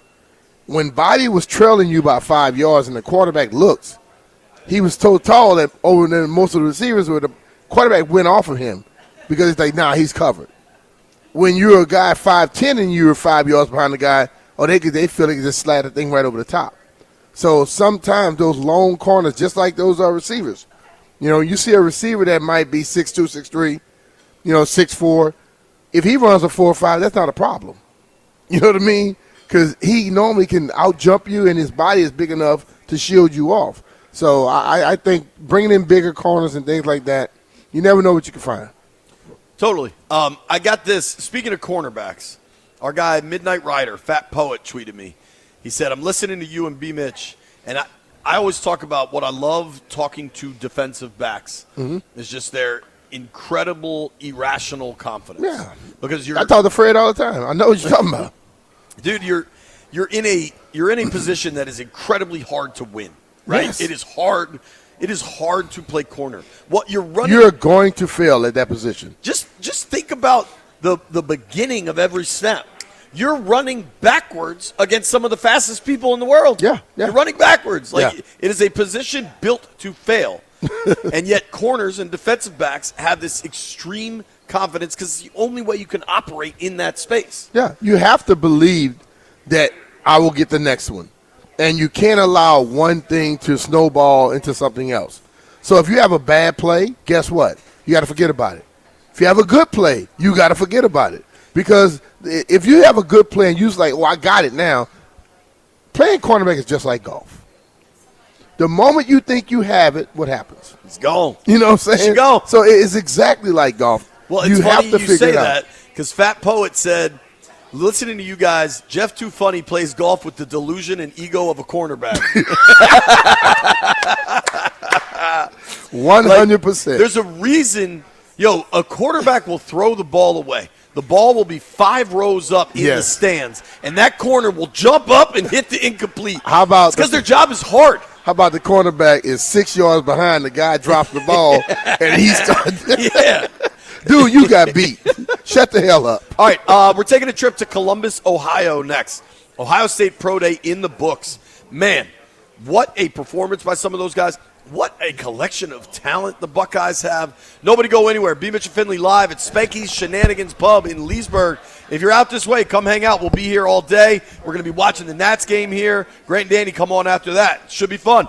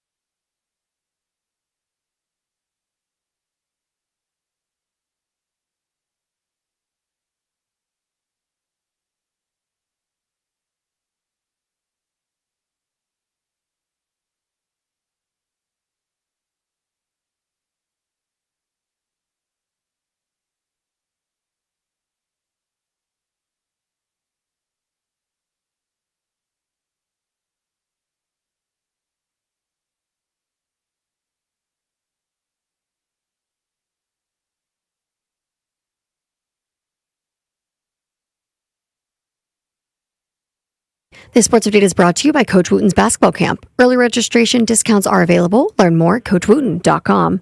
The Milwaukee Brewers have placed star outfielder Jackson Chourio on the 10-day IL because of a fracture in his left hand that occurred when he was playing for Venezuela in the WBC. The Brewers' early estimate is that Chourio will miss 2 to 4 weeks before he returns to the lineup. Baseball is officially back as of last night, opening night. The Yankees beat the Giants 7-0, no thanks to Aaron Judge and his 0-5 performance.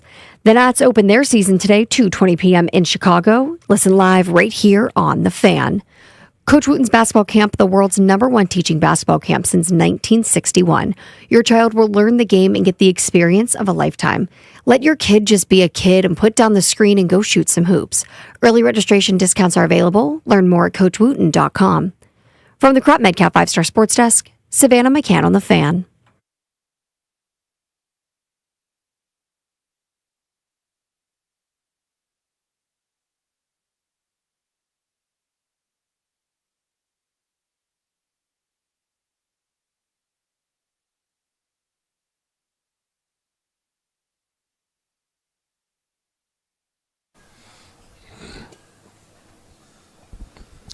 BMitch Finlay, 106.7 The Fan. We're live in Leesburg, Virginia at Spanky's Shenanigans Irish Pub.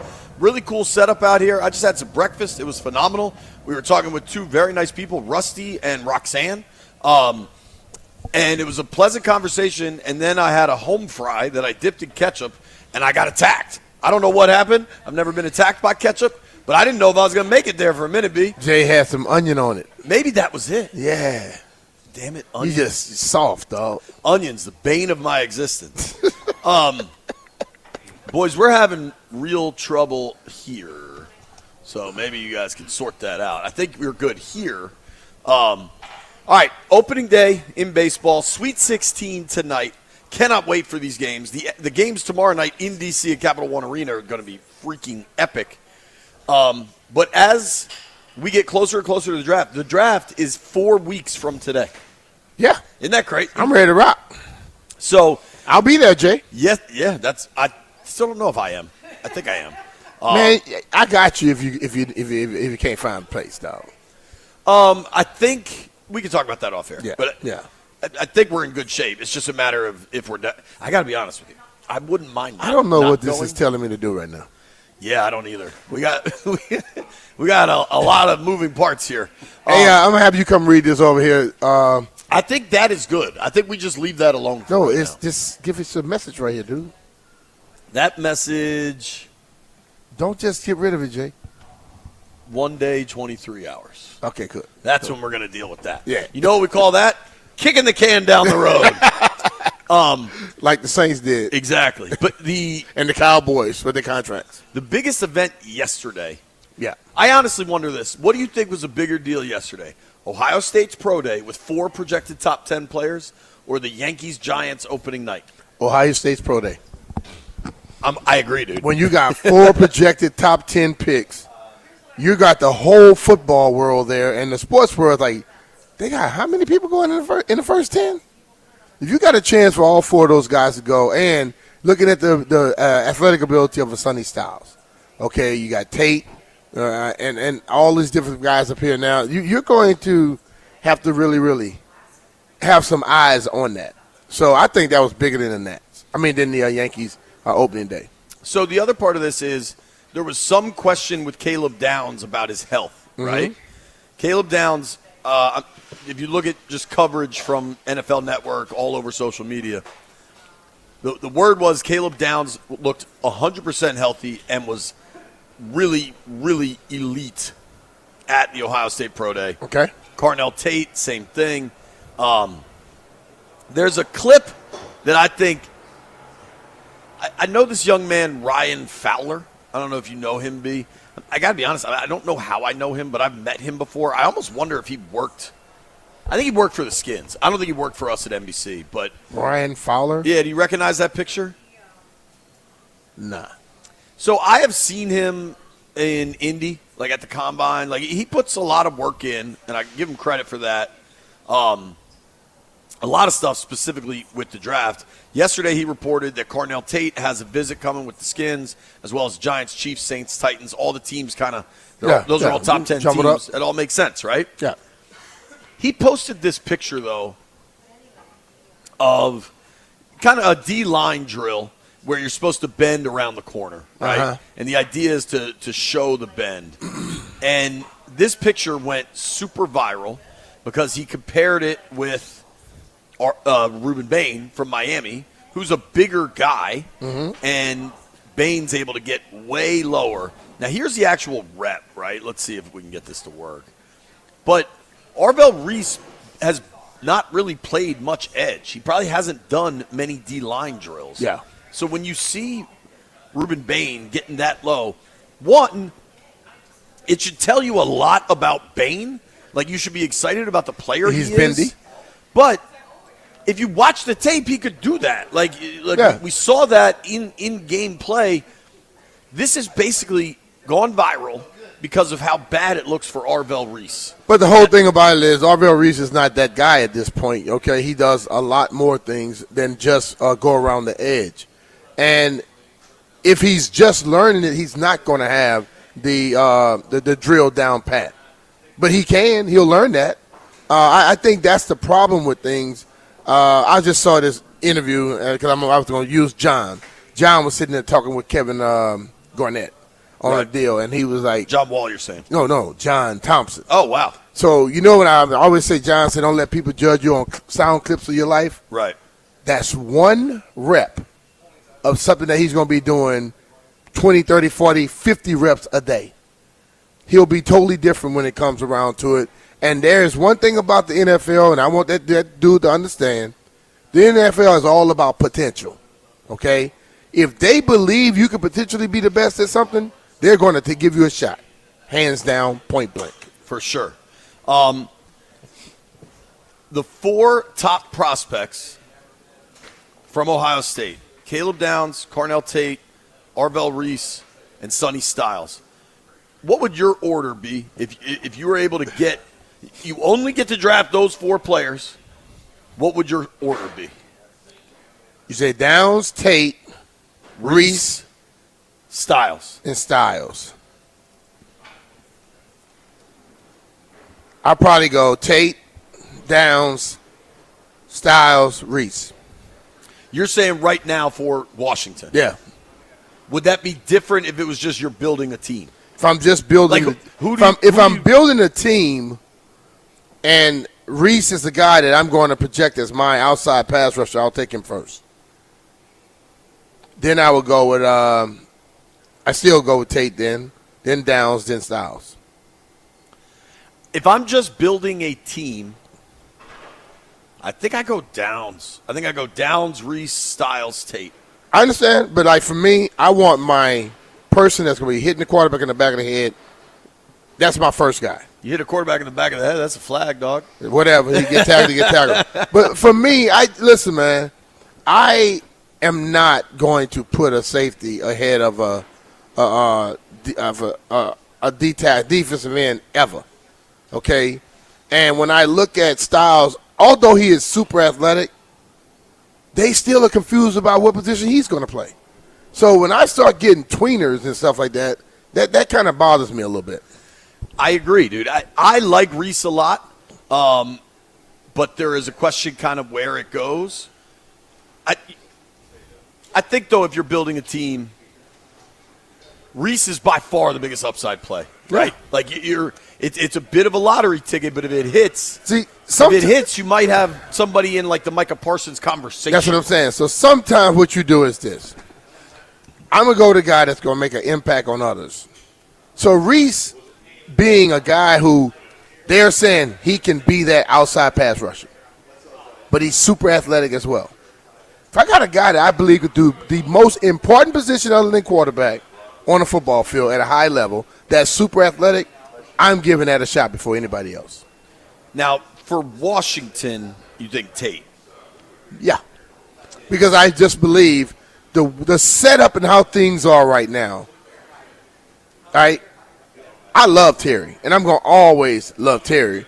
But you look at the way they handled it last year. You look at his guarantees and stuff moving forward. Somebody's going to have to be on this team as that begin to move forward.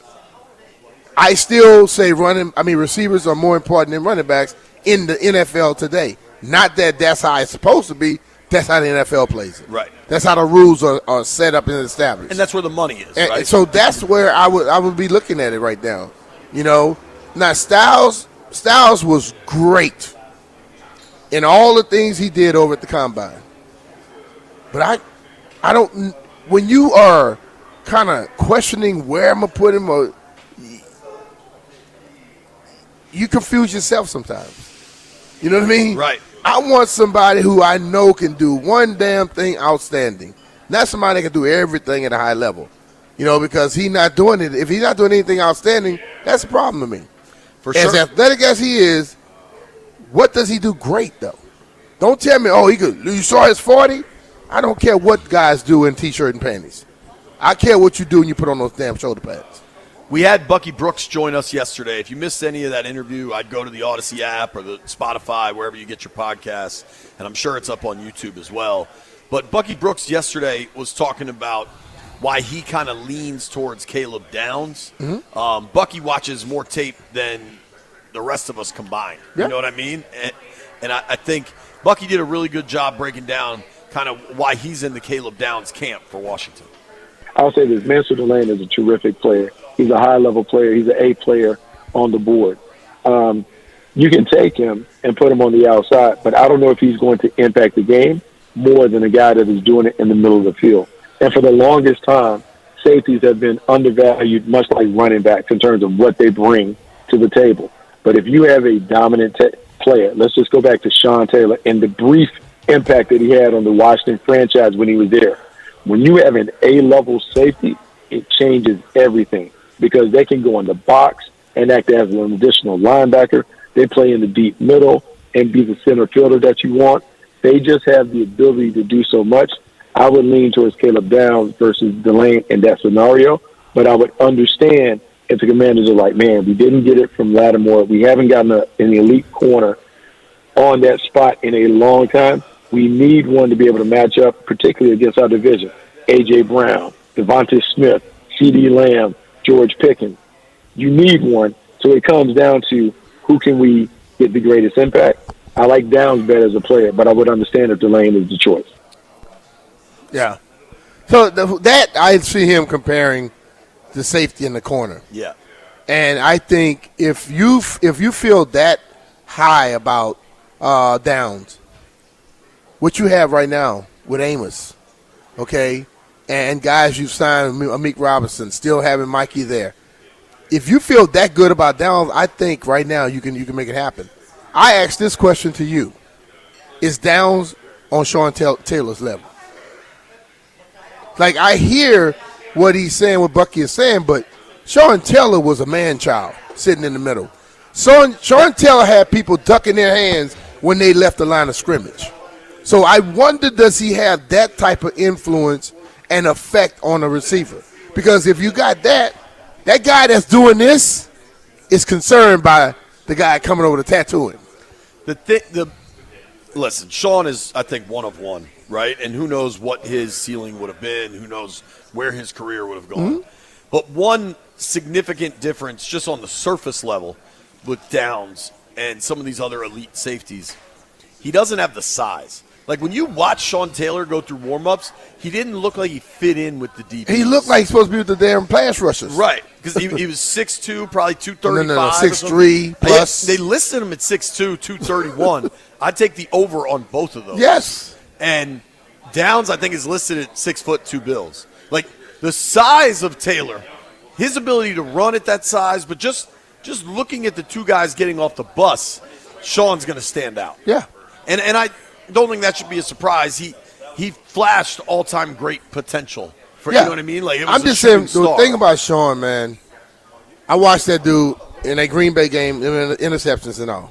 Yep. Then I watch receivers come out of the break, and they're supposed to be looking here. They go, where is he? Okay, and then they come back and they miss the football.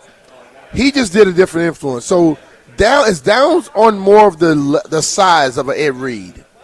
Okay, and then again, Ed Reed just had a knack. I don't know, when a big play needed to be made, Ed made the play. Sure, Palomalu. So if when you're looking at I think a cornerback still to me gives you much more of a way of that's taken away. If I got a guy that's so good, he could take your number one receiver, and I don't have to worry about him no more. That is more effective than the guy sitting in the middle. So Ed Reed was listed at 5'11", 205. So that is more comparable to Caleb Downs. I just found this out. This is new information.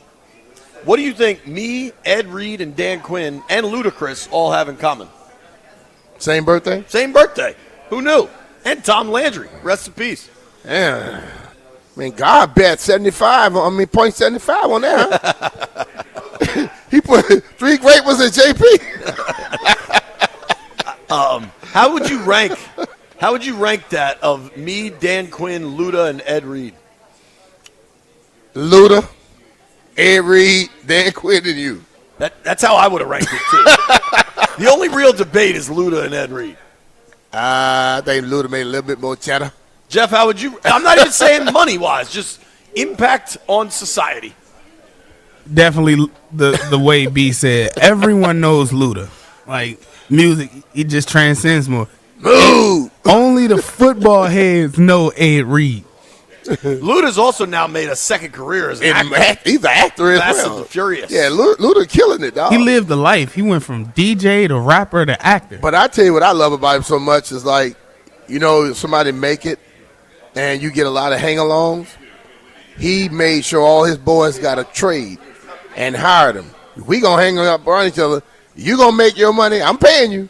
But you're going to make money. You're not going to be just hanging around me spending no damn money. So he was able to lift his friends and people from his community with him as he went. I respect the hell out of him for that. I respect that. You know what else I respect? He once dropped an album named Chicken and Beer. Those are things I'm into. Yet, you know what's interesting? If Adam Peters and DQ, they were at Pro Day yesterday in Columbus, leaving there, I don't think they're getting Reese. I don't think Reese happens. I think the intrigue, the potential, I think he goes before they go, right? I think they would like Downs or Styles. Like, if that's how it ends up shaking out, I think they're quite happy with it.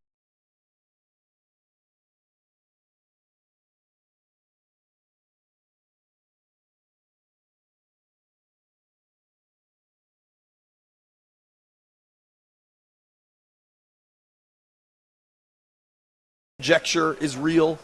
I think as an organization, if you could add Love or you could add Tate, they would be extremely excited. I just don't.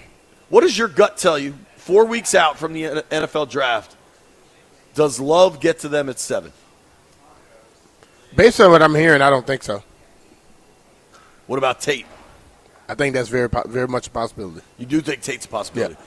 I'm starting to see a lot of people putting Tate with the Browns at 6, and I think that could make a lot of sense in Cleveland. As much as they just have quarterback question after quarterback question after quarterback question, you do need a stud receiver in Cleveland. And I don't know if Cleveland – I'll say it this way. I don't think there's anybody in the Browns organization that would mind drafting a stud out of Columbus. No. Just the way Ohio is and the way Ohio rolls. If you look at last year, I mean, the Browns' top receiver, granted he had bad quarterback play, but their top receiver was the tight end, Fannin, who I had in fantasy, no big deal. He had 6 touchdowns, 730 yards. But then it's Jerry Jeudy. But, so Jerry Jeudy was their top receiver, right? Not their top pass catcher. That was the tight end in Fannin. Jeudy had 50 catches for 600 yards in 17 games. That is not much production. Guess the next highest Cleveland receiver, not pass catcher because you had other tight ends and running backs that caught passes, but next highest receiver. You want the name? Sure. Or yards or anything. Yards. So how much did Jeudy have? Jeudy had 600. Next one had about 300. Cedric Tillman, 25-year-old wide receiver had 21 catches for 270 yards. That's not it. So you could not very good. You could certainly say that Cleveland has a need at wideout. They do. And then they could take a kid from Ohio State. But they might draft a quarterback. You think they're taking Ty Simpson at 6? Listen, it wouldn't surprise me with Cleveland. Nothing surprises me with Cleveland. They're a different beast. All right, when we return, Charlie Slows will be on the call today. 106.7 The Fan for Nats opening day, Wrigley Field against the Cubs. Charlie Slows will join the program next. Nobody go anywhere.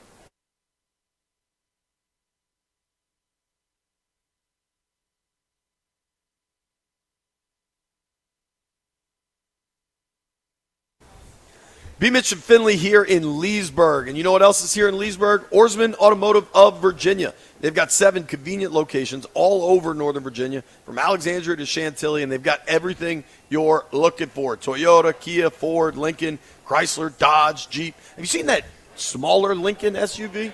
It's a good-looking truck.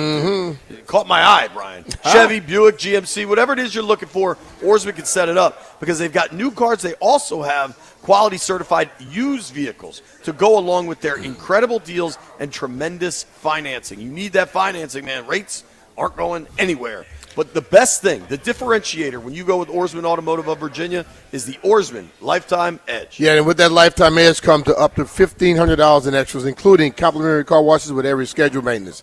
They give you a loaner cars with every major maintenance, and they have a lifetime engine guarantee. And there's great news coming from Oarsman. If you have a car to sell, take it to Oarsman, and they will pay you up to 125% of the Kelley Blue Book value, regardless of its make, model, and year. It's simple at Oarsman. They like to keep their customers happy, just like JP and I. To beyond satisfied Oarsman customers, let's ride together.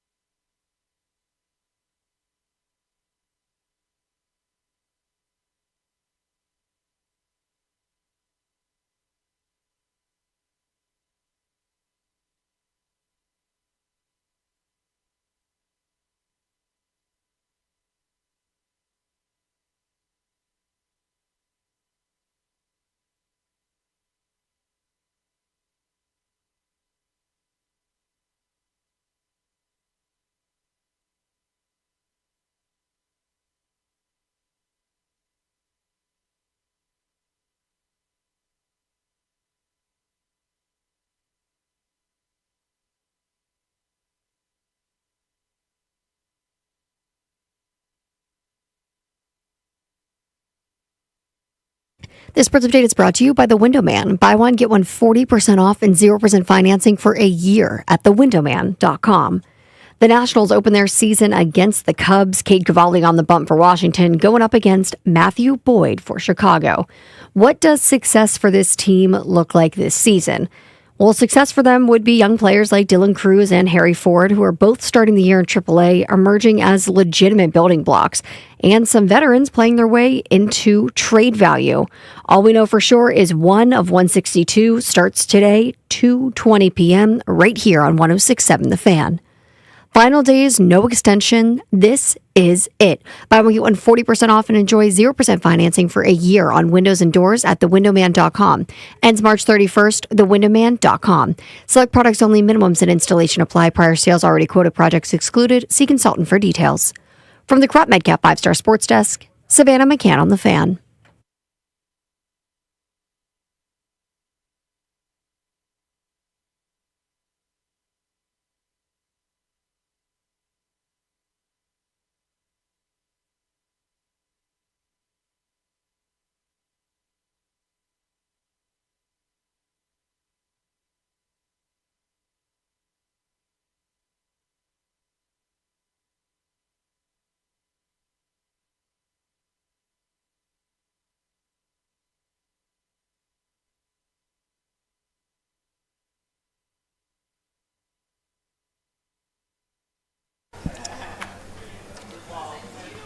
BMitch Finlay, 106.7 The Fan. It's opening day, folks.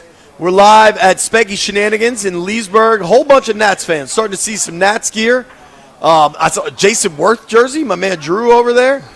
Some Orioles fans in the building. Orioles, hon. It's going to be a fun day. There's draft beer pouring out here at Spanky's. Appreciate everybody hanging out. 5 o'clock somewhere on the YouTube stream. Opening day is a true no rules. Oh yeah. People are slugging beers in Chicago. You've gone to Louisiana. You've gone to Louisiana with me. Sure. We don't have rules. That's right. We're really excited right now to link up with the voice of the Nats. You can listen to Nats Cubs right here on 106.7 The Fan this afternoon. Charlie Slows and Dave Jagler will have the call, and Charlie Slows joins us now on the Rude Guest Hotline. Charlie, how are you? I'm good, guys. How are you? We're doing well, man. Charlie, obviously, opening day at home is always the best feeling, but opening day at Wrigley's got to be really cool. It is. Second time the Nats have had a season opener at Wrigley Field. It's going to be a little warmer than the first time because we were freezing when they did this in 2012, but maybe a good omen because they went on to win 98 games that year and go to the postseason for the first time. So if that's good, we'll go with that. Let's hope it happens again. You never know. What are you expecting from Cade today? Well, he's looked terrific. Looked terrific in the spring. His fastball was electric. We're hoping that continues for him, and he gets off to a great start. 100% healthy. Sky's the limit for him. It certainly is. I think for Cade Cavalli, he's had such an interesting journey. First-round pick, so much excitement, and then just deals with injury after injury after injury. You were down there in the spring. How do you think he is mentally grown from all the fights he's had, all the injury battles, to now getting that opening day start? He's super excited. There's no question about that. You go through a Tommy John and setbacks in the recovery and just never feeling right and wondering, when you'll be able to just air it out and be able to recover and do it again in 5 days. And he was finally able to do that last year as they worked him along in the minor leagues and then came up and had the electric stuff at the end of the season. And so a great honor for him with some veterans on the staff that they brought in to hand the ball to him for opening day. And I think everybody's excited to see how he is going to be because he has, potential. Obviously, he's number one today, but he has number one type stuff. Mm-hmm. Absolutely. And what are we expecting from the bats, Charlie? I don't know if the wind's blowing out there in Chicago or what, but, last year James Wood had an all-time first half of the season. Those numbers slowed down in the second. Let's start with Wood. He's the power bat this lineup's going to need. What are you expecting from him? He's in the leadoff spot in the lineup that Blake Buter is making out for the first time. We were wondering about that. said he had 6 or 7 different lineups that he was playing around with, and he used Wood in the leadoff spot a lot in spring training. We didn't know if that was to get at bats, as many as possible, whether we really liked it. Wood seemed to fare well when he was in that position last year, especially the first half of the year when he drew a ton of walks. So we'll see how it plays out. You know, when you're in the leadoff spot, you're going to get more at-bats than anybody else. So we'll see if he can sustain what he did in the first half through an entire season, and really his second go-around for a full season after coming up in the middle of 2024. Charlie, what's been your favorite opening day Nats story?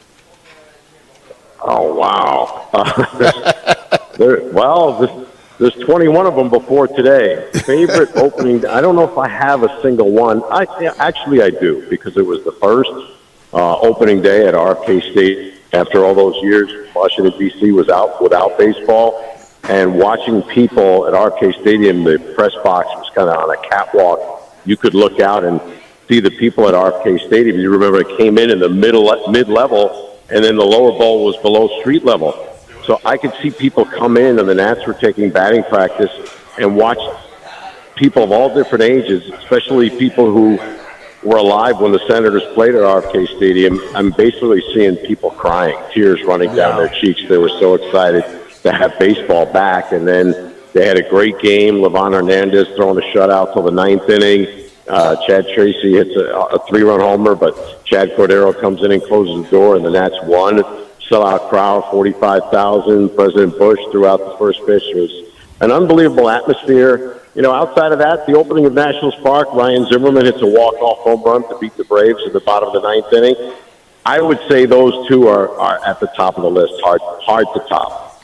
So, dude, I was at both of those, Charlie. And for me, just as a DC kid that never had his own team, I always rooted for the Orioles, but that was never your team. You know what I mean? To be there at RFK was emotional, and then to be there at Nats Park when Zim hit that bomb and like seeing – and I've been clear. I don't think they did a great job with Nats Park. It's a nice park, but like when you go around baseball and you see some of the other parks, they left a lot to be desired, I would say. But to be at Nats Park in that moment when it's brand new, I don't know which one was better. They were both epic, and I ended both nights at Capitol Lounge, which was pretty damn fun too. Those were both just incredible moments, man. Yeah, RFK Stadium, you know, the way that team got off to a 5-4 start on a road trip that took them to Atlanta, Miami, and Philadelphia that nobody expected.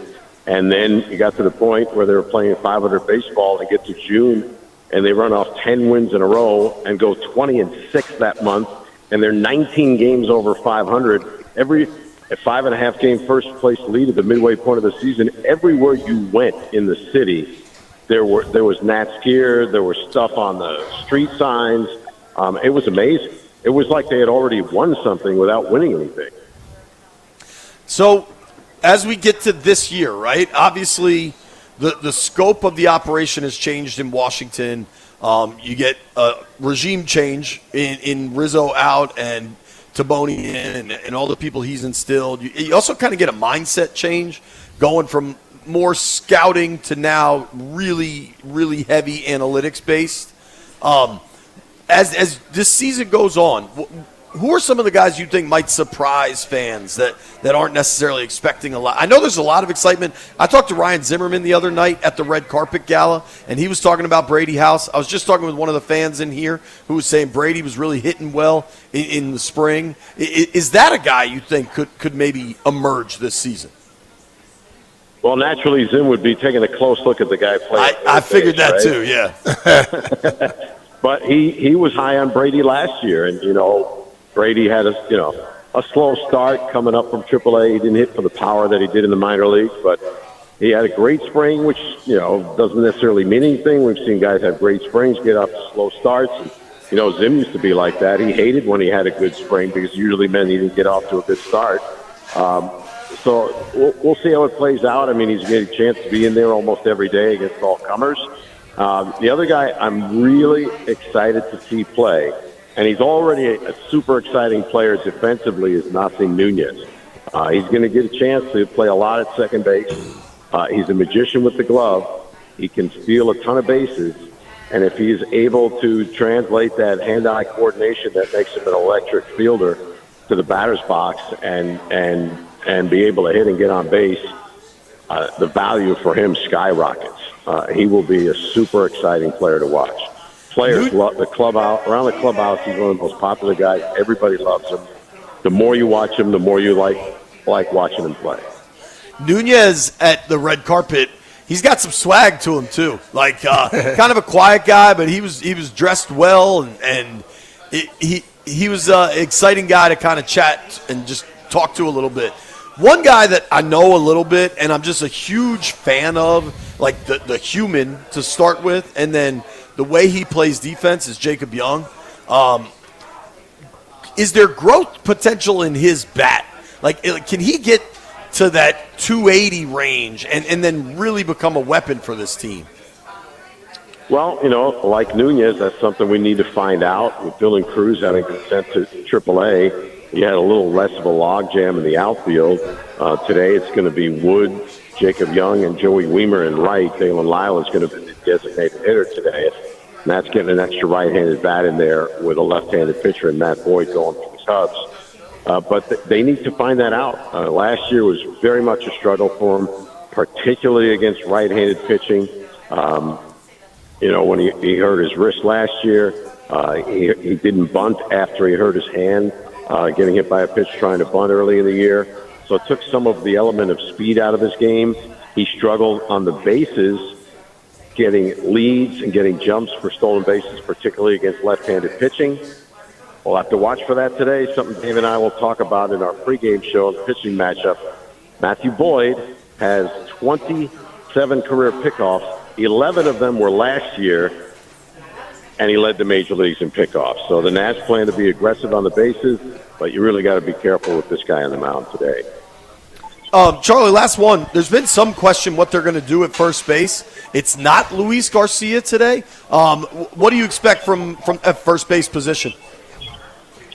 Well, I think right now you're going to see a platoon, which means it'll be mostly Garcia because you face more right-handed pitching than left-handed pitching. I don't know that they'll use one of them as a DH at times. That's possible also.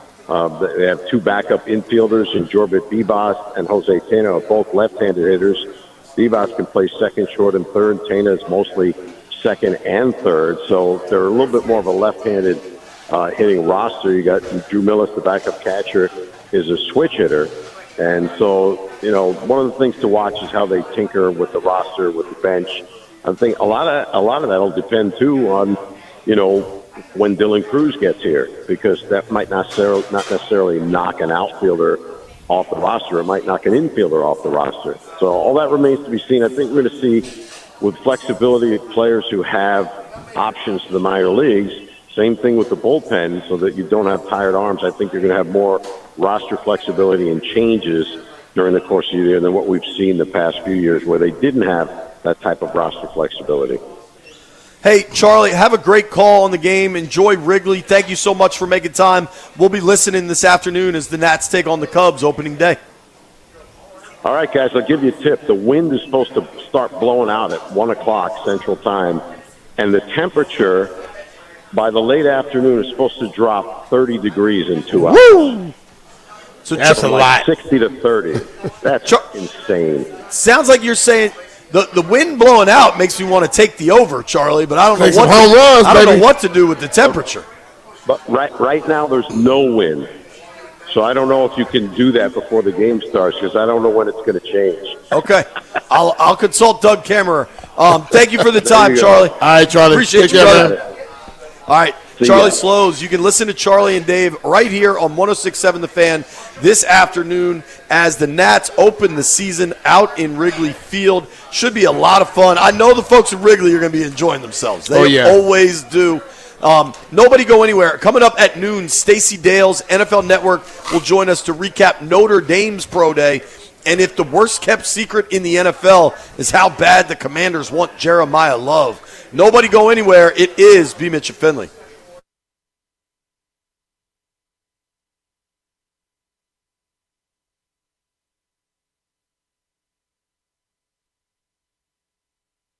BMitch Finlay here for our friends over at Paul Henry's Window Installation. We should have told Paul we're here. We're in his neck of the woods. Paul, if you're listening out there, come through for a Paul's burger and shrimp. a little long ways from us. Yeah, I know. He's way over there. Working with Warrington. Paul Henry has really changed my house for the better for my family. We've got all new doors, all new windows. Think about just this week. It was 35 degrees 2 days ago, and it's going to get north of 80 today. If you got janky old windows, they're not going to keep that warm air in, and they're not going to keep the cool air in as the weather just yo-yos up and down. You got to call Paul, get new doors, new windows, and make your house more comfortable. If you call this month, you get 10% off each window with a 5-window minimum and 10% off each door. You know what I like about Paul? Paul comes in, he's fair, he's open, he's going to come in and tell you things that you need to get done and not try to sell you the most expensive thing, unlike most people that you use when they come in to do business with you. They want to take all your money out your pocket. Paul tried to save you money. He did the same thing for JP. So if you want to go out there and have somebody that's going to take care of you, you make sure you call Paul today. You can receive 10% off each window with a 5-window minimum and 10% off each door. You can call Paul right now and tell him that BMitch Finlay sent you. PaulHenrysWindows.com, your clear home improvement choice.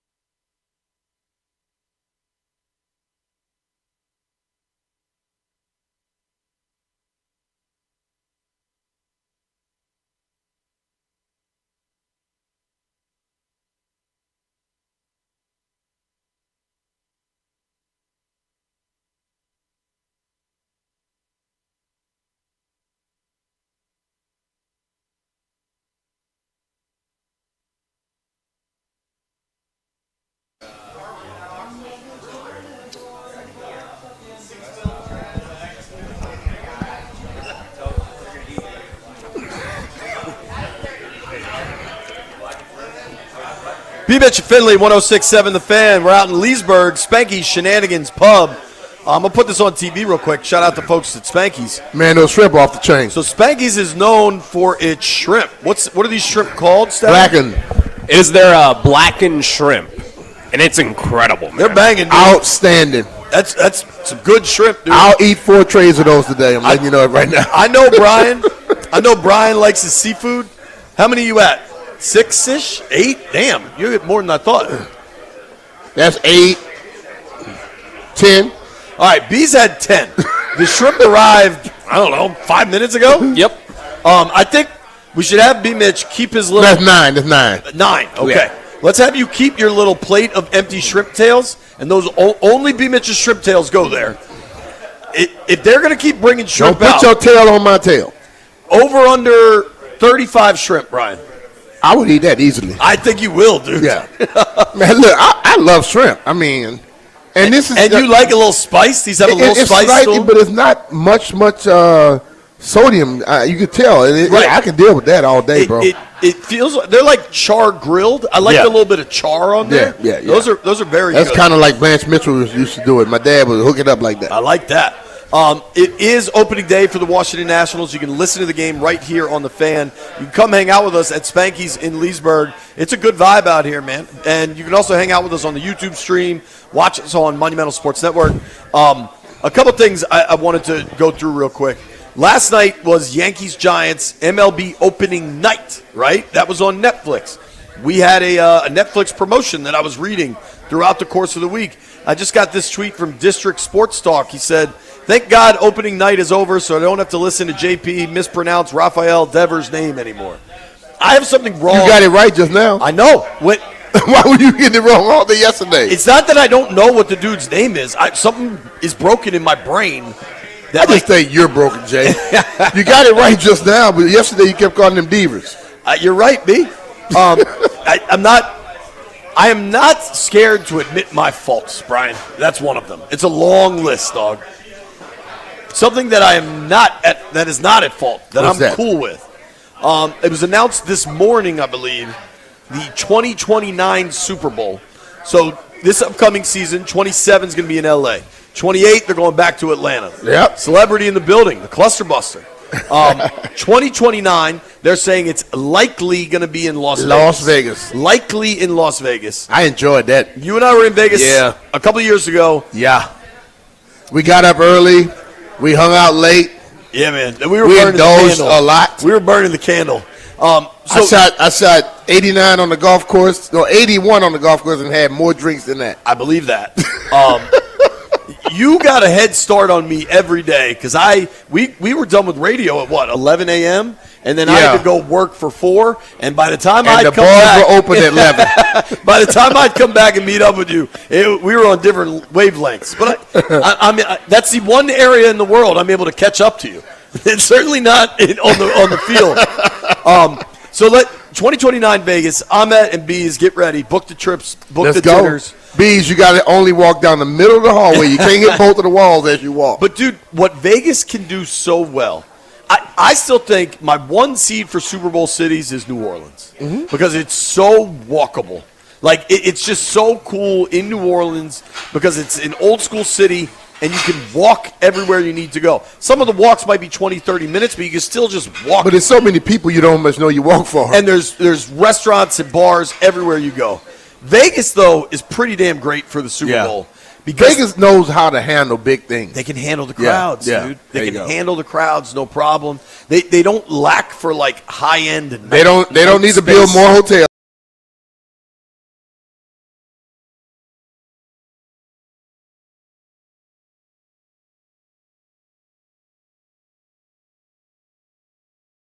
Super Bowl weekend. For fans that are big NFL fans, I don't know, do they sell tickets to Radio Row? No, not the Radio Row. They normally have Radio Row and the NFL Experience together, so people can be, because when we were in New Orleans, they were just right off there from us. But they do that, and I think the ultimate thing. You're so right. Thursday to Sunday, or Thursday to Monday, Thursday, Friday, Saturday, Sunday night. That's normally how they sell stuff to go to the Super Bowl. And the prices quadruple, Yes. maybe more than that, So 10x. But if you want to go early in the week, yeah, we go it's Monday. awesome. We work Tuesday, Wednesday, Thursday, Friday. We normally get out of there. Right. But a lot of parties going on during the week. A lot of parties. And I can get you into those. A lot of parties. Ahmed, let's get ready. Come on, AD. Set it up. When we return, Stacy Dales, NFL Network, will join the program.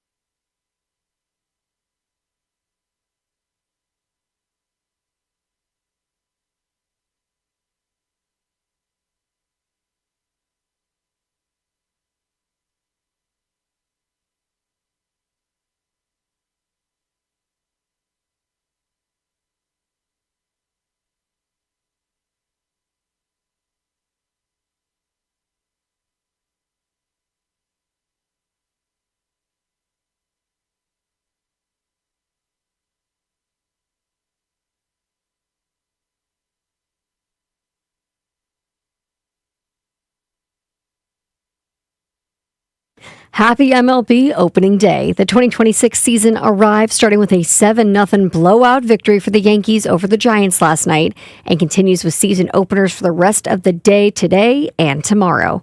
We have the best pitching matchup of the day. It comes very soon between Paul Skeens and Freddie Peralta, last year's NL Cy Young winner, facing off against the guy that finished 5th in voting. That's at 1:15 p.m. But at 2:20 p.m., the Nationals and Cubs face off. Get to see manager Blake Butera in action for the very first time this season. From the Crop MedCap 5-Star Sports Desk, Savannah McCann on The Fan.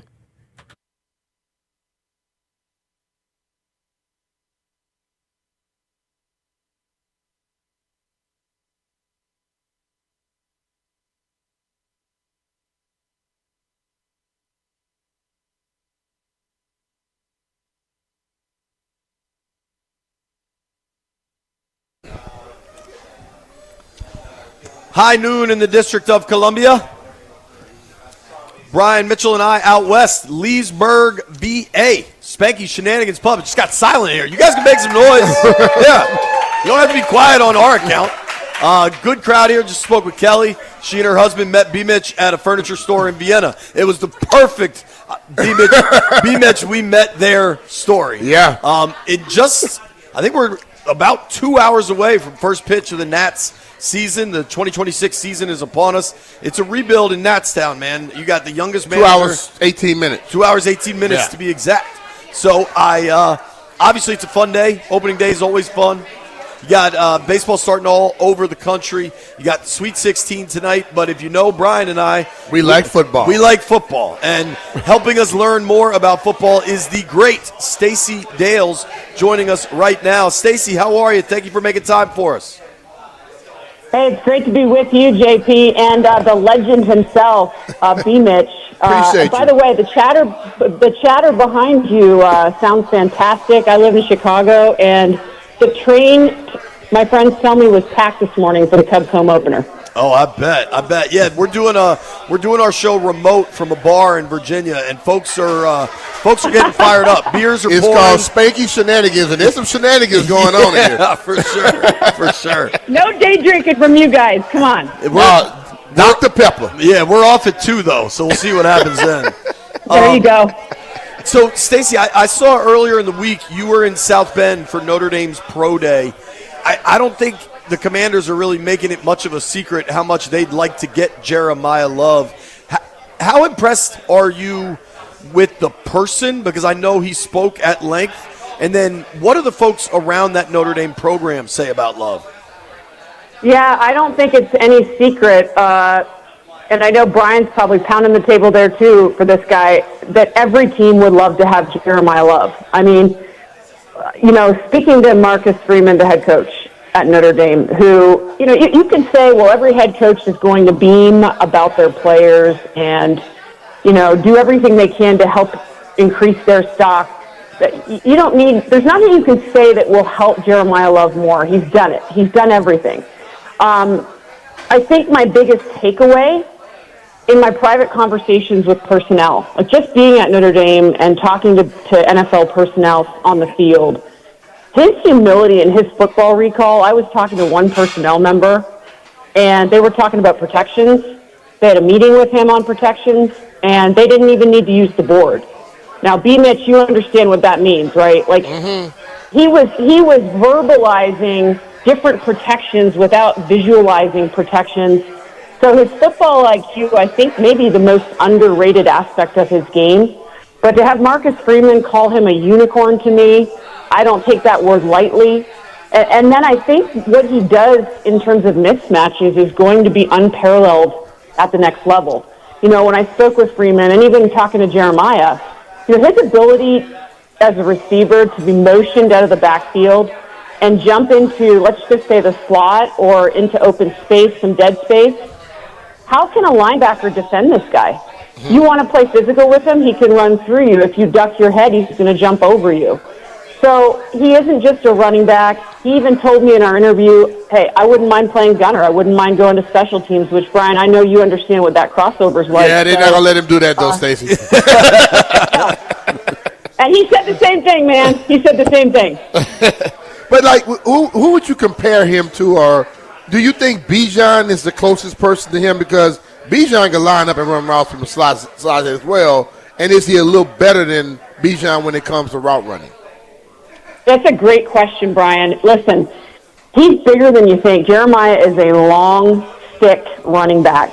I had this conversation. I've had it with a couple people since the Combine. You think about Christian McCaffrey. You mentioned Bijan, or Bijan as he likes to be called. Christian McCaffrey probably has the versatility skill set that you want with Jeremiah Love, but McCaffrey's so twitchy. He's like a track and field athlete. So with that twitched element, that makes him a little bit different. The interesting comp, you guys, that I've gotten and potentiality of what you can do with him is Jahmyr Gibbs. I mean, Gibby is actually a little bit bigger than people realize. Like, I'm 6 feet. JP, you and I talk all the time when we're at events together. We stare eye to eye at each other.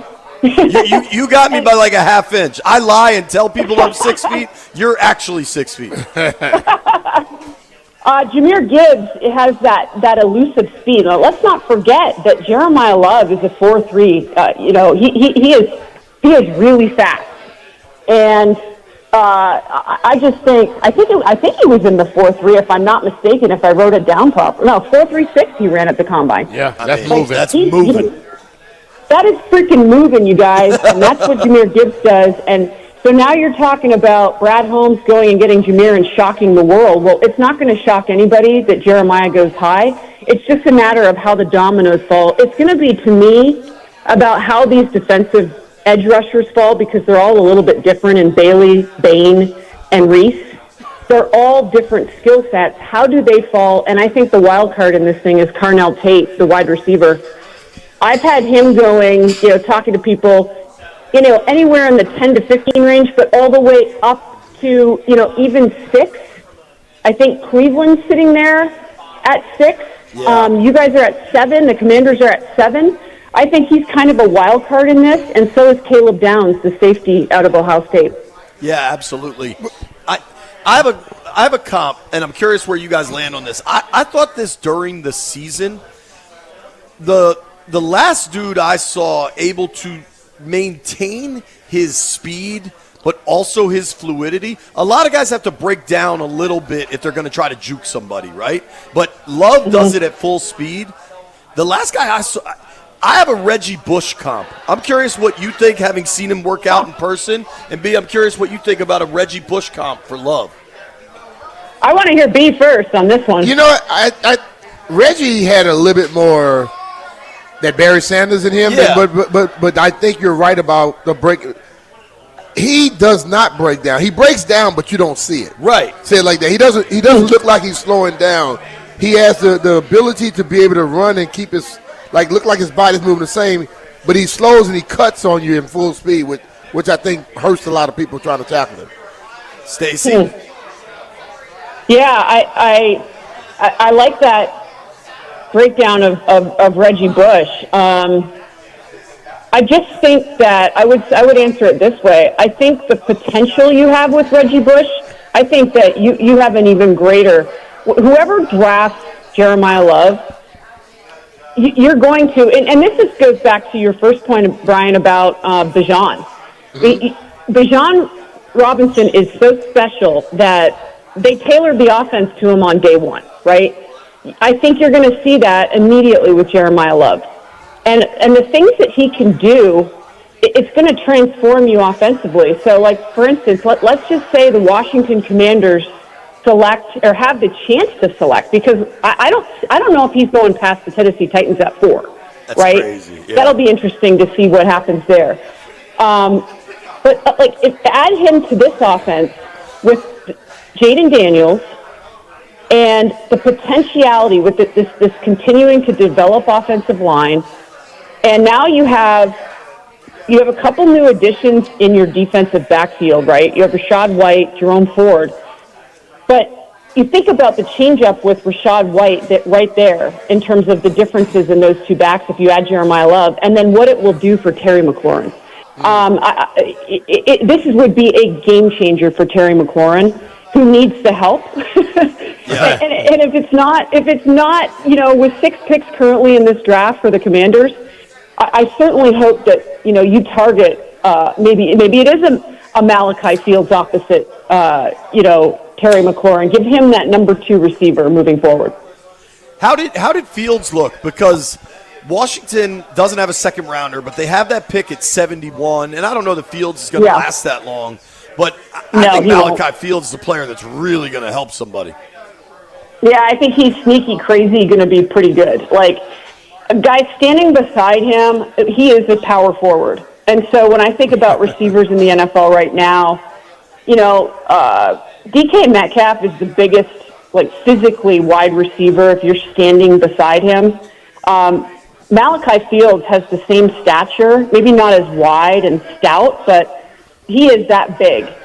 And so I'll be really interested to see where he lands in this thing, because he's going to be, now every receiver is going to tell you I can run all the routes and do all the stuff, and I'm good in the slot too, but this is a boundary receiver, make no mistake about it. Talking with our friend Stacy Dales here on the Ruud Guest Hotline, RUUD. Ruud makes the best HVAC equipment in the DMV. You can give Stacy a follow at Stacy Dales, Stacy with an E, STACEY, Dales. Check out all of her work on NFL Network. Stacy, it's interesting as we get, we're now really a month out from the draft, and there is this emerging storyline. Now, Washington won't be impacted by this. They've got their quarterback, but the Ty Simpson conversation continues to kind of grow buzz. Do you think, my guess is he's a first rounder just because quarterback gets overdrafted no matter what. How high up do you think Ty Simpson could creep in this draft? Yeah, it is interesting, and this is how it goes, right? This is exactly what you have to expect. Each year there's going to be a name that changes the dynamic. I actually have had 2 conversations, JP, this week with people regarding Ty Simpson and all of this hyperbole surrounding now he and Mendoza. And the people that I've spoken to have not changed their grade on Ty Simpson. These are evaluators. So they have him in the 2nd round, okay? Now, what does that come down to? It comes down to 15 games starting in his college career. Remember, he played behind Bryce Young. He played behind Jalen Milroe. And really the front half of his tape last year was outstanding, untouchable. It was perfect. And then you saw some of the mechanical issues later in the season at Alabama. That being said, he also played through a couple of injuries. He is incredibly smart when it comes to the playbook and the short version you got of him last season. But again, my conversations with evaluators, they have not moved off of their 2nd round grades on him. But like you said, JP, I mean, I know the Jets have 2 picks in this draft, and there are some questions at quarterback for them. When you look at them, and they're standing right now with the 2nd pick currently in the 16th pick that they got from the Colts. Yeah. I don't know if they strike the chord there, because maybe, just maybe, they're sitting around saying, hey, we see a little bit more potential in the 2027 draft when it comes to quarterbacks, which is true amongst the league, right? A lot of teams that need quarterback play are looking and targeting that 2027 draft class for quarterbacks. So, it's going to be very interesting to see how his stock continues to ebb and flow as we approach the end of April. I think the narrative changes with a lot of people that go and watch film, that, look, former players, we do a lot of media. It changes with guys like that. But the people that make the decisions, it hadn't changed with them. And until it changes with them, I'm not going to move off of the 2nd round or something like that, too. I don't care what the person on TV says. I care what the people that are in those offices say. Be honest with you. No doubt. And I would just say this, too. You guys know, Fernando Mendoza, for what it's worth, right? Played at a couple different programs, obviously, just won the championship undefeated. He had 36 games in his career. He started 35 of them. Right? The experience over the multitude of years that he played. And what does that do, right? Brian, you could speak to this. In all the years you played, you probably played in 1,000 different variations of whether it be a West Coast offense, whatever the run game was. That experience is Brock Purdy in San Francisco, having played, 4 years at Iowa State, that he was exposed to an array of offensive concepts and tendencies.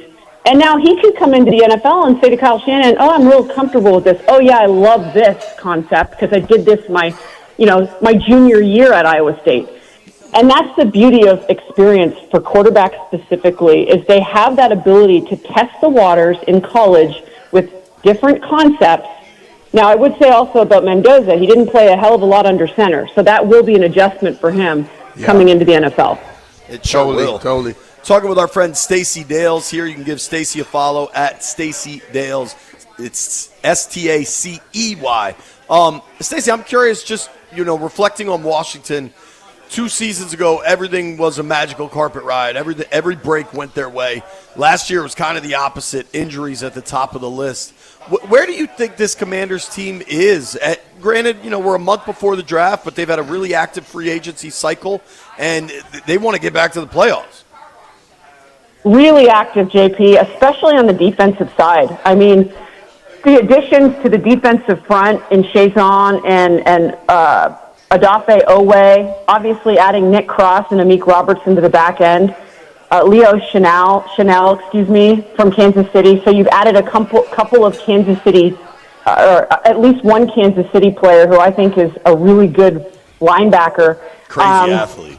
I want more playmakers. I know Chego Okonkwo, coming from Tennessee, is going to take over at the tight end spot, but I just think Jaden Daniels, with more playmaking opportunities on the perimeter and again out of the backfield, you want to maximize this young quarterback when you can. And if you have those playmakers, now his legs can get involved again as well. I mean, 5-12 was definitely underachieving last year after what we saw in his rookie campaign. And we'll certainly see how David Blau impacts the offense from an offensive coordinator standpoint. Yeah, it's going to be, they've really shaken things up here from the coaching staff, and it's going to be curious to see kind of what ends up happening, at how they reorganize it. I'm curious, just league-wide, what has been the biggest surprise for you through the free agency cycle, or even some of these coaching changes? Like the Giants could be a very different team all of a sudden. It's just been another wild offseason in the NFL. Yeah. As many coaching changes, I think it was a record, I want to say. I don't have the number in front of me, but there are so many new head coaches. But I think what's interesting about it is a lot of them are old hats. Now, I'm going to be fascinated, I'm not going to lie, about what transpires in Pittsburgh with Mike McCarthy. I actually had a dream about this recently, which means crazy. I think about football way too much. We're gonna quickly learn how much Mike McCarthy and Aaron Rodgers actually liked it, because Aaron Rodgers' decision, which he has not yet made, to come back for another year in the NFL, to me largely hinges upon his relationship with Mike McCarthy. And things soured a bit at the end. Enter in Matt LaFleur to Green Bay, and then a couple years later, Green Bay does away with Aaron Rodgers. So it could be a two-headed monster coming back for revenge in the NFL, or does Aaron say, you know what, I'm going to go do a little more ayahuasca or whatever you say, and run off into ayahuasca, Brian, and head off into the sunset. Yeah, I mean, also, if I'm Pittsburgh, how long do you want to do this dance with Rodgers? Yeah. I don't. The Rodgers of 10 years ago is one of the all-time great quarterbacks in the NFL. The Rodgers of now is it annoying. B's not the biggest Aaron Rodgers guy, but he's not close talent-wise to what he was. So at some point, don't you want to move forward? Yeah, you do. You've added Michael Pittman to your roster. You've got DK there. And, Darnell Washington and Pat Freiermuth at tight end. Pretty good running back in Jalen Warren. Right. And now you've got Will Howard staring down Mason Rudolph currently if Rodgers doesn't come. So if Rodgers doesn't come back, I think Omar Khan is going to have to really figure out what he's going to do at quarterback. I don't see them drafting a quarterback, of course. I think the Steelers pick at 20 or 21. Yeah. which Ty Simpson probably would be available there, but I'm not quite sure based upon what I've heard around the league. That's the MO from Omar Khan and the Steelers. Yeah, I would have some Kenny Pickett PTSD taking Ty Simpson at 21. He has no hands? His hands are fine, but it's another guy with just an extremely limited sample size. Yeah. Stacey, thank you so much. Appreciate this you, has been terrific. Stacey. Thank you. You guys behaved today. Great to be with you. Thank you so much. Enjoy opening Our day boss in is here. We Chicago. have to. See you later. That is See you the guys. great, All right. the great Stacy Dales. You can give her a follow at Stacy Dales. Really good information. No secrets, man. Jeremiah Love is a wanted man. Yeah, he is. The world needs love, and the NFL is going to get some. Nobody go anywhere. It's Nats opening day. We're live at Spanky's in Leesburg. You can watch the Nats game here. Listen to it on the Fan, and Grant and Danny are going to be hanging out all afternoon. It's BMitch Finlay.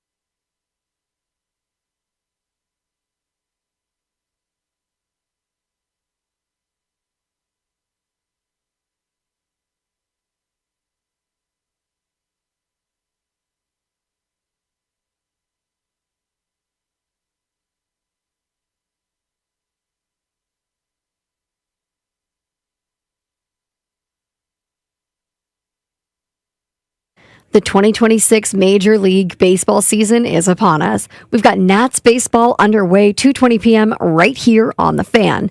Team begins their season on the road. Cade Cavalli on the bump at Wrigley Field. Matthew Boyd starting for the Cubs. So as I said, you can stay right here. Listen to Charlie and Dave call today's game at 2:20 p.m. But you can also watch on streaming through the MLB app, or you can watch on cable and satellite television. Those channels were announced officially by the Nationals earlier today. Check your local listings for more information on where to watch today's opener for the Nats. From the Crop Medcap 5-Star Sports Desk, Savannah McCann on The Fan.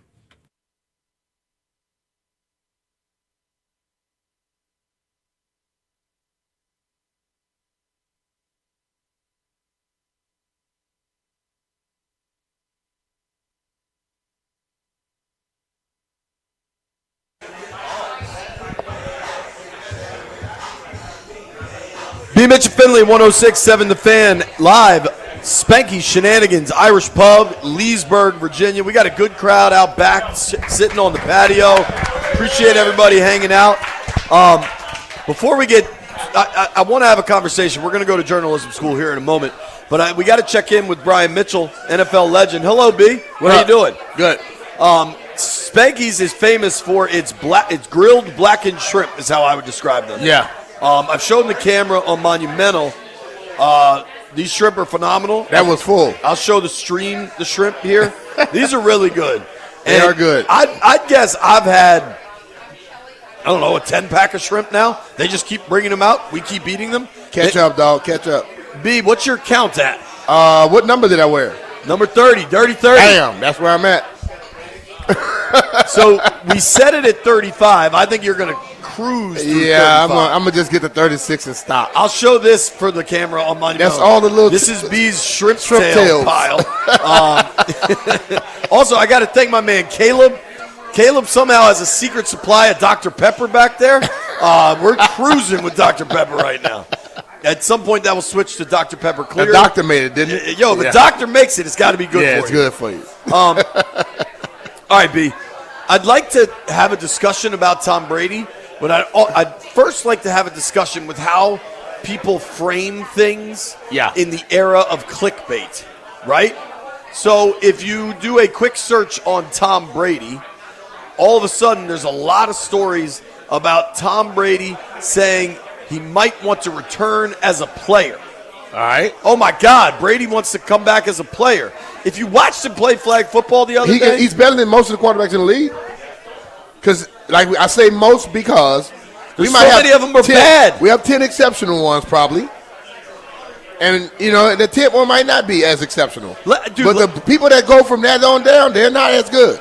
All right, let's do an exercise here. We're just going to run through 32 teams. This won't be that hard. Let's go. Brady is not better than Drake May. He's not better than Josh Allen. No. Malik Willis is starting for the Dolphins. We sure Tom Brady's not better? I have no idea who's starting for the Jets. He's better. Yeah. Who's starting for the Steelers? Maybe Aaron Rodgers? He may be starting, but he's not there yet. Maybe Mason Rudolph? He's better than him.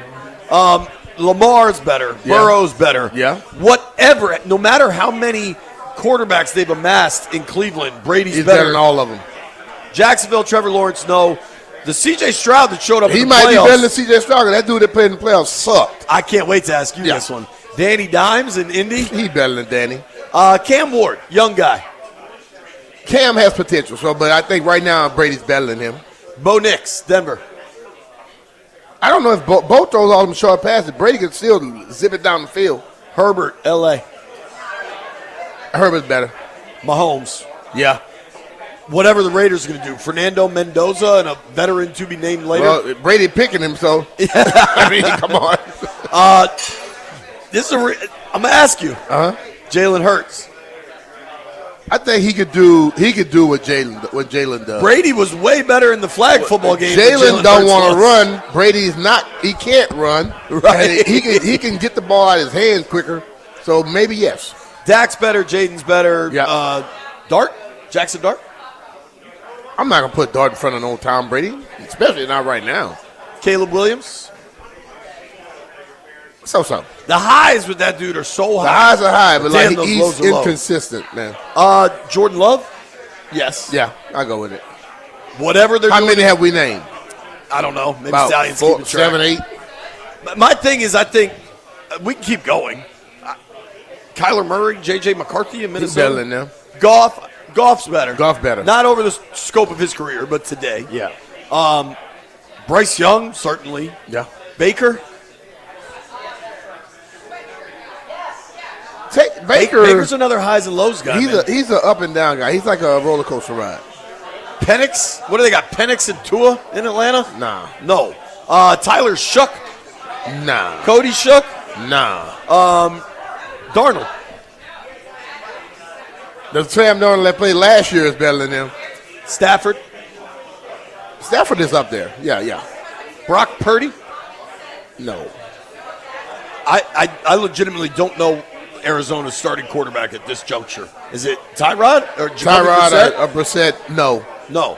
So the point in that exercise, if he were to come back, he's top 15, 20 easily. Right. But the question, the way this is being presented is that Brady wants to come back and the NFL won't let him. If you go to the root source, the problem in the world of aggregation is everybody takes little snippets from a story to turn it into an aggregated blog on their website, and then they tweet it out with the most sensational language to get you to click on it, right? Well, you know I hate that. Journalism 101, folks. Go to the original source. Tom Brady did an interview with CNBC Sport. So he talked to business people. And what happened is he said he reached out to the league to see if he could come back and maintain his ownership status. Well, no, they don't like that.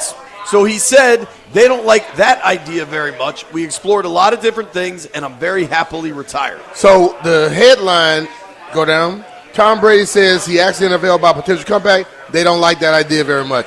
That means that they ignored the fact that he was trying to maintain his ownership. Right. And that is Which why. is a huge part of the story. That is why. Oh, my God, they're bringing more shit. Oh, my Lord. That is why I tell you all the time, the people that write headlines, put them on the firing line. Because the story and the headline, they don't match. Like 9 times out of 10.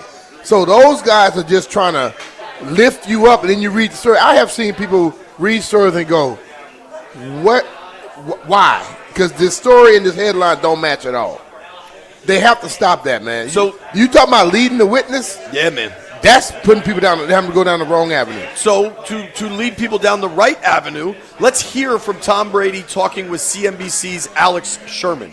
Saw the clip of you playing flag football last week. I saw your nice little lateral move there in a pass that seemed like it had quite a bit of zip on it to Stephon Diggs. I'm not going to ask you if you're preparing a comeback. I'm not going to go down that road. All I'm going to ask you is if you have looked into the NFL rules of a minority owner temporarily coming back, say, week 14 or something. Like, have you at least inquired if that's allowed? Funny enough, you ask. I actually have inquired, and they don't like that idea very much. So I'm going to leave it at that. We explored a lot of different things, and I'm very happily retired. Let me just say that too. So I loved being out there playing in the flag game. I love not getting hit. I've got a lot of really fun things I'm involved in, and it's never going to be old. You can get old throwing passes to incredible athletes on the football field, but if anything, that game reconfirmed to me that I'm very happy in my retirement. So it couldn't be more different. Yeah, totally. Especially now that we know Mark Davis might sell, right? Yeah. Like the owner of the Raiders might sell. Brady's got a piece of that. He'll either make a boatload of money, or my guess is moving. He gets the opportunity to try to put a group of investors together, and whether he's the lead investor or not, he probably doesn't have the scratch for that. Yeah. But like his role with the organization could continue to grow. At his age and with what he's accomplished, there's no way you're giving that up. Period. Like, I mean, Brady's older than me, I think. He's one of the – how old is Brady, 45? You're not giving that up. Nah. I do wonder, though. Steve Tisch, part owner of the Giants, caught up in the Epstein drama.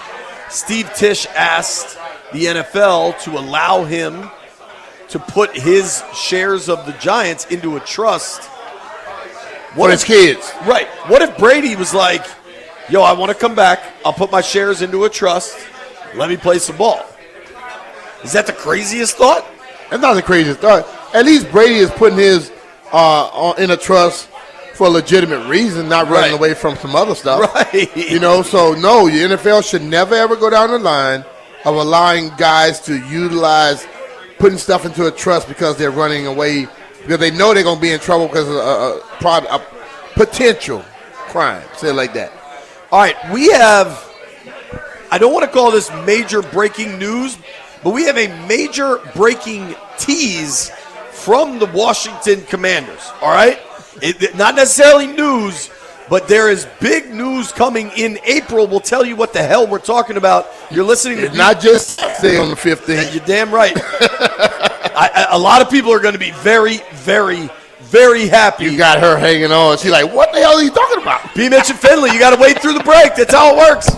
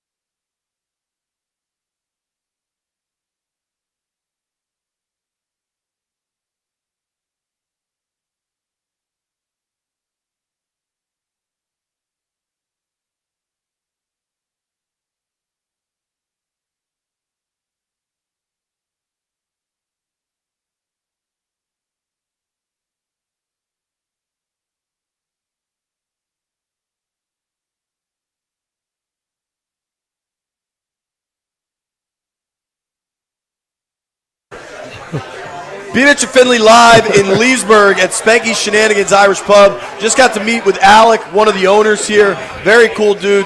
But we have to explain, he tried to take BMitch's plate full of shrimp tails, but we're keeping track of how many shrimp Brian eats by the plate. What is the number now, B? I think 37, 38, 1 or 2. Oh, boy. I'm on the over already. You've hit the over, sir. The breaking news here on the internet via their social media channels, the Commanders just dropped this new video, and this is incredibly well done. The people in the social department over there, they're doing their thing over there, man. It's like a grainy video of a Nike box and a Rydell box going into the locker room with Top Secret on there, and it simply says, new uniforms April 15th. I mean, if you're a Commanders fan, if you're a Washington fan, I think we all live in the reality that the name ain't going back. If you're still in the change the name back portion, good luck. It's not going back. Nah. But the best thing that can happen is go back to the old uniform scheme. Yeah. And it's still cool to have a new alternate. You can keep the blacks, but the rebrand just butchered the colors. The uniforms didn't make sense. None of it worked. And the new ownership understands all that. I think none of this helps them win or lose games, but damn, that's exciting news. True. I agree. And they rolled it out so well done. I might go get mine off the wall and wear it tonight. Well, did you see Stallion tweeted out from the BMitch Finlay account a picture of B wearing the old school white uniform? Really? Yeah, did you not see that? It's pretty good looking, B. He tweeted it? He tweeted it. Tweeted it. I'm curious, are people going nuts? I almost want to open the phone lines up. We got Kevin Harlan coming up to talk Sweet 16. Yeah. Yo, what size were those shoulder pads, dude? Don't get her size. I had a shoulder separation in my rookie year twice, and I decided I wasn't having those problems anymore, so I got some little bigger ones, and I took the pads and I made a channel in the front and the back, so it made the shoulder pads sit up a little higher. So when I got hit, it was kind of spongy. So I didn't ever take that direct hat, and I never had no more shoulder injuries. So, but I laid them on a lot of people, Jay. I know you did. The Commanders making this announcement. God bless the Nats. I know it's opening day. I think this is bigger news than that, which is just crazy. But I mean, like what these people, what we want, what the entire region wants. If you identify with the burgundy and gold, you want them to win above all else. But totally. you want a return to what was, and I think we all can acknowledge and move forward in like a reasonable vein, right, to where things are now. Yeah. But the other uniforms were just bad. So it was like a double whammy of, oh my gosh, there's all this change, and the new stuff kind of sucks. Yeah. So I think going forward, this is tremendous news. Jeffrey, what was your reaction? I think you texted me first. I don't know what to expect. I'm happy for it, but I know I'm gonna buy this one. I think we know what to expect. I think they're going to look like the old uniforms. Yeah, but like I still gotta see it because it's with a W now, a Commanders and a C on it. It's not, Redskins logo. Well, I'm just waiting to see it. They called them the Super Bowl eras last year, right? Yeah. And I think it's going to be those. Well, so they just lock them in. So do you think they're getting rid of the whites, the other whites, and it'll just be those all year? Yeah. Or do you think they're getting rid of the burgundies and bringing back the old school burgundy? I think if they bringing back this collaboration, they're bringing back both of them, the burgundy and the white. What if they hit us with like a left hook? It's not going to be a left hook, Jeff. Oh, all right. I don't know. Just let my mind go. Hold on. Isn't there a dude on the internet, and I wish I had a better way to describe him. There's like a self-professed uniform insider that people were sending me his work maybe like 2 months ago. Stallion or Jeff, do you remember the guy I'm talking about? Jeff, I think you might have sent it to me. You talking about the guy who, I I forgot his name, but he was saying that there was another jersey coming. Yeah. Yeah, I I know he's guarantee talking- Toby would be on top But he of that. changed it up completely. He changed the whole outfit up, though. That I don't think the one he's discussing is the one. All right, here's the biggest question with the new uniform reveal. Will there be a spear on it? Don't know. The spear is out and about these days. We will see. They are incorporating the sphere in all that they do all of a sudden. I mean, seriously, go to the Commanders' website right now and that's what I mean by hit us with something left. Will we get those uniforms? Because wasn't those uniforms like slightly different from the originals? The ones last year? The uniform with the spear on it, right? yeah, so when they wore the spear, it was like throwback uniforms. Portis, I think it might have been the 75th anniversary of the team or the 80th anniversary or something, so they wore those special spear uniforms.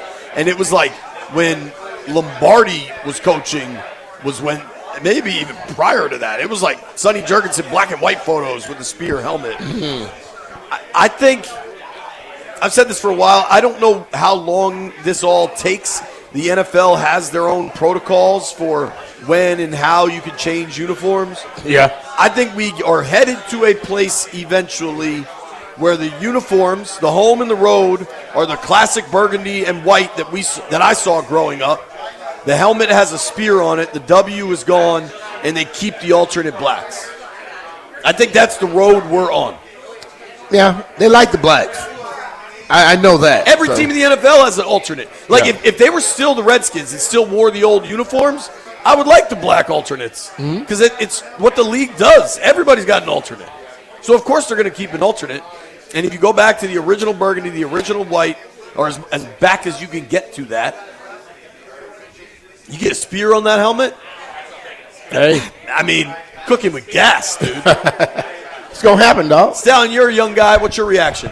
I mean, if they put the spear on the helmet, like, that would probably be, like, the best day of my life. Like, I don't mind the team name stuff. Like, it doesn't really matter to me. But I do think tying in the older generation of the glory days, like when BMitch was playing with the team. Don't make it so damn old here. I'm right, I know, I'm right sorry. here, I'm dude. sorry. I'm sorry. What the hell? I know, I'm sorry. God, like BMitch, old ass sitting right here.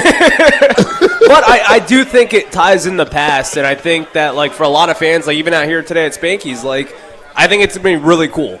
And I think that's a huge deal for a lot of the fan base. I think we have to be prepared. But the fact that there is a helmet in the video, they're saying new uniforms, and it's the box of Nike equipment, which is the jersey or whatever. But the fact that there's also a helmet in there, like, I think we need to be prepared for it not to be the spear right now. I think it's going to be the spear eventually. Maybe it'll be the spear in 2 weeks on April 15th.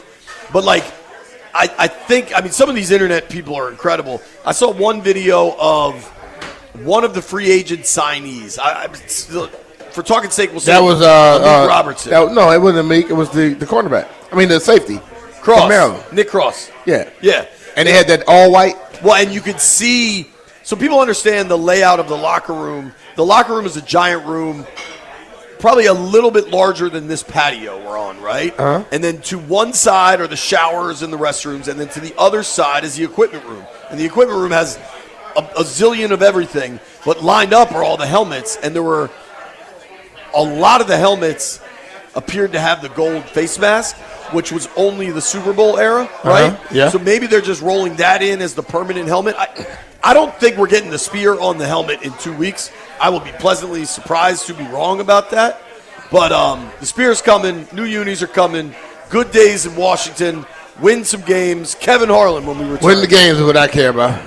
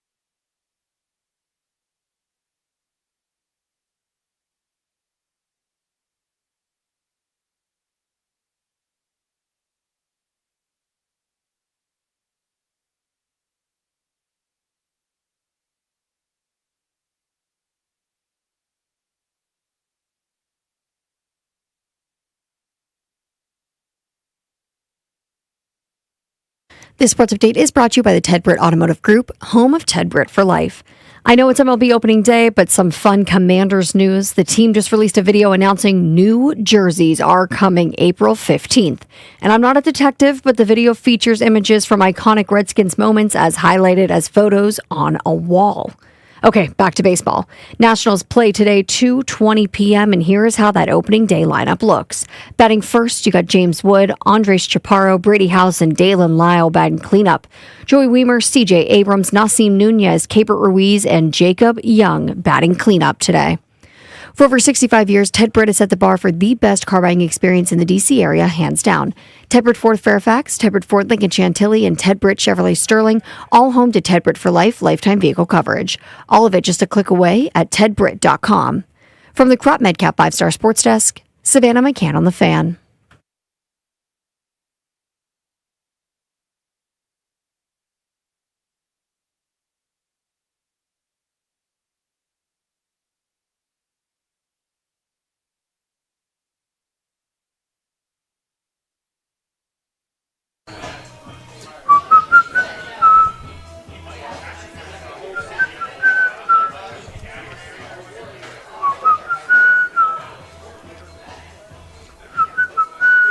BMitch Finlay, 106.7 The Fan. We're live in Leesburg, Virginia. Spanky Shenanigans Irish Pub. This place is awesome. Just met with Cole, the general manager. Couldn't be a nicer dude. They're open from 8 a.m. to 2 a.m. every day here. Wow. Right now. That's a lot of work in there, bro. A lot of work, man. Damn. We are extremely fired up to bring Kevin Harlan onto the program. Sweet 16 starts tonight. What's up, Kev? How are you? Thanks for making time for us. Good to be on with you guys. Thanks so much. Appreciate you, man. Kevin, I always enjoy your call of whatever the sporting event is. You're one of the absolute titans in the industry. What have you thought of this college basketball tournament through the first 2 rounds?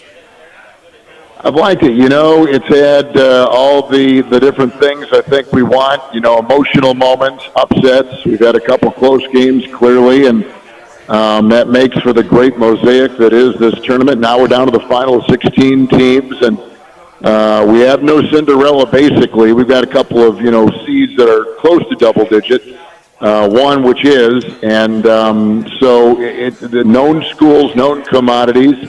I think people like that one team that has snuck in there that no one was expecting. I don't know that we necessarily have, a lot of that feel to it, but the teams that we do have are pretty interesting. But one of the notes that came across the other day was that it's the first time since 1954 that we don't have UCLA, Kansas, and maybe it was Indiana teams in the Sweet 16 since 1954, which I think is an indication that, as we've all known, that the landscape of college basketball is changing dramatically. Teams with big NIL pots can feed these players the money they want to play there, and thus they build a program sometimes out of just a bunch of transfers and money. Everybody's transferring, everybody's getting paid. So the landscape clearly has changed in college basketball from the time of just pure recruitment and believing in a system to now probably, like the coach, like the school, but how much are you going to pay me? And so it's changed the way I think we view the tournament a little bit, and certainly the way this Sweet 16 is shaping up. Kevin, of all of the 3 number ones that are left, which one you think has the toughest game coming up? Well, I think Duke and St. John's is going to be pretty interesting. I saw St. John's last week in San Diego beat Kansas. They've got incredible experience and depth. They've got length. They've got athleticism, and they've got Rick Pitino. And he seems, and he's got a full week now, well, just a little less than a full week to prepare for Duke. And they'll give him everything they got. With Duke being a little bit injured, as we know, with some starting lineup issues because of those injuries. St. John's is riding high, feeling good about themselves. They were the dual champion in the Big East. They won the regular season. They won the tournament. They took care of Kansas. And now they've advanced for the first time in, 27 years, 26 years to the Sweet 16. So this is a program that is really, it's seemingly peaking at the right time. and I think they'll give Duke all they can handle. Yeah, I think that should be an incredible game. I mean, the two games lined up here in D.C. with Duke St. John's Friday night and then Michigan State UConn after that. I mean, those are real bangers. I mean, just to watch Tom Izzo and Danny Hurley on the same sideline, that's going to be pretty intense. What do you make of that UConn squad? I think they reflect their coach. Caravan, we know about his length and time in college basketball. Clearly, it benefits that program. We know they're loaded, and they've got a great coach, and they've got a championship pedigree. So they hit almost every important facet of what you want going into a big game like this. And Michigan State is loaded, great guard play, and they've got Tom Izzo. I mean, both those games are, to me, historic in the fact that we've got, just the best of the best with maybe a different texture with each team ready to go at each other. I think that's an incredible sight. So, Kevin, the region where you'll be working is, I think, the best matchup in this Sweet 16. It could be Duke St. John's, but I think Duke St. John's is going to be so determined by the refs. If they have a quick whistle, St. John's is cooked. If they have a long whistle, I think it's going to be really hard for Duke to win. I think the most intriguing matchup of two basketball programs that play differently but are both legitimate national title contenders you'll be on the call for, and that's Illinois versus Houston, the Illini versus the Cougars. How excited are you to watch that matchup? Thrilled. It's one of the top 2 or 3 best games of the Sweet 16 setup right now. Houston, they're going to a 7th consecutive Sweet 16. Damn. They've won 30 games or more 5 consecutive years. They've got one of the best freshmen in the country, as does Illinois and Wagler. Flemings and Wagler are players that are going to make a dent in the NBA. They're clearly making a dent on these college teams right now they're on, but the supporting cast for each is significant. Probably a little more depth with Illinois than the Cougars. Both come from incredibly competitive conferences. The Big Ten has 6 of the 16 remaining teams in this Sweet 16. That's unheard of. I mean, it's historic. So we've got, games all over the map that are great. Arizona, I just saw last week in San Diego. They may be my overall favorite because of their size and the influence of 3 freshmen.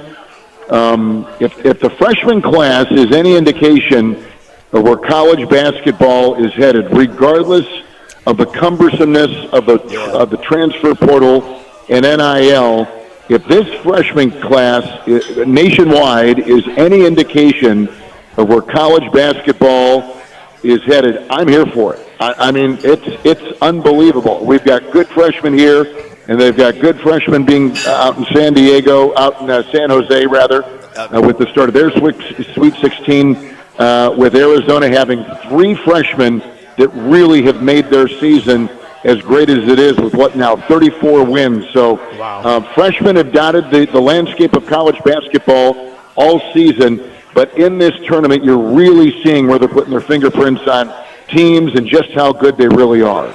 Well, Kevin, it's interesting, too. As Wizards fans, we're pretty fired up about this freshman class, knowing what this draft's going to look like. Hey, you're also going to be calling the Iowa and Nebraska game. And Nebraska, I don't think expected them to be where they are. They had never won a tournament game until 2 weeks ago. What are you expecting in that game? Well, this is the 3rd time they've played each other. They've each won on their home floor. They play a style of basketball. I mean, they'll launch the threes, there's no doubt, but they also really emphasize defense. And so this could be a low-scoring game, maybe the lowest-scoring game of any of the Sweet 16 games, but the rugged teams, they're both incredibly well coached. I mean, I can't tell you how good Fred Hoiberg has been with Nebraska, building that program literally from a non-existent pulse to now, a program that really has substance and depth. And Iowa has found a gem in a guy who a couple years ago was coaching Division II. And he was born in Iowa City, the home of the University of Iowa. He was a great coach at Drake and got them in the tournament, and now he's got the Iowa Hawkeyes in the Sweet 16 for the first time in a while, and they are really doing it with both offense and defense, but their defense is their calling card. So, and they both have incredible star power at the very top of their rosters. So the marquee game tonight is clearly Houston and Illinois, one of the best games in the Sweet 16.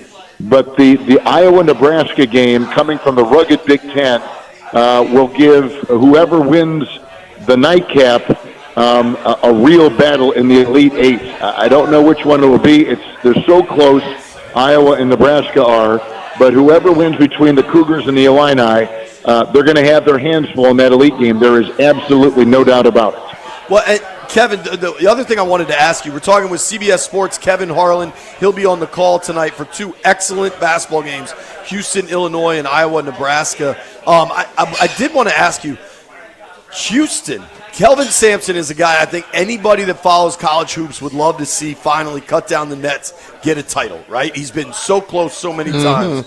And they pulled a pretty slick maneuver here that playing in Rice in Houston? The regionals in Houston, but Rice is the host, which allows Houston to play there. You're there. You're in Texas. What is that Cougars crowd like? Because these three other Big Ten teams, those fans travel too. They do, and you know the NCAA divvies up the tickets 4 ways. So there will not be a Hawkeye seat available nor Cornhusker seat. Illinois travels well. They'll fill up every ticket allocation right there. And you said Houston is hosting, and they clearly will have at the end of the night with either on the secondary market or whatever, they will tilt it. But the Big Ten travels well with their fan bases, and so it may not be as pronounced as you would just see on paper, thinking that it'll be dominant with Cougar fans. It could be. I think it'll be more even than we expect. But this, by the way, in Houston today, they began the Houston Open golf tournament at 8 a.m. Oh, wow. They've got opening day with the Astros about 2 football fields away from where the Toyota Center is. So it is an incredible sports day here in the city of Houston, Texas. They've got things from morning through the early afternoon, late afternoon, and into the evening, and the town is rocking. I mean, it's full of people coming in for sporting events. I know of some that are going to all 3 events, which if you're a sports fan, you get golf, you get the opening day in Major League Baseball, or the opener clearly for the Astros, and then you got 2, which I think are going to be terrific college basketball games as part of the national tournament tonight. It's a great day to be in Texas. Don't get caught in that traffic out there, Kevin. I won't. I'm walking. Oh, man. I'm walking. Oh, so you stand right down by the arena. We're close, yeah. There you go, now man. I'll be drenched in sweat, but I'm walking. Hey, you're a smart one. Looking elsewhere in the brackets, because, I mean, you're not lying. I forgot the Houston Open's there, too, and then the Astros. That's such a big baseball town. But you mentioned Arizona earlier and how impressive they've been. I think you could make the argument Michigan might be the most impressive team so far in this tournament. When you look at that Midwest region where you've got Michigan, Bama, I mean, the way Bama shoots, they could beat anybody or lose by 25. Yeah. What do you make of what sounds like a classic college football playoff game in Michigan, Alabama is now a Sweet 16 game? Yeah, you're right. It does sound like you should be on the gridiron as opposed to the court. But listen, Michigan is great. They've put together a wonderful season. They have a coach in Dusty May who is as good a coach as there is in the game. And that is the one thing I'm struck by is just all the incredible coaching that's going on. But Lendeborg has done an unbelievable job as a transfer to that program. He's played a couple places, but he has put his fingerprints all over it. Morez Johnson is a transfer from Illinois, an all Big Ten player. He has been a great addition, but they've got others from Mara to Burnett and right on down the line. Elliot Cadeau has been phenomenal. This is a team that clearly could do it. You know, the Big Ten, like I mentioned earlier, 6 teams of the 16 are in there. This is no fluke. These teams are quality teams. They cannibalized a little bit of each other as it was going along, but make no mistake, these teams are ready to go and incredibly well coached. Dusty May is one of the best right now. You know, I'm thinking about, and I know nothing.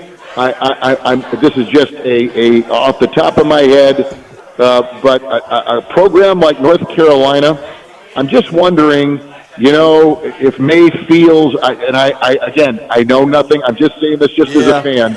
If Dusty May feels the love that the football program up at Michigan gives them, I don't think they consider the Michigan basketball program a second-class citizen, an afterthought, but clearly everything is geared, and you guys mentioned it earlier, clearly is geared toward football. And Alabama may face some of this too, but I do see a job open right now at North Carolina where basketball is everything, and it always has been everything, regardless who's coaching the football side. And I could see a North Carolina really going and swinging for the fences and going after, you know, maybe one of these other coaches, perhaps the coach at Arizona, maybe the coach at Michigan, and where perhaps basketball is not number one, but you go to North Carolina and you take on a blue blood, you become number one, and you have all eyes on you, and that kind of attention would, I think, be very appealing to any coach who's had success at another school. Well, I tell you like this: North Carolina got Belichick down there, and it's still basketball is number one. So, you're right. You're exactly right. Any coach that goes there in basketball, you are the dude. Believe me.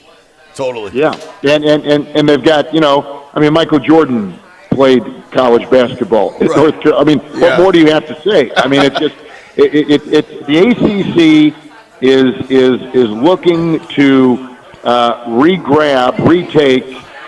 re-enter the conversation as the best conference in college basketball. It can't say that now. There are better conferences out there. Big 12, certainly the Big 10, SEC. Like, ACC needs to step up. And I know there's been a concerted effort by the athletic directors to pump more money, and it's going to be NIL-driven and transfer portal-driven. There are some warm cities in the ACC. I could easily see that conference emerging as the best. And one of the things they've got to do, though, for what arguably, aside from Duke, is their flagship program in the ACC, is to get a quality, big-time, big-name head coach of that program. And a guy like May,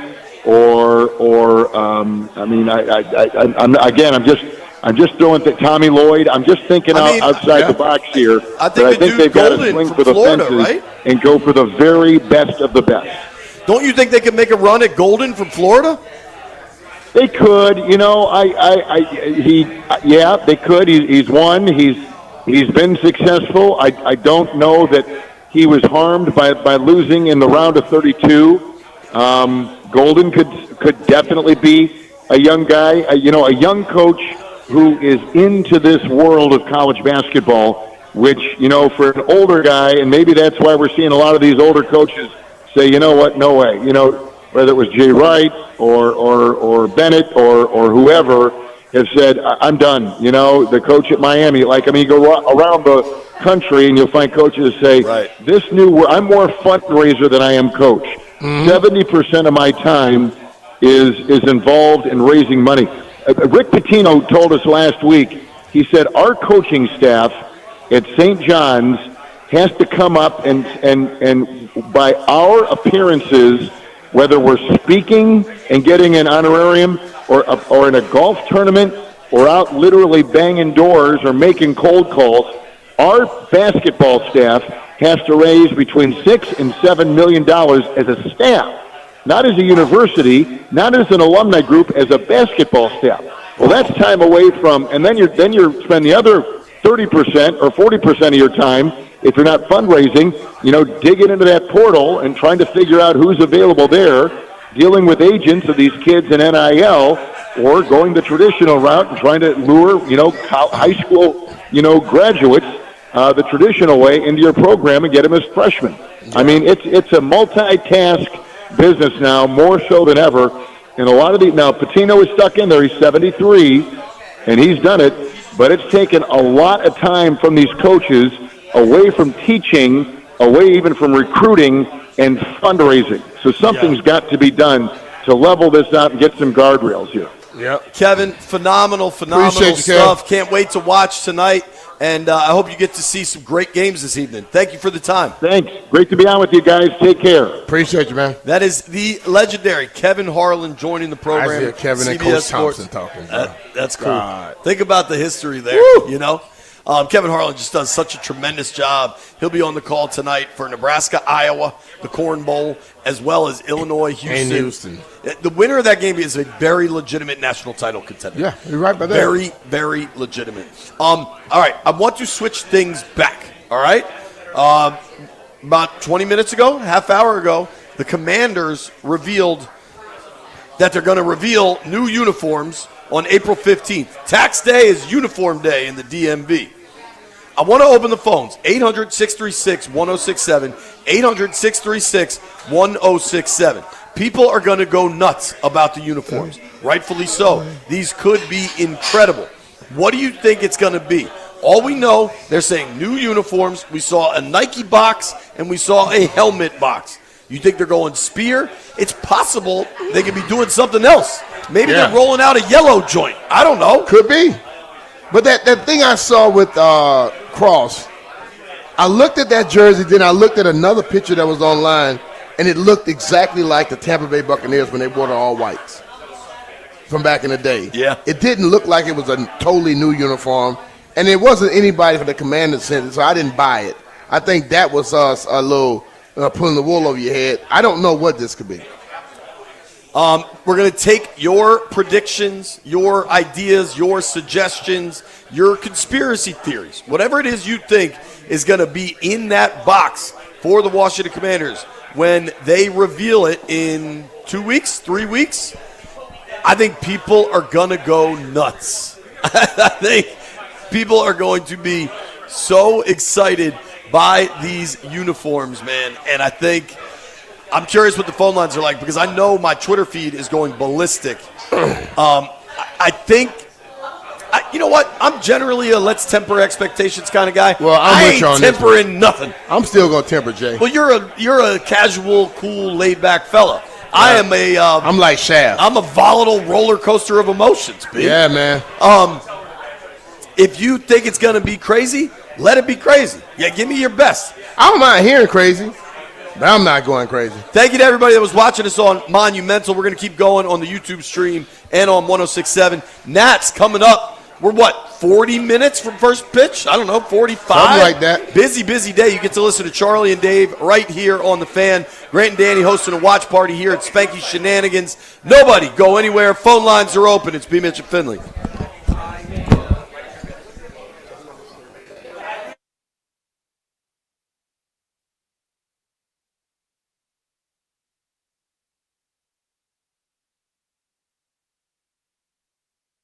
Take that off of there. Hold on.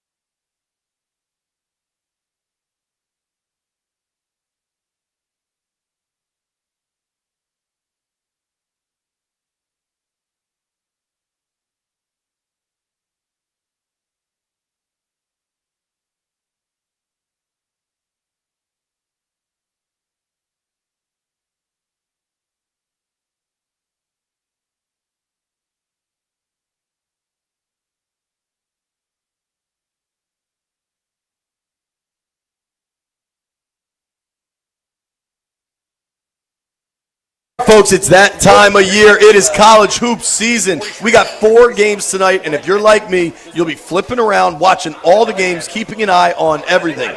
That means you need a real plan for food. JP Finlay here, and my top seed over at Paisanos has you covered. First off, they've got the hot honey pizza. Now it's a permanent fixture on the menu where you get sweet heat, melty cheese, just the right amount of kick. And it's one of those where you try it once, it's in your rotation for good. And trust me, don't sleep on the cheesy breadsticks. Fresh dough, butterly garlic, layers of melted mozzarella. And once you start pulling that cheese, it just keeps going. I like to dip it in the marinara. It is banging. Here's what you got to do. Check out paisanospizza.com. Load up on whatever you're craving.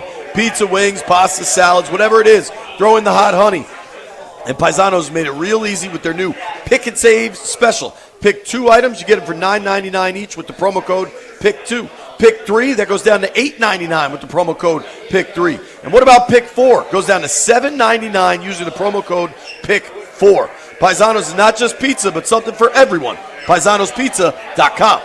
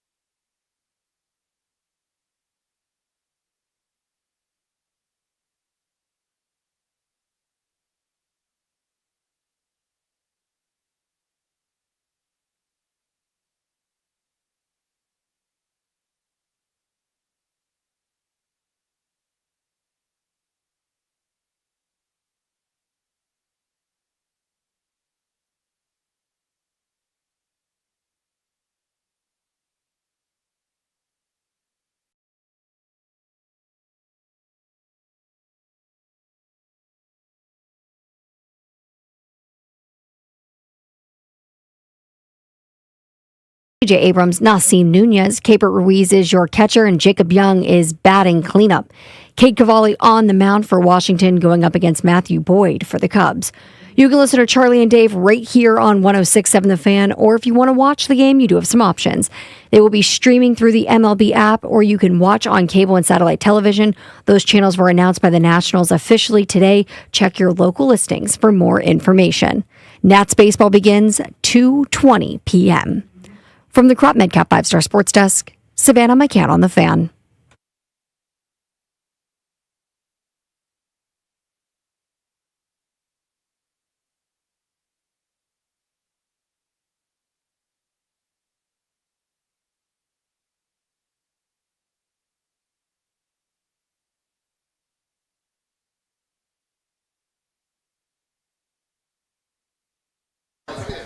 Do I do?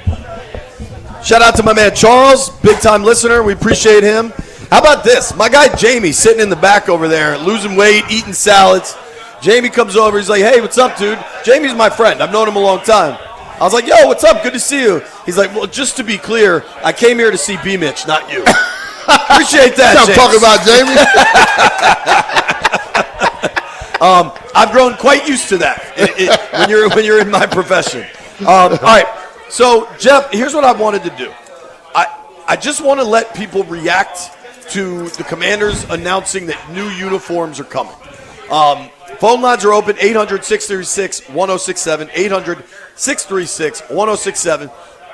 But we haven't had much of a chance to react just ourselves real quick. You heard plenty from Brian and I. What about you, Stallion? Young guy, excitement level, new unis are coming. I mean, I'm pumped for this because I feel as if, again, like going back to it, they need to connect the older generation. And, like, you need to find ways to connect those older fans who maybe are still kind of stuck on the old name and may not want to be fans of the Commanders. Like, if you have that era or maybe something that ties in the former name here, like, that gives those fans a reason to come back. And I think it kind of opens up that door because right now the momentum is going north with this team. Like, you know, you've got Jaden Daniels, you've got new ownership. Like, they're looking good. New stadium coming. This is just another one of those ways where you can tie in the older generation. So I think this is a great thing moving forward. All right, let's hit these phone lines. Our guy Eli is in D.C. What's up, Elijah? What's going on, fellas? Thanks for taking my call, man. I think it's great. I think it's a great decision. But the question was, you know, what's in the what's in the box? What you got in that case? I don't think. Yeah, man. It's like I don't know if it's like the Super Bowl era uniform because that's essentially the soft launch from that already happened. So I'm thinking maybe it's the anniversary, the 75th, year anniversary, with the Jason Campbell, era, maybe that darker burgundy type thing. But I think the stripes are there to stay. And I think that's just going to be a part of the deal. And maybe it's less of a uniform thing, and maybe it's a decal change with that, what you were just talking about, alluding to that spear. So if they can hook the spear up and put that on there, I think that'll be slick. And I think reminding fans, old and young, by having substitute nods throughout the years will be slick. So that darker burgundy, to me, I think is slick. And so maybe it is a darker burgundy in there. We saw some of the face masks. Appreciate you, Eli. Just so it's burgundy, not maroon. Yeah, dude. Or red. It doesn't look like an Arizona State jersey. Yeah. I saw, somebody tagged me in something. There's a lot of tweets flying right now. Yeah. But I saw something where it could be, they have the yellow pants, the burgundy pants, the white. They got options. My early lean on this is it's going to be dope. That much I feel confident in. Mm-hmm. Let's go to Brian in Denver. Brian, what's up, man? What do you think's in that box? Hey, I gotta say, I think it's just the Super Bowl era becoming the new standard jersey again. That's where I'm leaning there. Yeah, and by the way, I just want to say, BMitch, speaking of jerseys, yours was my first. You were my first football hero, man. So thank you for that. Appreciate you, brother. All right, so you think man. It's so that not that anything will be underwhelming, but if the big reveal is just, hey, the Super Bowl uniforms are here to stay. Would that be underwhelming? Not to me. Not if they make the burgundy and the white, both of them that era. Sure. You know? I almost wonder if you could be in a world where you go back to the original whites that look so good, but still have the burgundy. You know what I mean? Like the burgundy one like they have now? The current burgundy. But that doesn't even look like the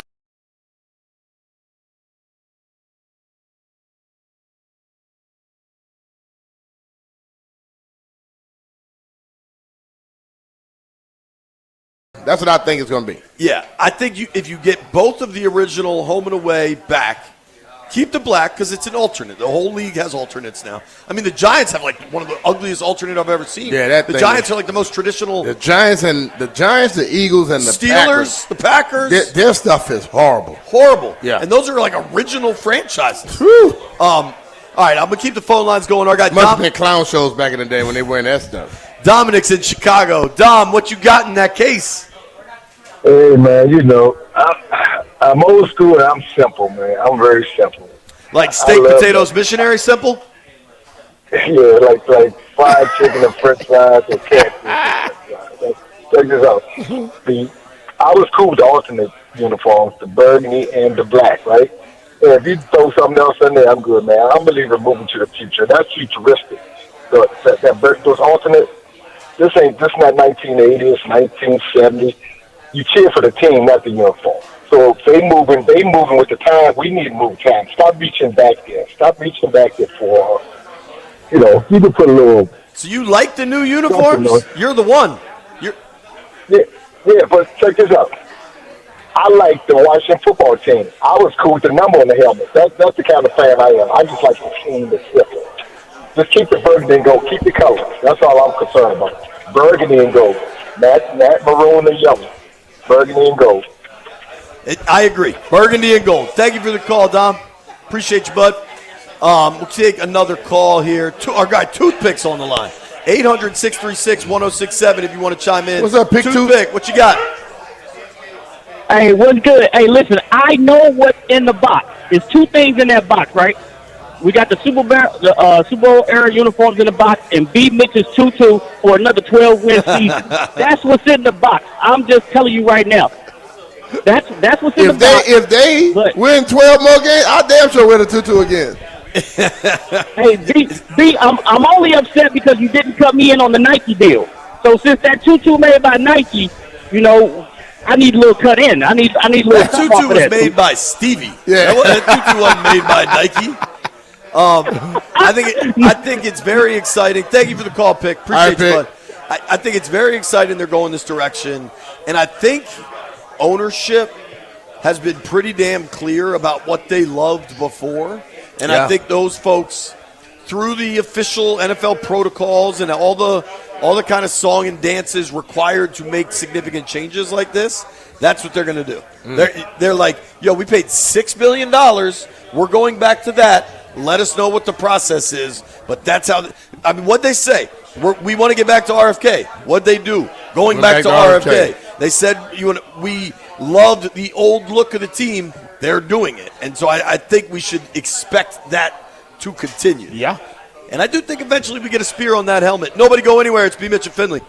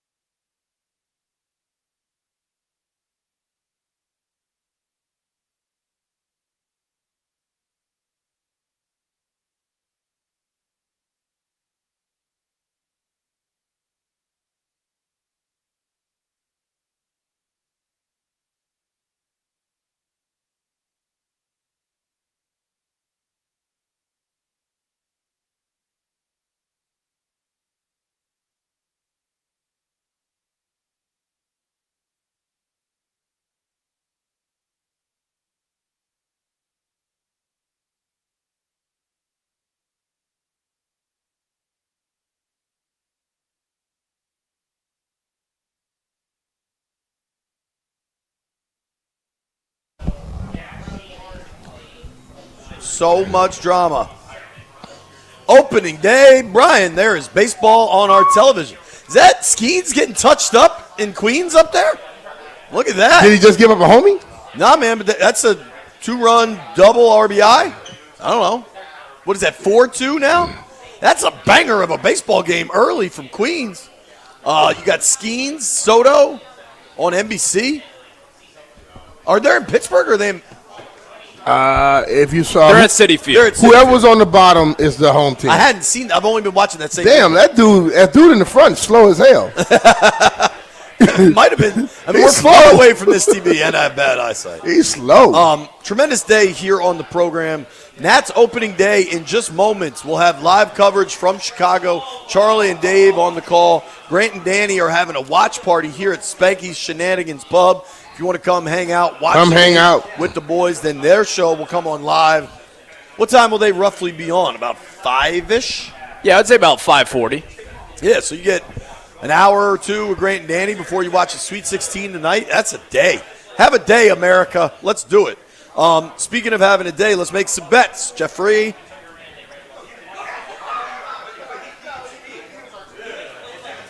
Damn, Jeff couldn't find it, huh? Jeff's slow, dog.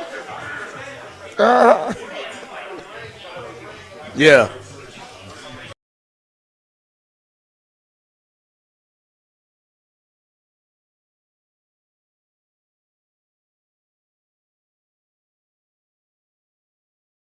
$10 right now, 800-636-1067. Listen, you're going to be at your apartment watching basketball tonight. You're going to want this Paisanos gift card. $50, you get a pizza, a cheesesteak. The chicken cheesesteaks are wildly underrated. Some cheesy sticks, whatever it is you're looking for.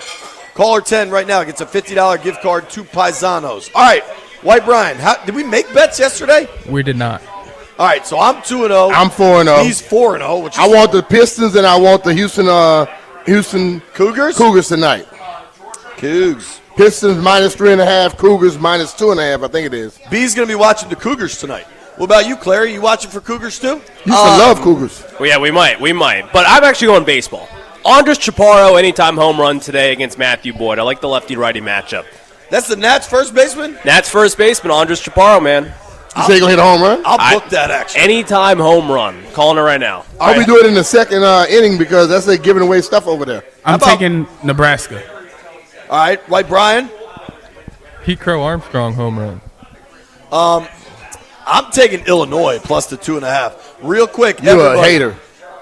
99.5 losses for the Washington Nationals. Over, under. I'm not going to touch that. I'm going under. I'm going under because I think they lose 99 games. Jeffrey? He's on the phone. Jeffrey's on the phone. We'll Under. Jeff's going under. I said under for Jeff. Okay. What about you? He don't know. I'll go under. The Nats will be sneaky. It's hard to lose 100 games, isn't it? I hope so. I hope so, too, man. Thank you to everybody that listened to the program today. Thank you seriously to everybody here at Spanky's. Thank you, Spanky's. It's been a lot of fun. Shrimp are phenomenal. Really enjoyed our time here at Spanky's. Thank you to Kevin Harlan. Thank you to Stacy Dales. Thank you to Charlie Slows and to Kevin Franson. Nats baseball coming your way live from Chicago next. Enjoy opening day, folks. Peace. This Odyssey Sports broadcast is brought to you by Geico. Switch and save. Get more with Geico. Baseball is back in Washington, D.C. Here's the pitch, and the flashbulbs go off.